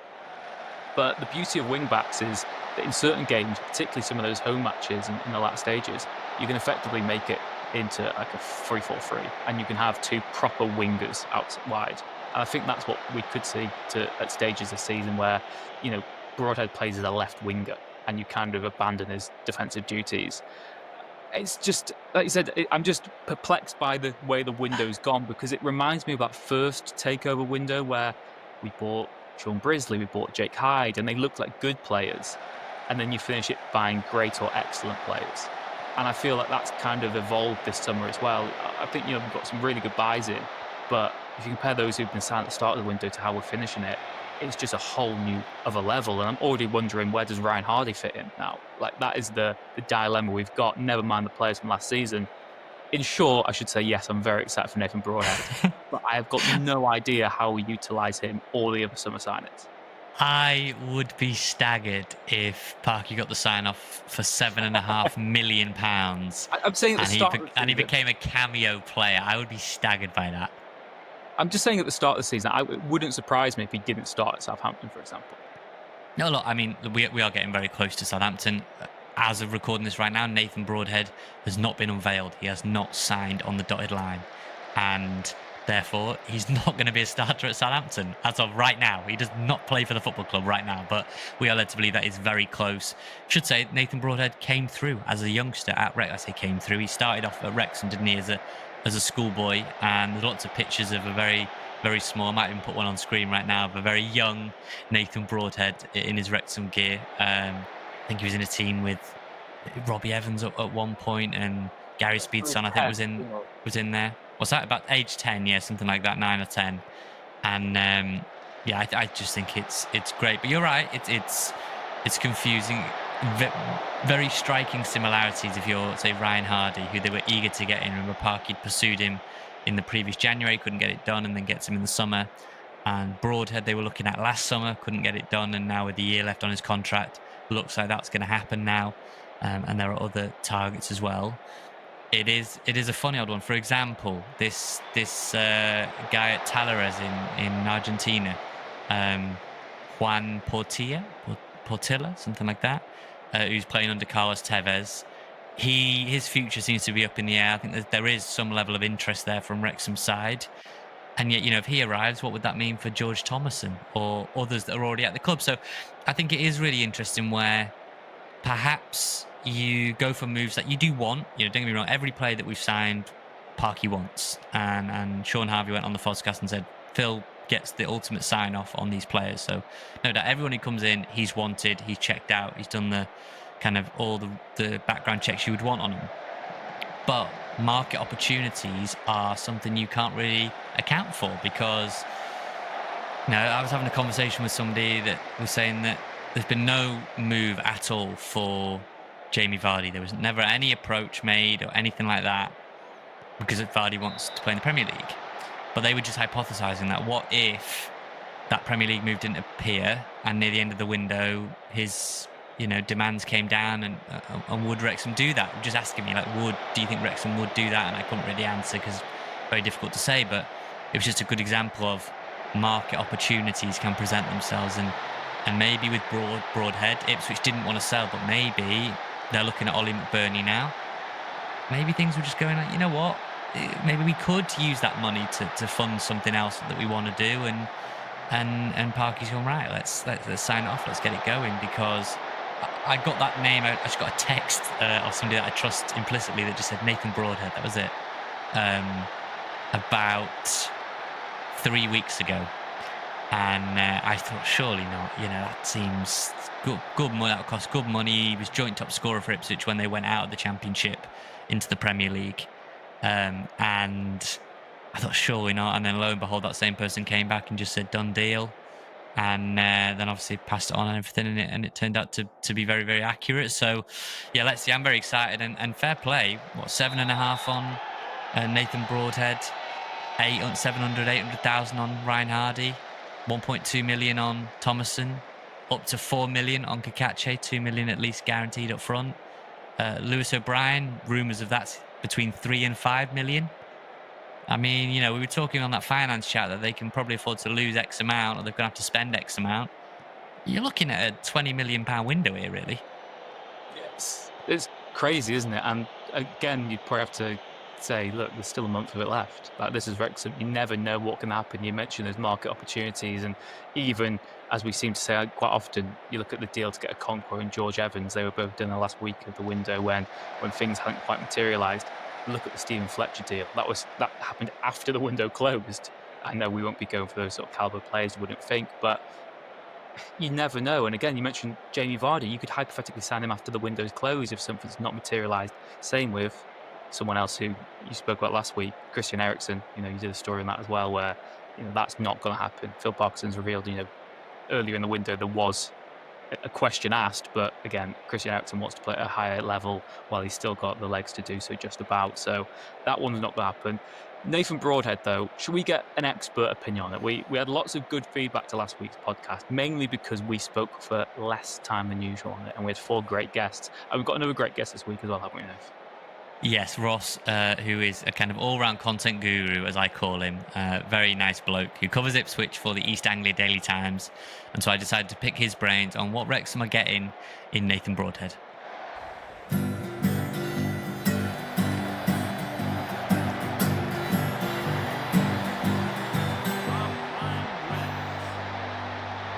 Right, so big news of the week, and there were quite a few whispers of this recently, or a few weeks ago at least, and Ross, I'm going to introduce in a second, might have heard those whispers from me specifically, but it looks like it's gathering momentum now. Nathan Broadhead, by the time this is out, which will be Thursday morning, who knows where we'll be up to on that deal, but Nathan Broadhead closing in on a move to Wrexham. So after last week's podcast did so well getting the opposition insight, I thought I'd get Ross on, who's all-round content, Ipswich content guru, I'm going to say, at the East Anglia Daily Times. Ross, thanks for coming on. I guess the first question is, what kind of player are Wrexham getting in Nathan Broadhead? Well, obviously a Welshman. I'm sure Wrexham fans will be happy about. Obviously came through, sort of was at Wrexham Academy before going to Everton. But yeah, he's got the X factor, Nathan Broadhead. He's sort of been part of this incredible journey that town have gone on the last few years, from back-to-back promotions from League One to the Premier League. But just a player that I've always enjoyed watching. He obviously signed back in January 2023, sort of part of that. McKenna sort of brought players in to get that extra push to get promoted out of League One. So he spent 4 years there. And Broadhead was a key player on that because he got us back up there. But yeah, the word would say X Factor. It's got magic feet, and he's just a player that will get you on your feet because when he gets the ball, you just think he's going to create something out of nothing. I'm sure you heard the same, but the messaging I was getting when it was first being, that name was first cropping up, was that Nathan Broadhead is not for sale. Ipswich do not want to sell Nathan Broadhead. He is, from my mind, from what I can see, and speaking to you guys and others, mutuals that we know, a fan favourite, very popular amongst the fan base, Broady and all that, very affectionately thought of. And yet he has only got 12 months left on his contract, and at 7.5 million, I think from maybe Ipswich side, that would represent, as difficult as it is, it would represent pretty good business. Yeah, very good business indeed. And to be fair, Mark Ashton and Co have done pretty well with a lot of their business. But yeah, we've signed him for 1.5 million back in 2023, as I mentioned. And yeah, to get quadruple that is incredible business, especially, as you said, he's got 12 months left on his deal. And the thing with him, we are so well stocked in that position. So that's probably why this deal is likely going to happen. Going into the summer, you looked at, we signed Jack Clark, Jaden Philogene, Sammy Smodux, who for a good bit of money, and I'm sure McKenna's got to play them because that's a lot of money for those players, especially they were being signed from the Championship. And yeah, Broadhead obviously didn't play as many games last year as he probably hoped. He played 18 Premier League games last season, scored 2 goals. The season before that, he was joint top goal scorer for us in the Championship as we, got that promotion. So I am a bit shocked actually that he's going, but also not too shocked, which I'm contradicting myself there a little bit because of that position being so stocked, and I'm sure Nathan Broadhead, he's at an age now, he's 27, he wants to be playing week in, week out, obviously part of the Welsh national team as well, he wants to be playing. So, yeah, as you said, he's a fan's favourite. He's got a song, just can't get enough, Nathan Broadhead, and it's sad to see, but we've seen a lot of the sort of promotion heroes depart, and it's part of football. I've got a couple of things to get onto, but one specifically that is, I guess, the head scratcher, because look, Welsh International coming to Wrexham is huge. We haven't had a lot of them over the years. I'm thinking maybe Neil Taylor, Steve Evans before that, but Nathan Broadhead in his prime years, we remember that goal against Croatia. He scored at the racecourse as well, I think in a friendly against Gibraltar, I think. The question mark and the head scratcher that I've had back since the story's come out is he's not really a number 9. Wrexham don't really play with number 10s. They don't play with wingers. I would say it's curious where you think, or where you've seen him play and where you think he fits best. Yeah, it's interesting. I will admit, don't know much about Wrexham, especially last year in the Premier League. I had to get to know the Premier League teams because that was very weird for us because we hadn't been in the Premier League for 22 years. So I don't really know. I know a little bit about Wrexham for obvious reasons, but yeah, he's mainly a left sort of side, inside forward. That's mainly his role. He's versatile, like any footballer these days. He can play 10. He has played a false 9 a few times. Hasn't worked so great when we've had injuries, but he's definitely that inside left. Loves cutting in, so I can see him playing there. But you never know. It's curious for me whether Wrexham is still interested in Kiefer Moore, and part of me wonders.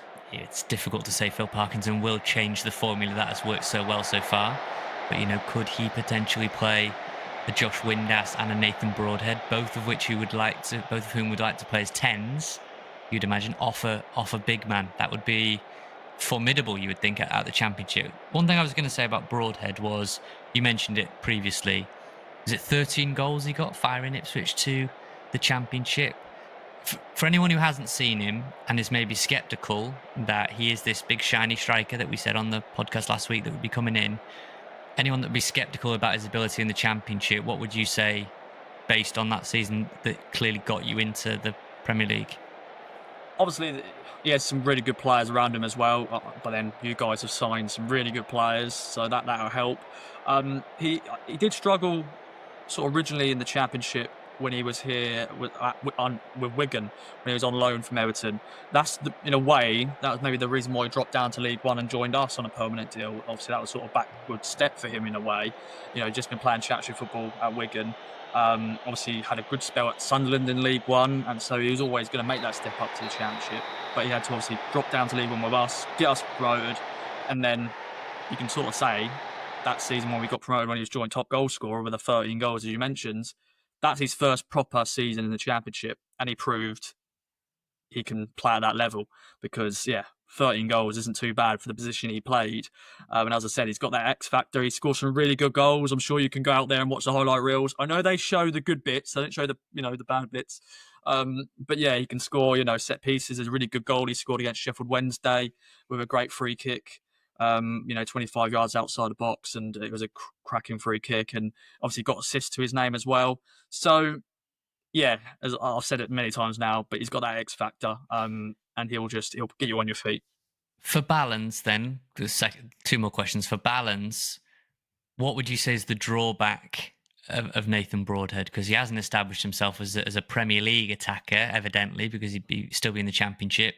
And I guess there's been some question marks around physicality. Do you agree with that? Is that the kind of area where you think he's struggling a little bit? I would say so. He doesn't like to defend, Nathan Broadhead, bless him. He's not. I wouldn't say. Yeah. I think obviously he's an attacker. He just wants to go and just get the ball and just go with it. And obviously, if you lose the ball, he's like, I don't really want to track back. So maybe that's the only sort of downside with him. But everything else, he's up for, and I'm sure he's going to be working in the gym to get stronger. I'm sure he sort of reads that online and go, okay, I want to get stronger like that. And I'm sure a lot of players like that these days, they want to make sure to get a little bit stronger. But that's probably the only sort of bad thing about Nathan Broadhead is probably, if he loses the ball, he's not going to track back too much. Well, look, if he's in a gym with the likes of Danny Ward, who he'll know from the Wales setup, potentially Kiefer Moore, he'll have plenty of very strong lads around him day in, day out. James McLean as well being one of them. I guess lastly then, we don't really know what to expect from Wrexham. First season back in the second tier, 43 years. Ipswich, unanimously favoured with bookmakers to go straight back up. Kept a lot of good players. For now, they've still got Amari Hutchinson, have lost Liam Delap. Pushing for Hayden Hackney, which would be obviously a brilliant signing from Middlesbrough. What's the mood around Ipswich? How do you view their expectations? Again, still got Kieran McKenna. It's still a number of those players that will be top-end Championship, borderline bottom half of the Premier League type players. Yeah, obviously when we got relegated, everyone was looking at our team. Town fans were going, we've got a Championship super team. Because of all the players we sort of signed. We sort of signed players ready for this season last year. I think we sort of we thought we're going to go down, but it was always going to be tricky. You've seen the last few years, the teams that go up, they go straight back down, and we sort of recruited in that way, sort of signing the best upcoming young players from the Championship. And as you said, we lost Liam Delap. We lost Sam Morsey, who, the skipper is obviously gone to Kuwait, which was a life-changing move for him. So we've lost that sort of that bite in the midfield, that experience, that leader, but we've still got a great squad. And I think Town fans are not going to get too carried away. They're not going to go 100 points, 100 goals. I think we'll definitely be up there. We are favourites for a reason. So from the Town fans I spoke to for our pre-season friendly against Charlton, who we play in the Championship at Colchester, which is a weird thing. Town fans were like a mixture of win the title, second, playoffs, that would do. So I think everyone's in a mix at the moment. I think they just want to make sure we get those signings in place because we've got a good squad, but we need to add to it as well. So just the 99 goals and 99 points, basically. And no Nathan Broadhead, which seems to be the way it goes. Ross, appreciate it, and I'm sure we'll catch you during the rest of the season. Fine, man. So, Rich, you said it about 10 million times, thanks to Ross, but he said Nathan Broadhead has the X factor, which is, I don't know about you, music to my ears, although he did say that he doesn't like to defend. So I'm going to pretend I didn't really hear that part and just focus on the X factor part. Yeah, and he's in the over 25s category as well, isn't he? He's 27 years old. He's a player in the prime of his career.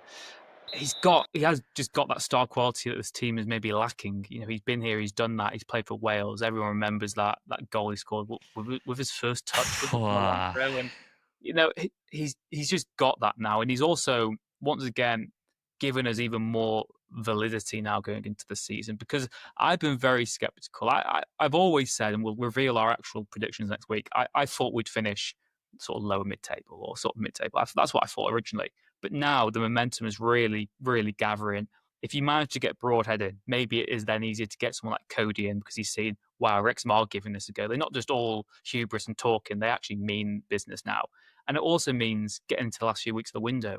What if some Premier League wonder kid becomes available after their pre-season tour? Oh, we want to send them to a team not only that's going to play well, but could actually get promoted. And, that could really work in your advantage as well. So for me, it just ticks so many boxes. And again, I saw a really good tweet. I can't remember who it's from. But the money involved for the deal for Broadhead, you do sense that if one of the lower end Premier League teams or one of the recently relegated teams, that it obviously isn't Ipswich, had bought or was going to buy Broadhead for sort of 7 million, 7.5 mil, people say that's a really good deal for a player of his quality. But because it's Wrexham, it's like they are ruining football. Disney dollars are absolutely corrupting the Championship again. But we all know where the money's come from. It's all generated from our revenues, from our merchandise, from the commercial growth of the club. And I think it's a really good deal. I think he's always going to have that weight of expectation on his shoulders just because he's going to be the main guy now. His transfer fee is so much bigger than anyone else at the club. It's double the previous sort of transfer record, or maybe even triple almost. Is it? It's crazy, depending on what figure you believe. But like I said, he's got the X factor. He's got the experience to then go and back it up. And yeah, it's such an exciting time for Wrexham. And we seem to say it every week as well, Nath. This would be the signing of the takeover. It would in terms of pure finance. I still think Lewis O'Brien is like a real marker. Another contact was kind of playing down O'Brien's quality to me, and I completely rebuff that. So we'll see. I still think that's like a major landmark. And heck, the signing of the takeover so far seems to change every week. If we go and get someone out of Argentina, I think that is, unbelievable. And I've also got a really funny tweet ready if we sign someone from a really far-flung place abroad. So I really hope that happens just for the tweet's sake.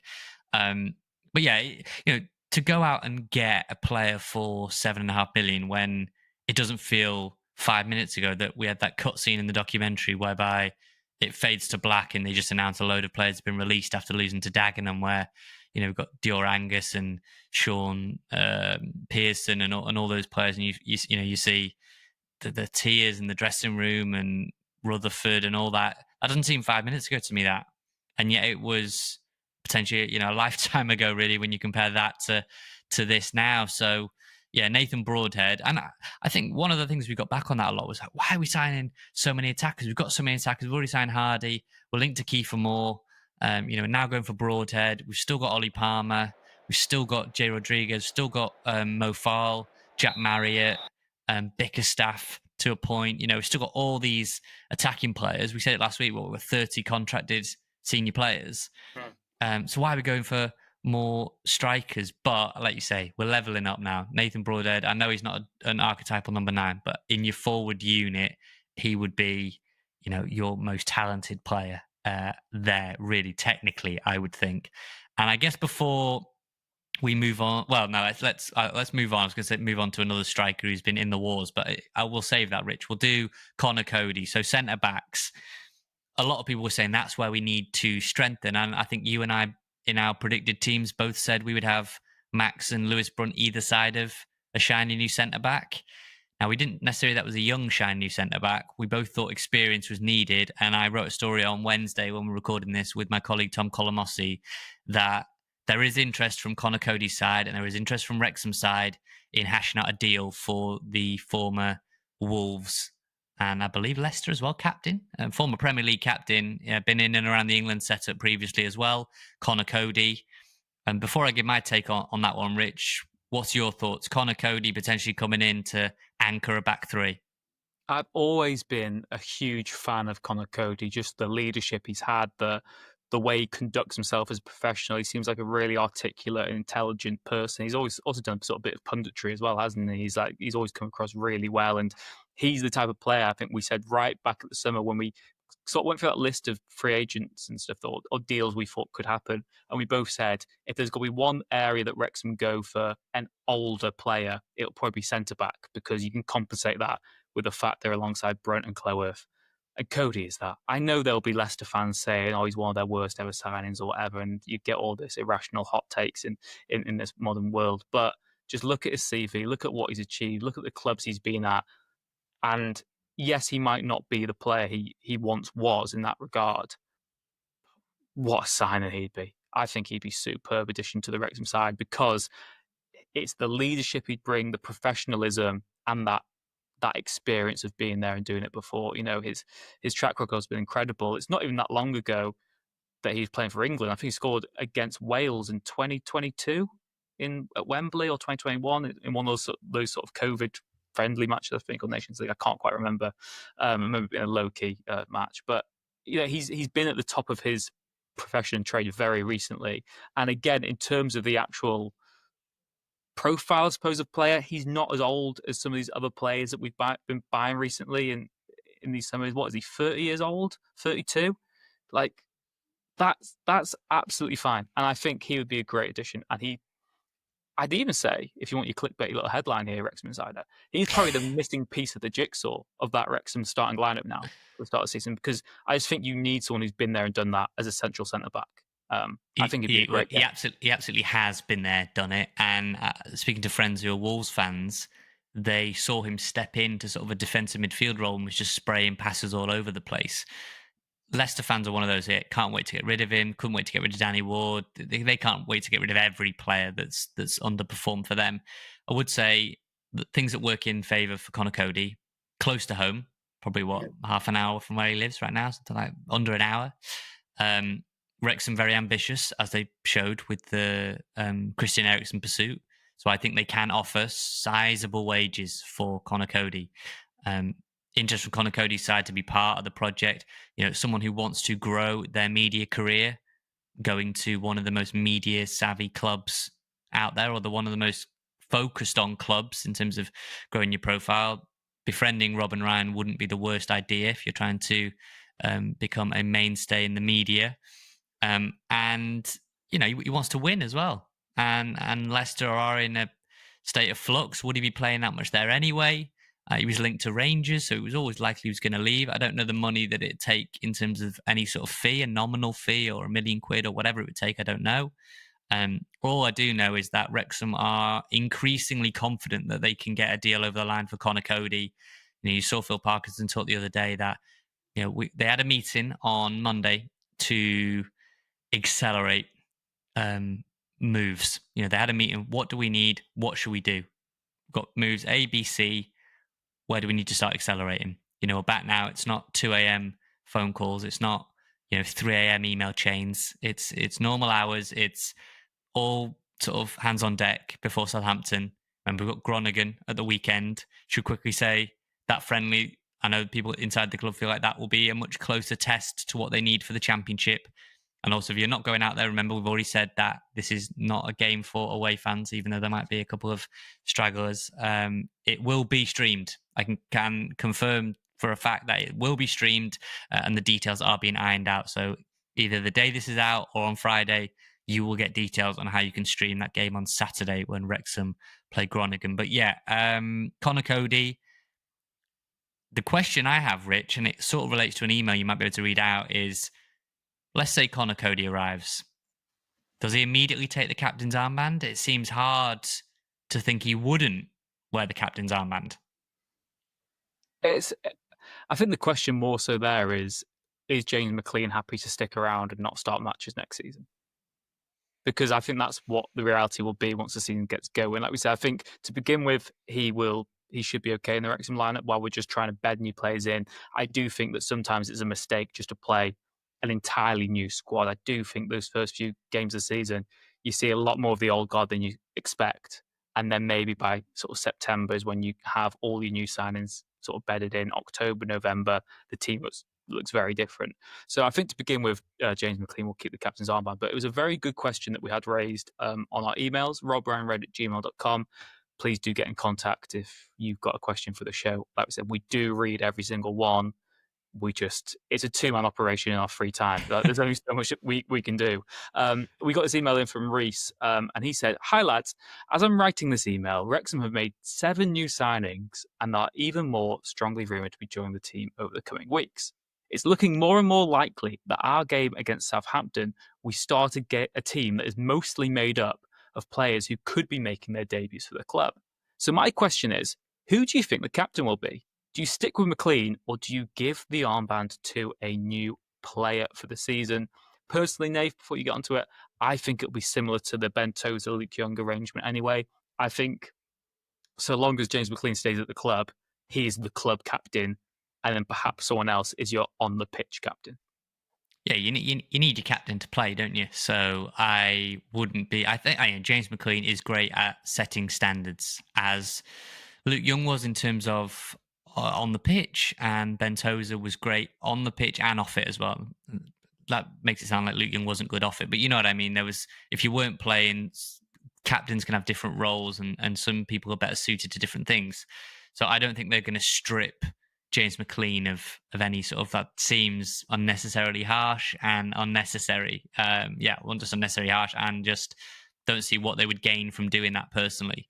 But you would need a captain on the pitch, and I'm really curious. I remember we had a debate. If anyone's been a long time listener, we had a debate a while ago, didn't we? That you don't think a goalkeeper can be a captain. I don't think I thought a striker could be a captain. So we ruled out 2 ends of the pitch. Max is probably a little bit young still, so it's really good. If Conor Cody comes in, I think he would be your starting centre back and would take the armband. I would be amazed if, given his pedigree, if he wasn't the one wearing the armband. And he's so vocal. He's that archetypal leader. I know you can lead in different ways, but he's exactly, he'd have the full view of the pitch. He'd be the anchor point to the entire team, really. And if he joins, and I quickly want to throw the name Harry Souttar out there. I got given that off a well-placed source recently that he was on Wrexham's shortlist for centre-back. So as much as they're confident about Cody, it's not done by any stretch, that one. So, yeah, Harry Souttar, the man-mountain at Leicester also now, but he was at Sheffield United. We played him when we played Sheffield United in the Carabao Cup. One to keep an eye on that one.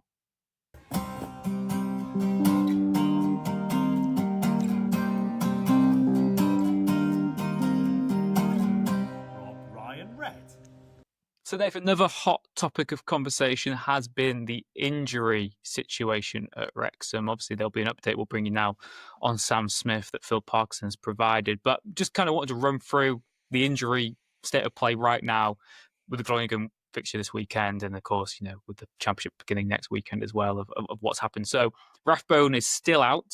That is one just to keep an eye on. Wrexham won't be rushing him back because you just don't want to aggravate an injury at this period in time. Cannon is back on the grass training, and Farl and Smith are both back in team training, aren't they? Maybe the idea would be for some of them to get minutes this weekend. Again, it remains to be seen if that's the case. But the Sam Smith injury, Nath, have you got the Phil Parkinson quote on that to hand, or do you want me to get that?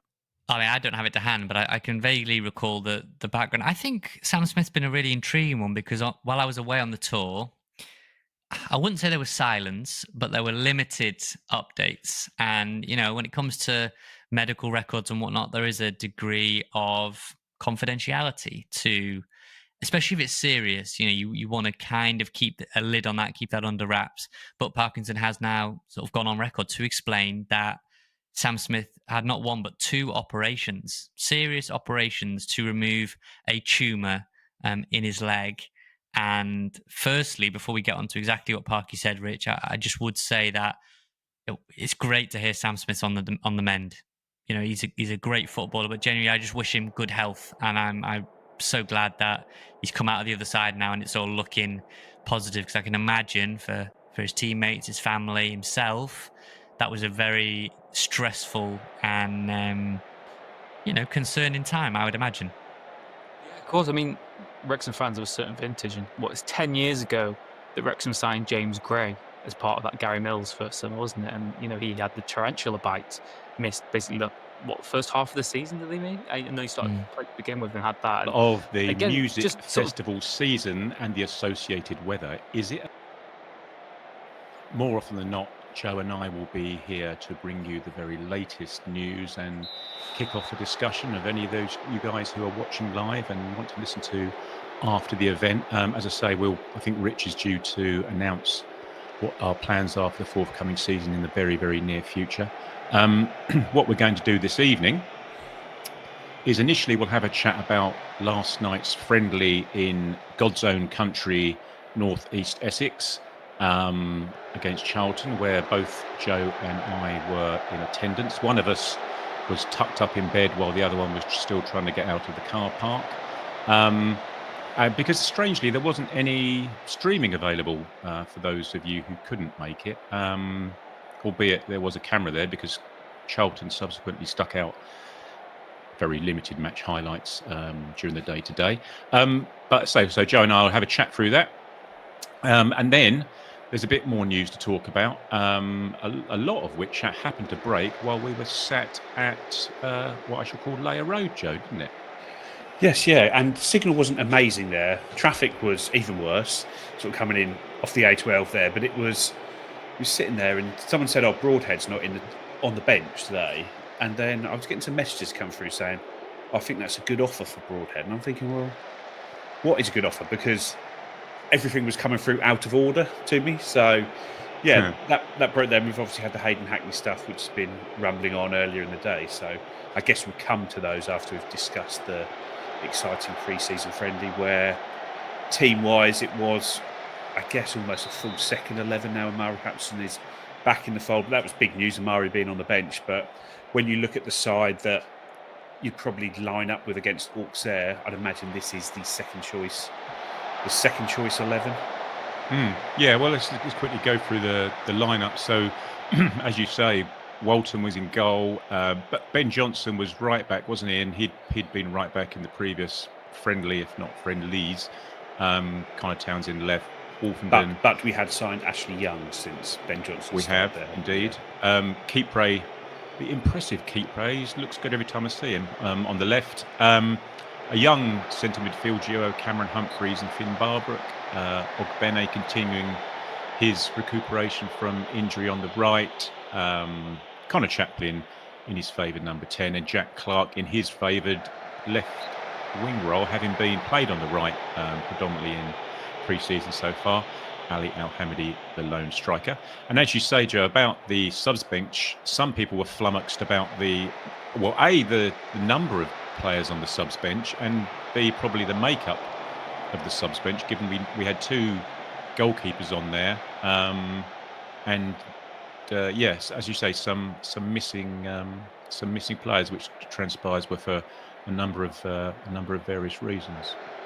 Yeah, Harry Clark was one. I'd seen him as I was driving there. He was sort of undertook me on the Orwell Bridge coming over there, and he looked like he was in a rush to get to the ground. So I thought, oh no, is he late? Why is he not involved? But at this point, I hadn't seen the team, so I didn't know whether we'd played a stronger team against Colchester in the day. But it turned out that was an under-21 team we'd played there, and it turns out he's got a leg injury which he's having to go and have a scan on. But it sort of reported on TWTD and EADT that it's something that could keep him out for a significant amount of time.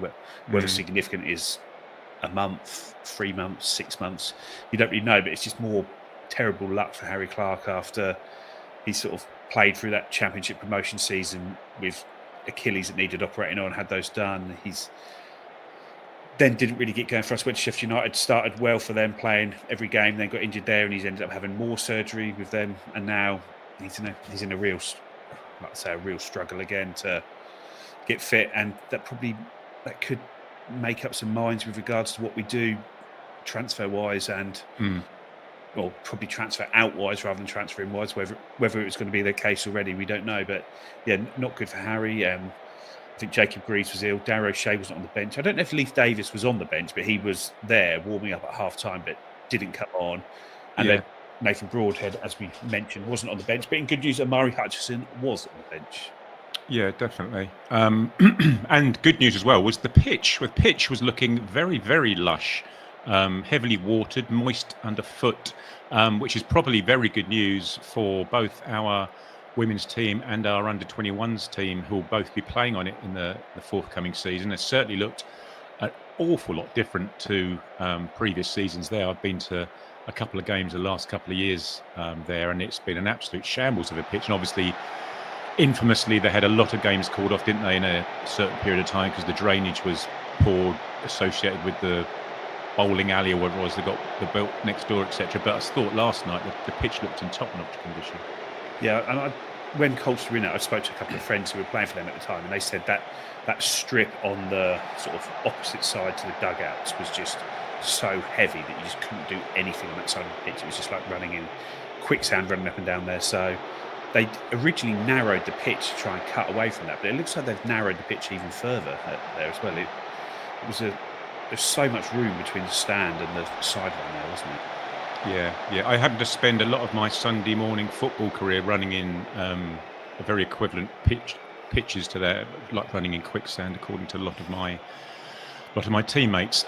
So in terms of the first half, Joe, there wasn't an awful lot happened, really, was there? To be fair, there was a couple of nice exchanges, some very, very familiar-looking patterns of play. The no-look Chaplin swing or hook down the left-hand side, albeit this time to Ogbene rather than to Burns, which led to a chance for Humphreys, didn't it? That was a nice move where Al-Hamidi laid it off and knocked it back to Humphreys to good shot and save. Not an awful lot for Walton to do, but in terms of that second string and their first half performance, what did you think of it?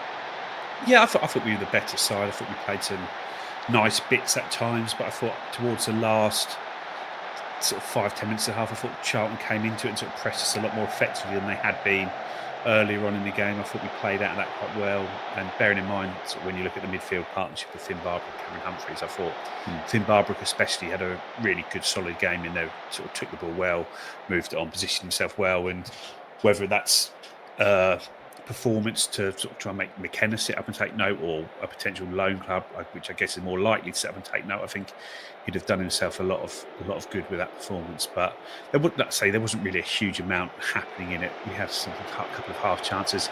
Ali El-Hamadi sort of struggled when sort of presented with the ball in front of goal a couple of times, and sort of set pieces, there wasn't much in them. I think it was quite, I guess you want to go for a fairly vanilla setup for your set pieces in pre-season. You don't want to stick anything on camera, which you want to be using in the league. And yeah, it just sort of was I'd say, decent enough game, but without a huge amount happening.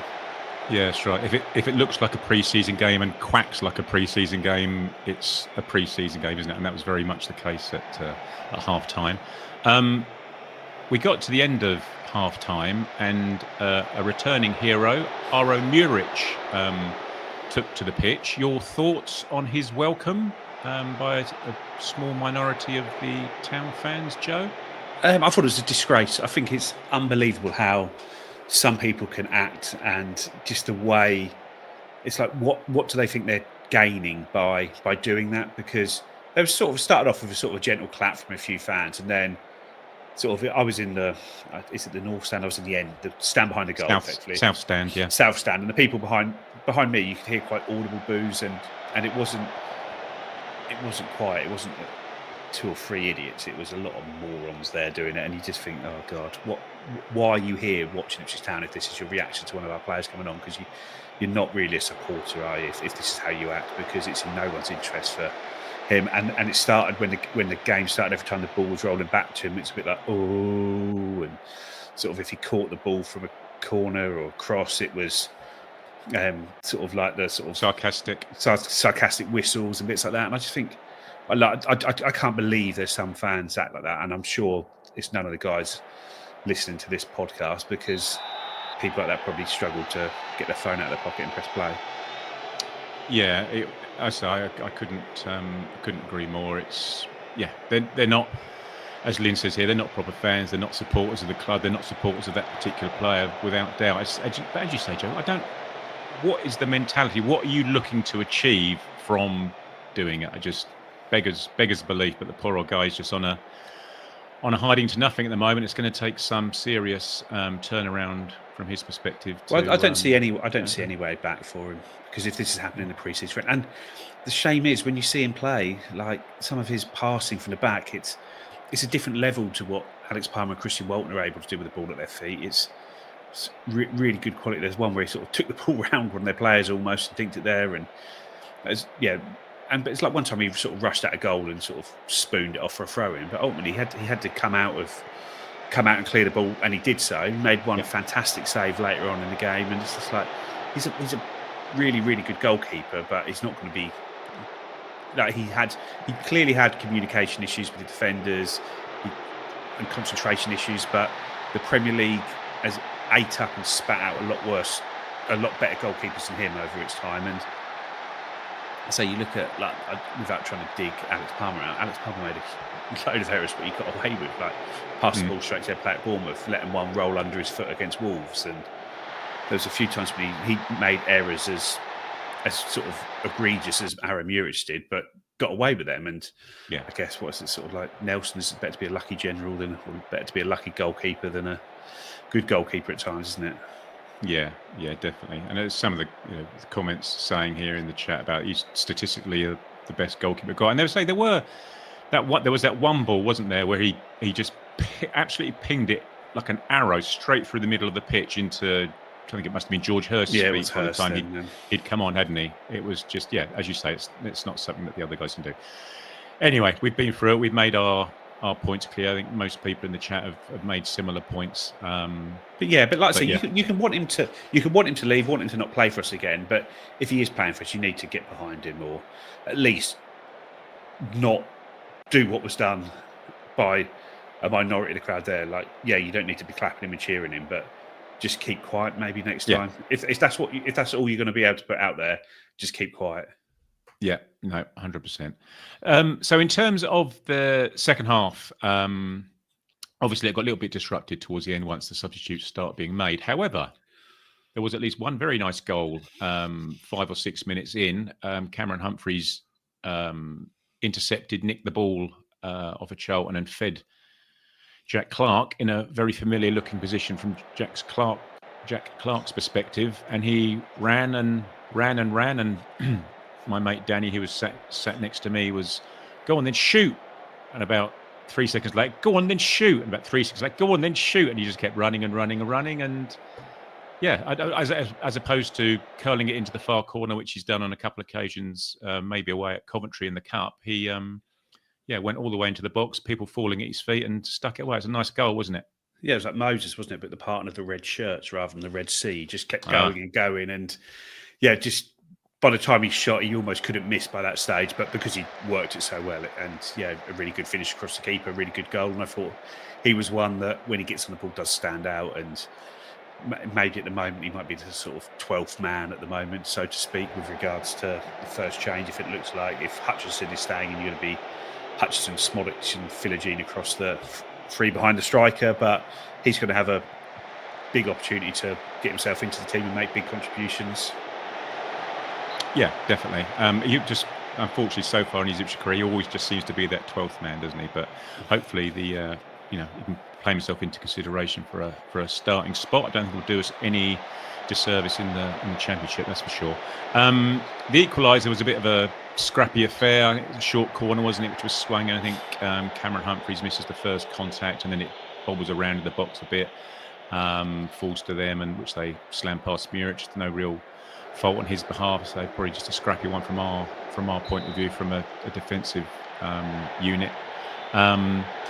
And then what turned up being the winner, we were pretty much sat looking straight across the pitch, in line with their central defenders. And by the time Johnson had played it and we looked towards Al Hamadi, he was about 3 or 4 yards further on than their defensive line. But you can sort of make out from the replay that he potentially was being played onside by their left-sided centre half, shall we say? But he advanced and slid it past Kaminski, didn't he? It's a nice finish. Yeah, no, he took the goal really well, and I found it quite frustrating to watch in the first half because he just. I don't think it's his fault. He's just not on the level technically of the rest of the team. So when the ball comes into him, he can't. And you do have two big lumps kicking lumps out of you as you're trying to do it, but he doesn't seem to sort of hold the ball up and bring others into play well. But when you're talking about making a run to get him behind, which is what he did here, and then a really good finish, sort of hit it pretty early and sort of really, really powerfully through the keeper's legs, and a really good goal, and sort of celebrated it well. He looked really pleased to have scored it, and his second goal in, was it 3 pre-season games for him now? And that's what you want. You want him strike. You want your striker scoring goals, and whether that's because he's going to play a part at Ipswich Town this year, or whether he's going to get a loan move or elsewhere, if we're able to sign him better players than him this window, it's none of it can hurt. But yeah, no, they're really pleased for him to get the goal. But personally, I wouldn't say a masterful performance, but I think it maybe there's a big drop off between George Hurst and him at the moment, and that drop off can't remain through the season. No, that's right. It certainly can't remain if you're looking at him being your second choice striker. You might, if you're being very harsh, it can't remain if you look at him being your third choice striker. Really, I say he's one of a couple of players where we may have just progressed a little bit too far too soon, and who knows what's going to happen in the next month in terms of incomings. But you would have thought that the feelers are out for one, if not two, strikers, and then, as you say, Joe, you don't know where Ali Al Hamadi ends up, either permanent or temporary. But so we'll talk about some incomings and outgoings in a little bit. Apart from, you mentioned Jack Clark. Apart from him in our backup lineup, who produced the strongest evidence to push for a starting place, do you think, or at least a squad, a more permanent squad place? I thought Cedric Kipre did really well at the back, and I think he will be able to put pressure on Jacob Greaves this year. I think it's one where we hope that Jacob Greaves doesn't need to be replaced at any point in the season, and that Kipre is there just as relief for him, because if Jacob Greaves plays like he did at the start of his spell for us, then he's going to be one of the best defenders in the league, and he was one of the best defenders in the league last time he was here. So over on that side, but yeah, I thought Kipre did well.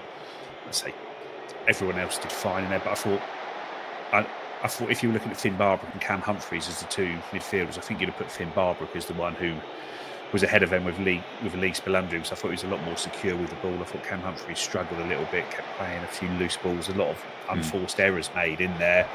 And I don't know what the midfield makeup would be. We'll want to go with 5 in there, but with Cameron Humphreys being an over 21 player these days and Finn Barbrook being an under 21 player, is there any chance potentially he's the 26th, 27th man in the squad and we try and find another move for Cameron Humphreys? I think it would be a real shame because he had a really good spell at Wickham and he can play in that 10 role. He can cover left back, which he's done that for the first team before in the Championship for us. But I don't know, probably just reading a little bit too much into one game here. But no, I thought Finn Barbrook was really impressive on that side. I thought Ogbene still looks a little bit off it. I thought he did some things well, but he doesn't look ready to start yet. I guess he'll start at Bromley in the League Cup in a sort of middle of the week after next, isn't it? So I guess that'll be a start for him, but it's going to take him a little while to get up to full speed on that. But I thought he did well. Connor Chaplin, did some really good things, knitted it together nicely, drove the team on well. But I think that Amari Hutchinson and Sam Smodics are going to be, and Jaden Philogene, I just don't see a way past those 3 players at the moment. No. I think you're right. So I know you mentioned him at the start, but Kipre, so I'd have no issues with him coming out. Every time I've seen him this pre-season, he just looks a very, very decent Championship level defender, which is exactly what we knew when we purchased him, I suppose. And yeah, very interesting point actually about the Barbrook and Humphreys situation. I hadn't really thought of it like that because, as you say, it's only the back of one performance, and by his own admission, just Cam Humphreys was just uncharacteristically sloppy with the ball last night. But it's one performance. But to your point, that jiggery pokery and the squad makeup, shall we say, and how you fit the right age players into your squad, and therefore, by virtue of being a year or two older, is he not permitted a space because Finn can not take up a space, if you see what I mean? It'd be interesting to see how we fit everyone in at come the end of January, beginning of September. We must chat about Amari Hutchinson, and while we do, actually, we must chat about Ashley Young, who came on at the same time as Amari did. And I thought from the first 10 seconds of them both being on the pitch, they both played down the right-hand side. For those who weren't there, they just seemed to have an understanding. And what was very noticeable, I mentioned it, I happened to be sat next to Sean from the Telegram group, completely coincidentally. And we both mentioned it about Ashley Young's passing. It was the zip of it, isn't it? Correct. Yeah. Just the crispness of his passing and just those passes which Johnson may not see and Harry Clark may not see. He was pinging them into people's feet, just maybe 20, 30-yard passes along the floor into them. And by virtue of that, he just happened to just speed things up a little bit. It was creating a bit of a buzz, a bit of zip in that area of the pitch, and obviously having Hutchinson in front of him, gave us a little bit more impetus down that right-hand side, didn't it?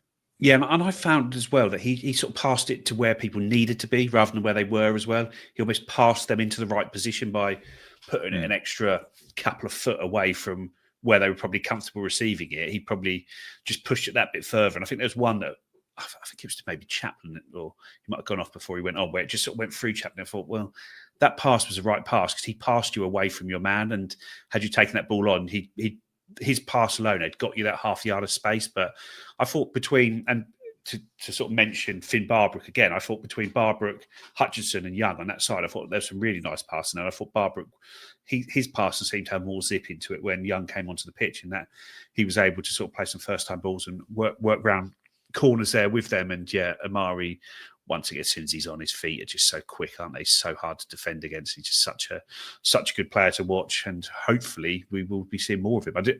If you'd have asked me 2 weeks ago, I wouldn't have thought that we'd have seen him in an Ipswich shirt again, where now it feels a lot more positive in that regard, doesn't it? Now Kieran McKenna, the player whisperer, has been into his ear. That's right. Well, I was listening to Seb and Rich talking about it a couple of days ago at the weekend, and Seb has reduced his likelihood of Bless me. He's reduced his likelihood of Amari leaving, I think, from 80% to 75%. So I think Rich was probably a little bit more positive than that, actually. So yeah, the more that the window goes on, and you see the price that we're looking to obtain for him, you'd think that's going to be a little bit rich for a lot of teams in the Premier League. Hopefully, so you don't know. Fingers crossed. That's the way it goes.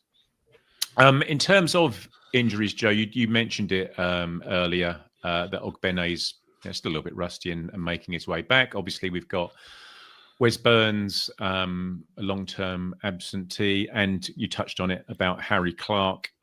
It will be interesting to know. Well, I don't know if we'll ever know the full details of how long he's going to be out for until such time as he's been out for that period of time. But it's not ideal timing for him, and it potentially has a knock-on effect, doesn't it? Because you may have thought that having got Ashley Young in, then we might think about if Johnson wants to move on and we can release his wage from the wage bill, then we've got the cover there in Harry Clarke. But now it potentially puts a bit of a spanner in the works in that regard, doesn't it?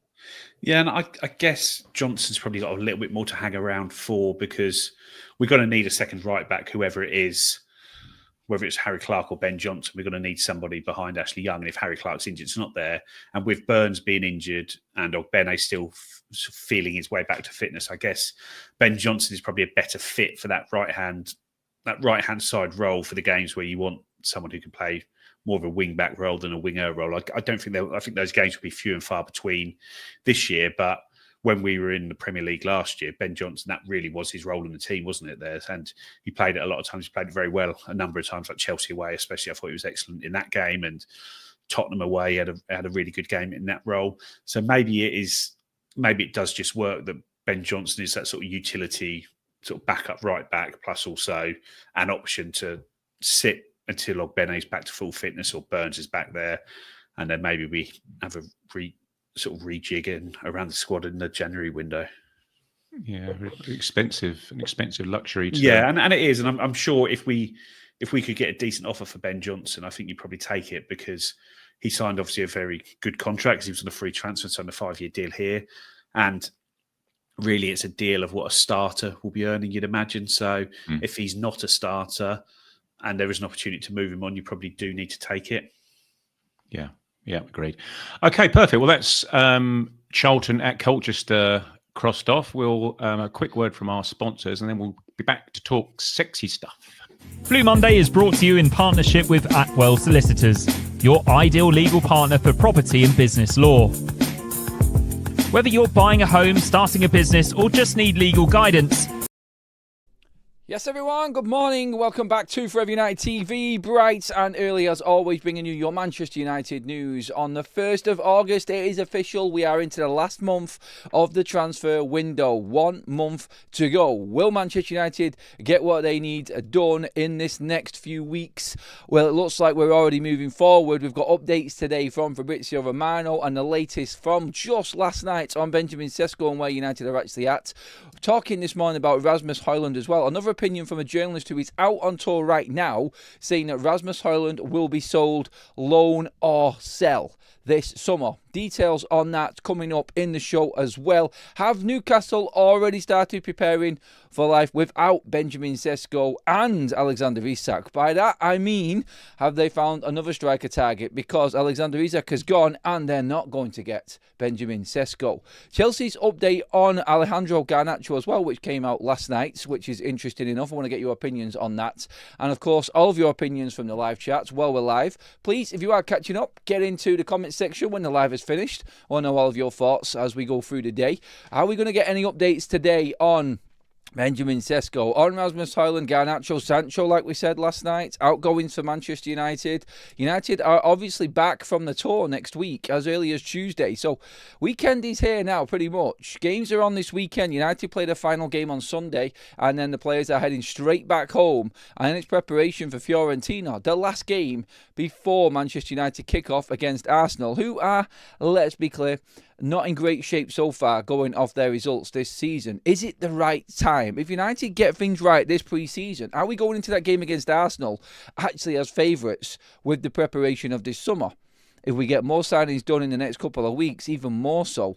Let's get into that, and let's get into the news, what is hitting us this morning here in United. And what we all want to know is what is Manchester United's plans, and how we are going to handle the Benjamin Sesko situation in terms of Rasmus Højlund. Now, the conversation has been going on and on and on and on and on now, and this is something that I didn't think I would sell. We've just popped a poll, or something I didn't think I'd say, not sell. I've got selling on the mind here. Obviously, when you talk about some of the United players, you can't help it, can you? But when I popped up the poll up this morning on this video, we've already started it. I'm just going to check now. In terms of the votes, over 500 votes instantly in 3 minutes of putting this poll up.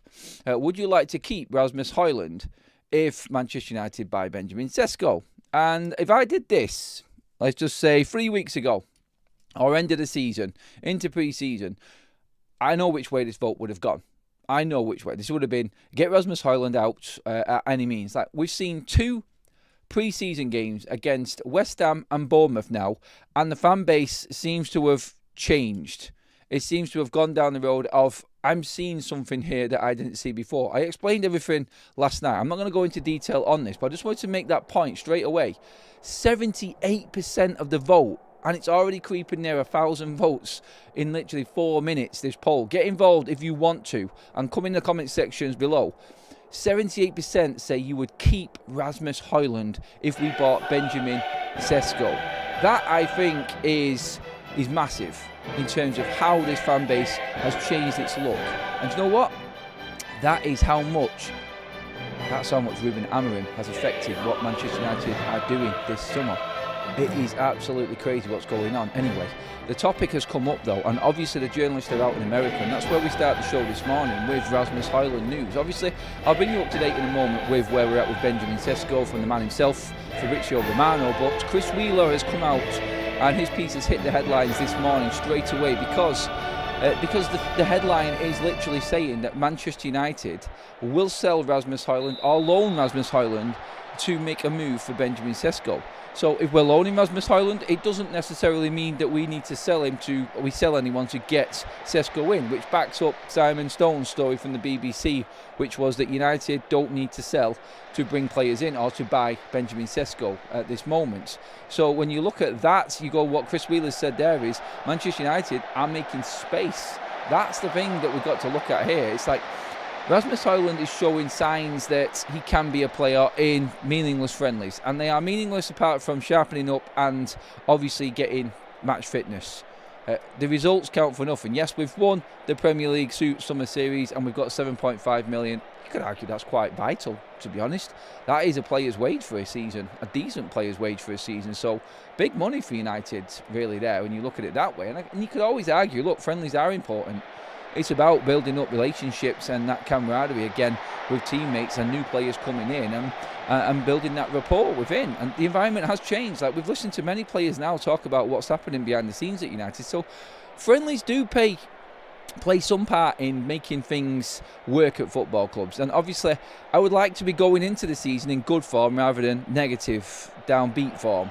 And I'm happy with where we're at the moment. So Rasmus has played his part in that. He's got his goal now, a striker's goal. I didn't mention that the other day, but well done, Rasmus. Into the box you go, on the end of a cross, 6-yard box, bang, header into the corner. That's all we've wanted for God knows how long. I was saying Rasmus Højlund is crap in the air. He's never good enough. And then he goes and bangs a header in like that. A little delicate feint into the corner. Where was that? Honestly, I pray and I wish that if he does stay, that he could just do that in the game when it matters.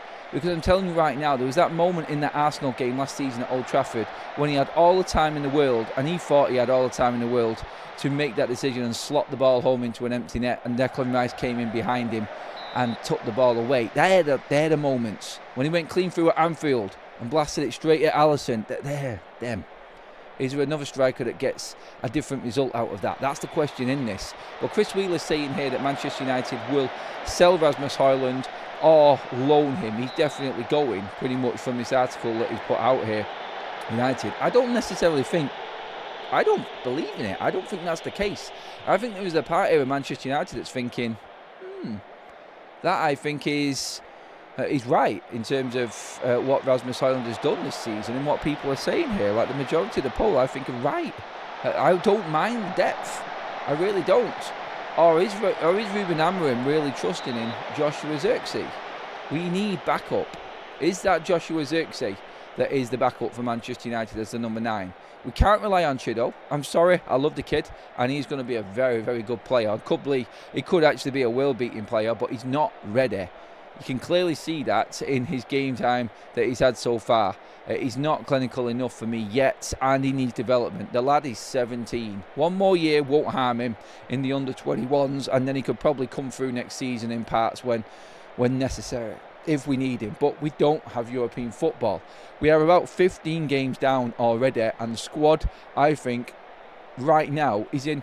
It's not where we want to be because we're not in Europe, but I think this squad now is actually coming together in this moment. Like, just being able to keep the same squad week in, week out, and use that lineup just to build that, like I said, that understanding, camaraderie, the rapport, the connections on the pitch that we need. We don't need to change up too much. We don't need to rotate too much this season. I think this is the perfect chance for Ruben Amorim too, and this is what he alluded to. It's not that bad that we're not in Europe because it gives him the chance to build the basis and foundation. And then when we go into Europe next season, because we will, then we're going to be ready for it, and a lot more ready for it, and the chopping and changing. So when people come in, they are ready to go and understand what United's system is and what Ruben wants. I just think that this season is massive for that. Rasmus, I still feel can make an impact this season though for Manchester United. I do. I'm not getting carried away by the pre-season stuff. Like, I know he's played well, but I remember sat there last season through every single game thinking, what the hell is this player? Why does he not know how to play football? It's them thoughts were coming into my head last season, and there's a lot of other Man United fans were thinking the same. Don't get carried away by the friendlies, but you've got a man here that absolutely will run through brick walls to get into that Manchester United team, and you've seen it, you've heard him talking. And by the way, that interview in the mix zone with Rasmus Højlund and his future, did you see it? How did Rasmus Højlund become a Manc in 2 years? Like, he's giving me Schmeichel flashbacks with his Manchester accent right now. Kaz said to me, who do you think this is talking right now? I actually thought it was one of the academy players.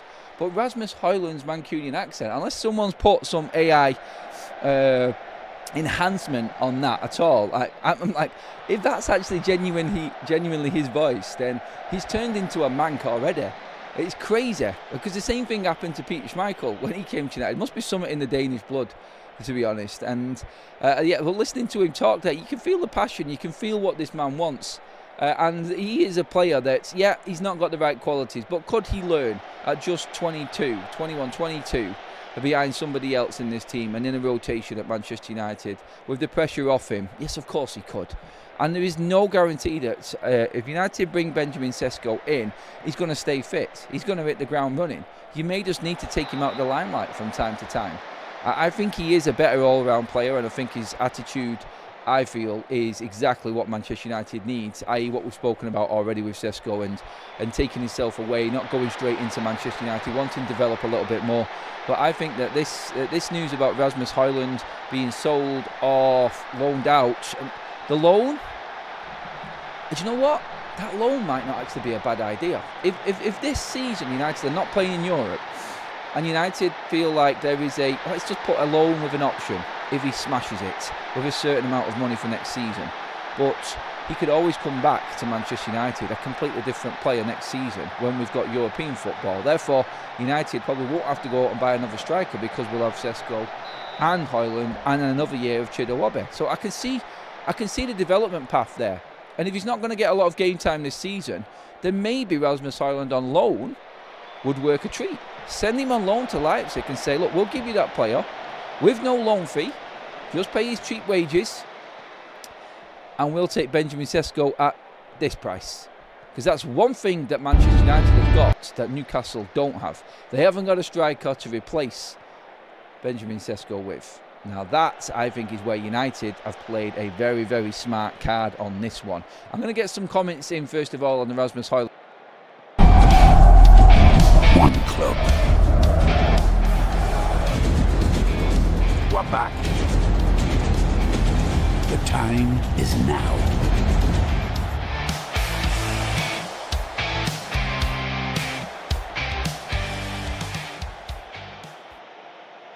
Welcome, Hey. one and all. It's NUFC Talk TV with myself, the Geordie Yam Yam, the Mighty Win. We've got Boki and we've got Jefferson from the 90s Mags.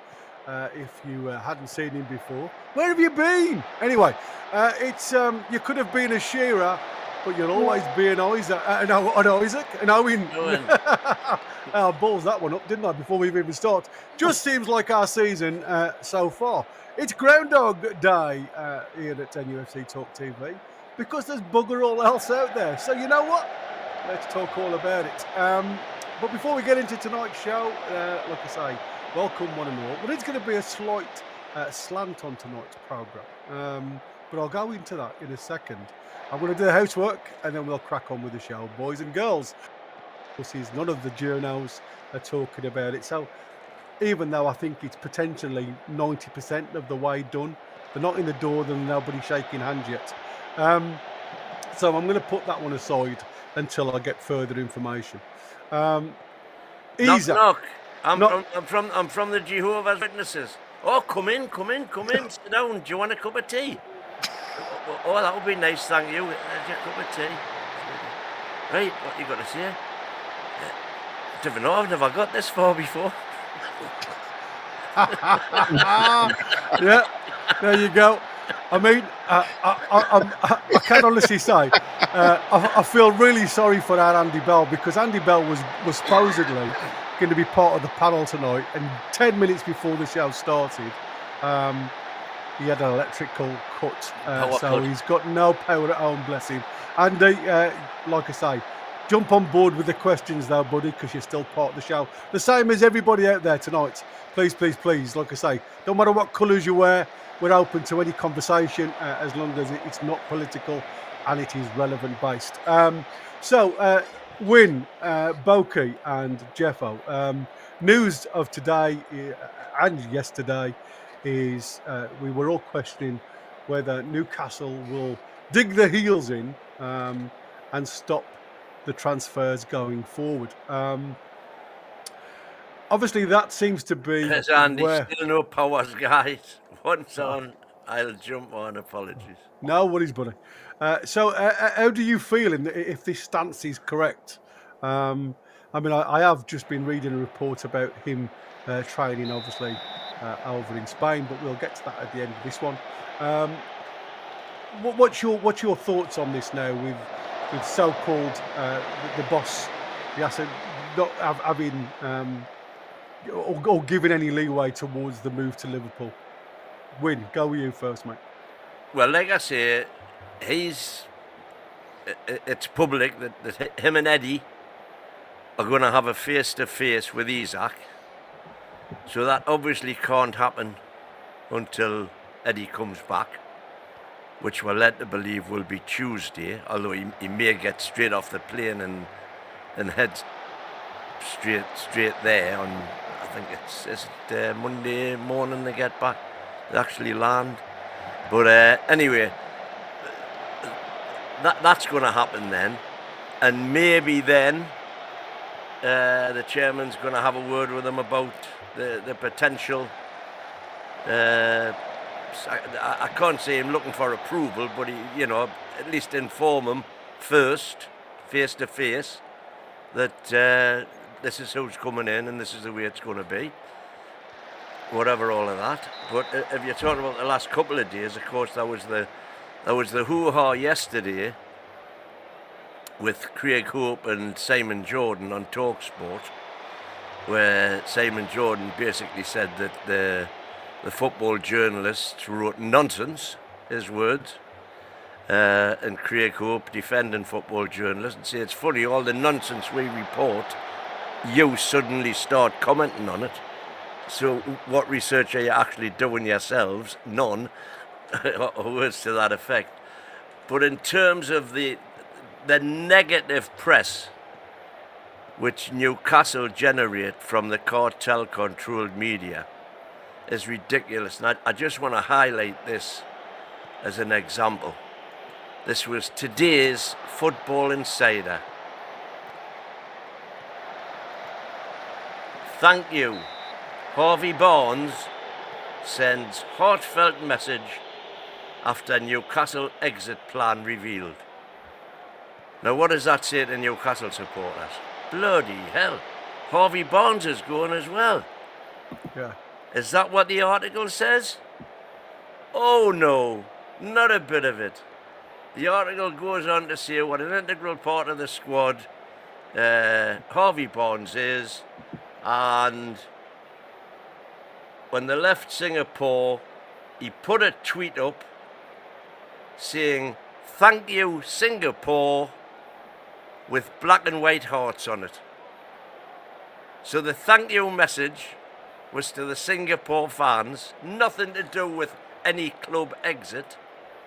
And the club exit, which is referred to in the headline, is actually Sean Longstaff to Leeds, who in an article on the same day, the same Football Insider, when commentating on who Leeds have recruited for their Premiership push following their wonderful promotion, doesn't even include the fact that they've signed Sean Longstaff. It includes a couple of players whose names escape me from obscure league somewhere else.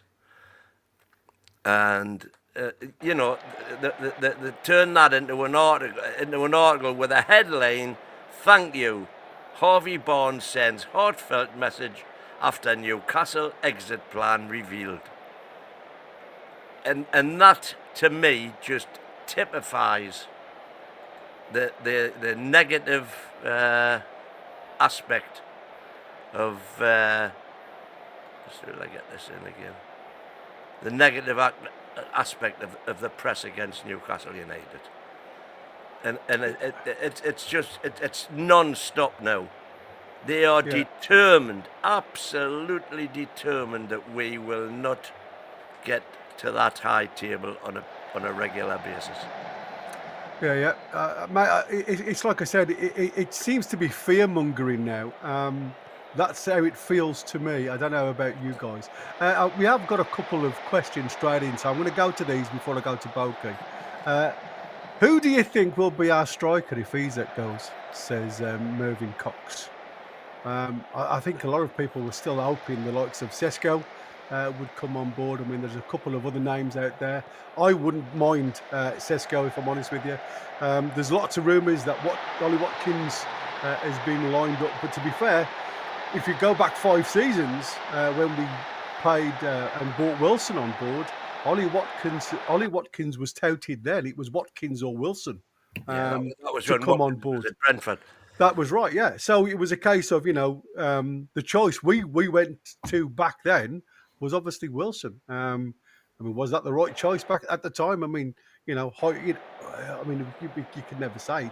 It's hypothetical now, isn't it? But obviously they chose Wilson over Watkins back then for a reason. So are we now just digging in a little bit to say, well, who's the next best down this line? As Chris has kept on saying, it's a case of now just having half a dozen to a dozen names on a piece of paper and having like a checklist. Once we've inquired, other teams have come on board and taken them away. It's the next name down on the list, isn't it? That's how it feels. Who do you guys feel could be our next striker if Sesko goes to Man U? Well, again, we've heard this as well. Apparently, within the Man United camp, Sesko is the DOF's chosen option, but Amorim wants Watkins. However, if they get neither, their number 3, surprise, surprise, is Voltemade, who Newcastle were linked with 2 days ago, if Sesko falls through. Yeah, the under-21 German player, to be fair, doesn't fly me with any. He doesn't blow your frock up. No, I mean, listen, I understand he's an up-and-coming gem. I think he's certainly one to keep an eye on for the future. But we are not in that situation at this current moment in time. If we had 2-3 strikers on board that had the experience, then I'd say to him, you know, come on board, learn your trade. I think, no, I don't think he'll suit any Premier League club in his current situation. I think he needs time to find his feet in potentially his homeland and go on from there, if I'm honest with you. You're asking a lot for a young lad to come into another country of his age and hit the ground running, especially at Premier League pace. Boki, what's your thoughts, dude? At this point, I think it's just important to get someone through the door. A proven striker. I'm thinking, I've said throughout that this is a complete no-go and we shouldn't do it. But do we go for Dominic Calvert-Lewin as the potential second striker, but at least get him on board so that we do have a Premier League proven striker, at least in the squad? At this point, we haven't got. Premier League. If we are seeing Isak scoring, then we've got nobody to back that up. So I think Dominic, it's not someone who I want, and it's I know I'll get slated for this, and I would be slating myself if I was in the chat. No, because all what you're doing is being a realist. Yeah. I mean, Gary, you're saying Baltimore's not ready. I rate the Bundesliga. I think the Bundesliga is the second hardest league in the world. I rate the Bundesliga. I just say I just don't. 28 games last year, 12 goals. Yeah. But what I'm saying to you is that's in his home country. That's what I'm saying. Playing, you know, I mean, I'm not saying the Bundesliga's at Premier League pace, because I don't think it is. You have a lot more time on the ball in the defensive area. They build from the back because no teams very rarely press you. And I think, like I say, players in a slow build-up will allow you, especially with his height. He certainly hasn't got the pace to break lines, and that's what I'm saying. He's the type of player that literally relies so much on delivery of the ball within the box. I saw him at the under-21s level, and to be fair, you know, he wasn't fantastic in the under-21s. He's shone in certain times, but wasn't he the top scorer and player? He ended up as the top. Well, he was your joint top scorer. I think he was joint top scorer. But again, when you're looking, you've got, for me, you have to excel at your own age group to master going forward, in my eyes. And I don't think, like I say, there was a number of players that shone through that tournament, and he wasn't one of them names that I would go back to on my list now and go, he's in my top 5 players that I'd want to bring to Newcastle United. Because even though he shone by being, like you say, he was either the top scorer or joint top scorer, when you try and suit somebody to a Premier League, doesn't suit the Premier League in what I saw. And again, that's only my opinion. He's certainly in my top 5. Now, you know, whether he would have been in the top 5 pre-Pedro,